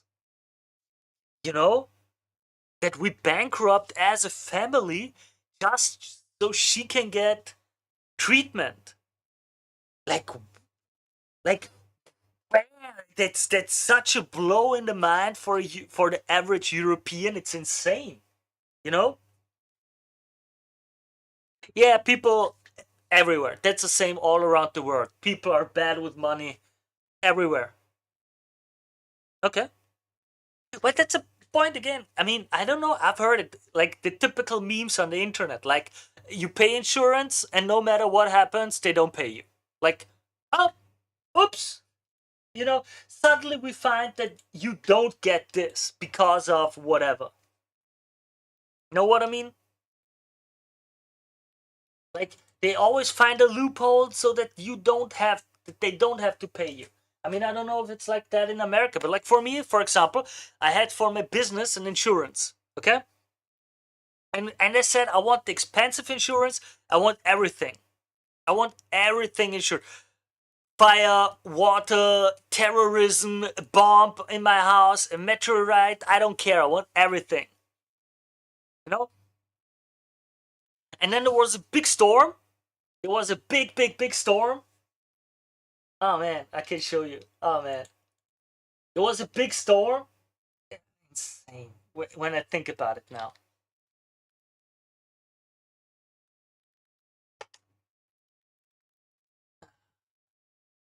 And the insurance didn't pay a cent. They did not pay a single cent because they said, "Oh no, the place broke, the ground broke, the foundation of the house broke apart, and water was coming from down below." And the insurance said, "Oh, that's not insured. It's a storm protection. Water has to come from up or the side, not from the ground. Sorry, no insurance for you. Fuck off." Wait, there, like,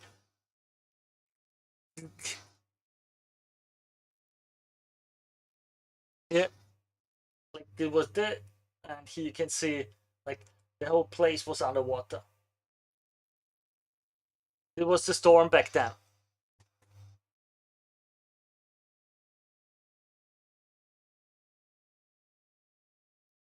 Like, didn't seem like that much, but it got worse and worse and worse and worse. Oh man, been many years ago. That was many years ago. And like the whole system couldn't handle it anymore. And the foundation of the house broke and had a cut, and the whole water was running from inside. Right there, I can show you. They tried to get the water out of the house, man. It was insane. It was insane.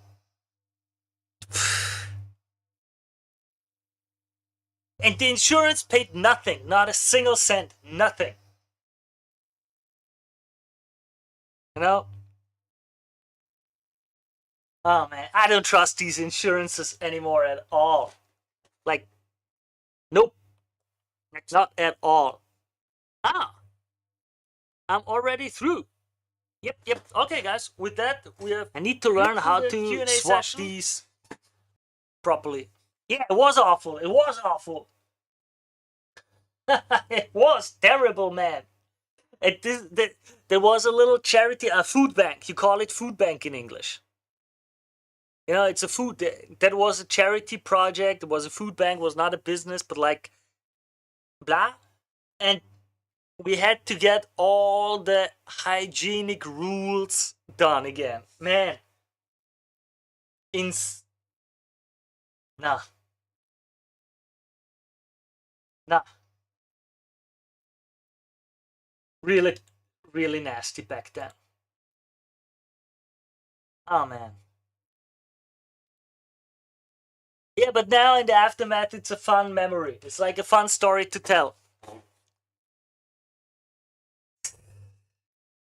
Oh man. But Texas is one of the places I was thinking of. Like Florida, I was told Florida is good for business. Texas is good for business. You know, like go there and check it out. A lot of people told me Americans are not as hardcore racist as it's portrayed like on the media sometimes nowadays, because oh my god, it's like no, most people are nice. If you come in, you are proper and polite and nice, and it's no big deal. You know, that's at least what I was told. You guys are generally a nice people, and I think so. Yeah, in real life, nobody cares. Yeah, just the eternally online people care. Everybody's got to live their own life. It's hard enough, right? Hard enough to live. Man. Oh. It's like it's as long as you're friendly and don't smell bad. I that's something I can easily handle. That is no problem for me. So in that I feel like I would not have a problem. Oh man. I think it's cool. Thank you for being part of it. Thank you for being on here and talking with me a bit. I'm completely new to this whole thing. And as I said, I'm just like, I sit on my computer and work so much the whole time and just typing, coding, doing marketing, websites, video editing, and then it got boring. And then I saw once like one of these co-working, how is it called? Co-working streams. I heard of that. And I thought, well, I can do the same. I can just let the camera run, and who cares if anyone wants to join in, talk a bit, chit chat around? Why not? You know, interesting. And now I got to talk to some guy out of Texas. It's really interesting. Texas guy.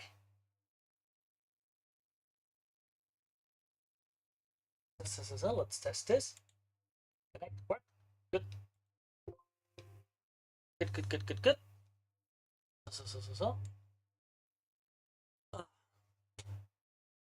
Really? Computer science? You were in a computer science school and dropped out? Why? Too annoying? Too boring? Too complicated?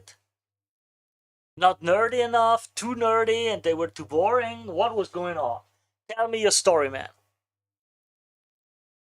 Also, you're in Kick. Interesting. Now try. Also, your schools are expensive, aren't they? Like in America, it's expensive to go to school and college and everything, isn't it?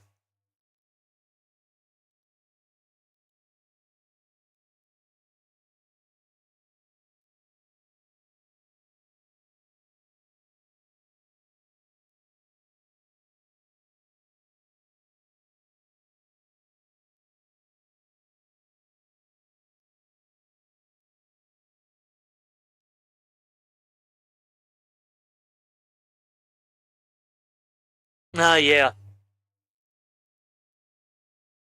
Yeah, I get what you mean. I'm not only in IT because I don't want to code like 40 hours a week every week for every day in and out. That's why I like my own business. I can do different things. Yeah. Yeah, it's like people are told to go to college. That's it. Like, why? I don't know. It's a thing. It's what you're supposed to do. And so they do it. And never really think about why. And like, here it's at least cheap. It's like dirt cheap. It doesn't matter. Like, most universities, if you don't get a stipend or anything, except of those expensive private ones, the normal ones are like 400-500 euros per semester. No, like you go in, you got 50,000, $100,000 bill and loan that you gotta pay back with interest. Here it's like, okay,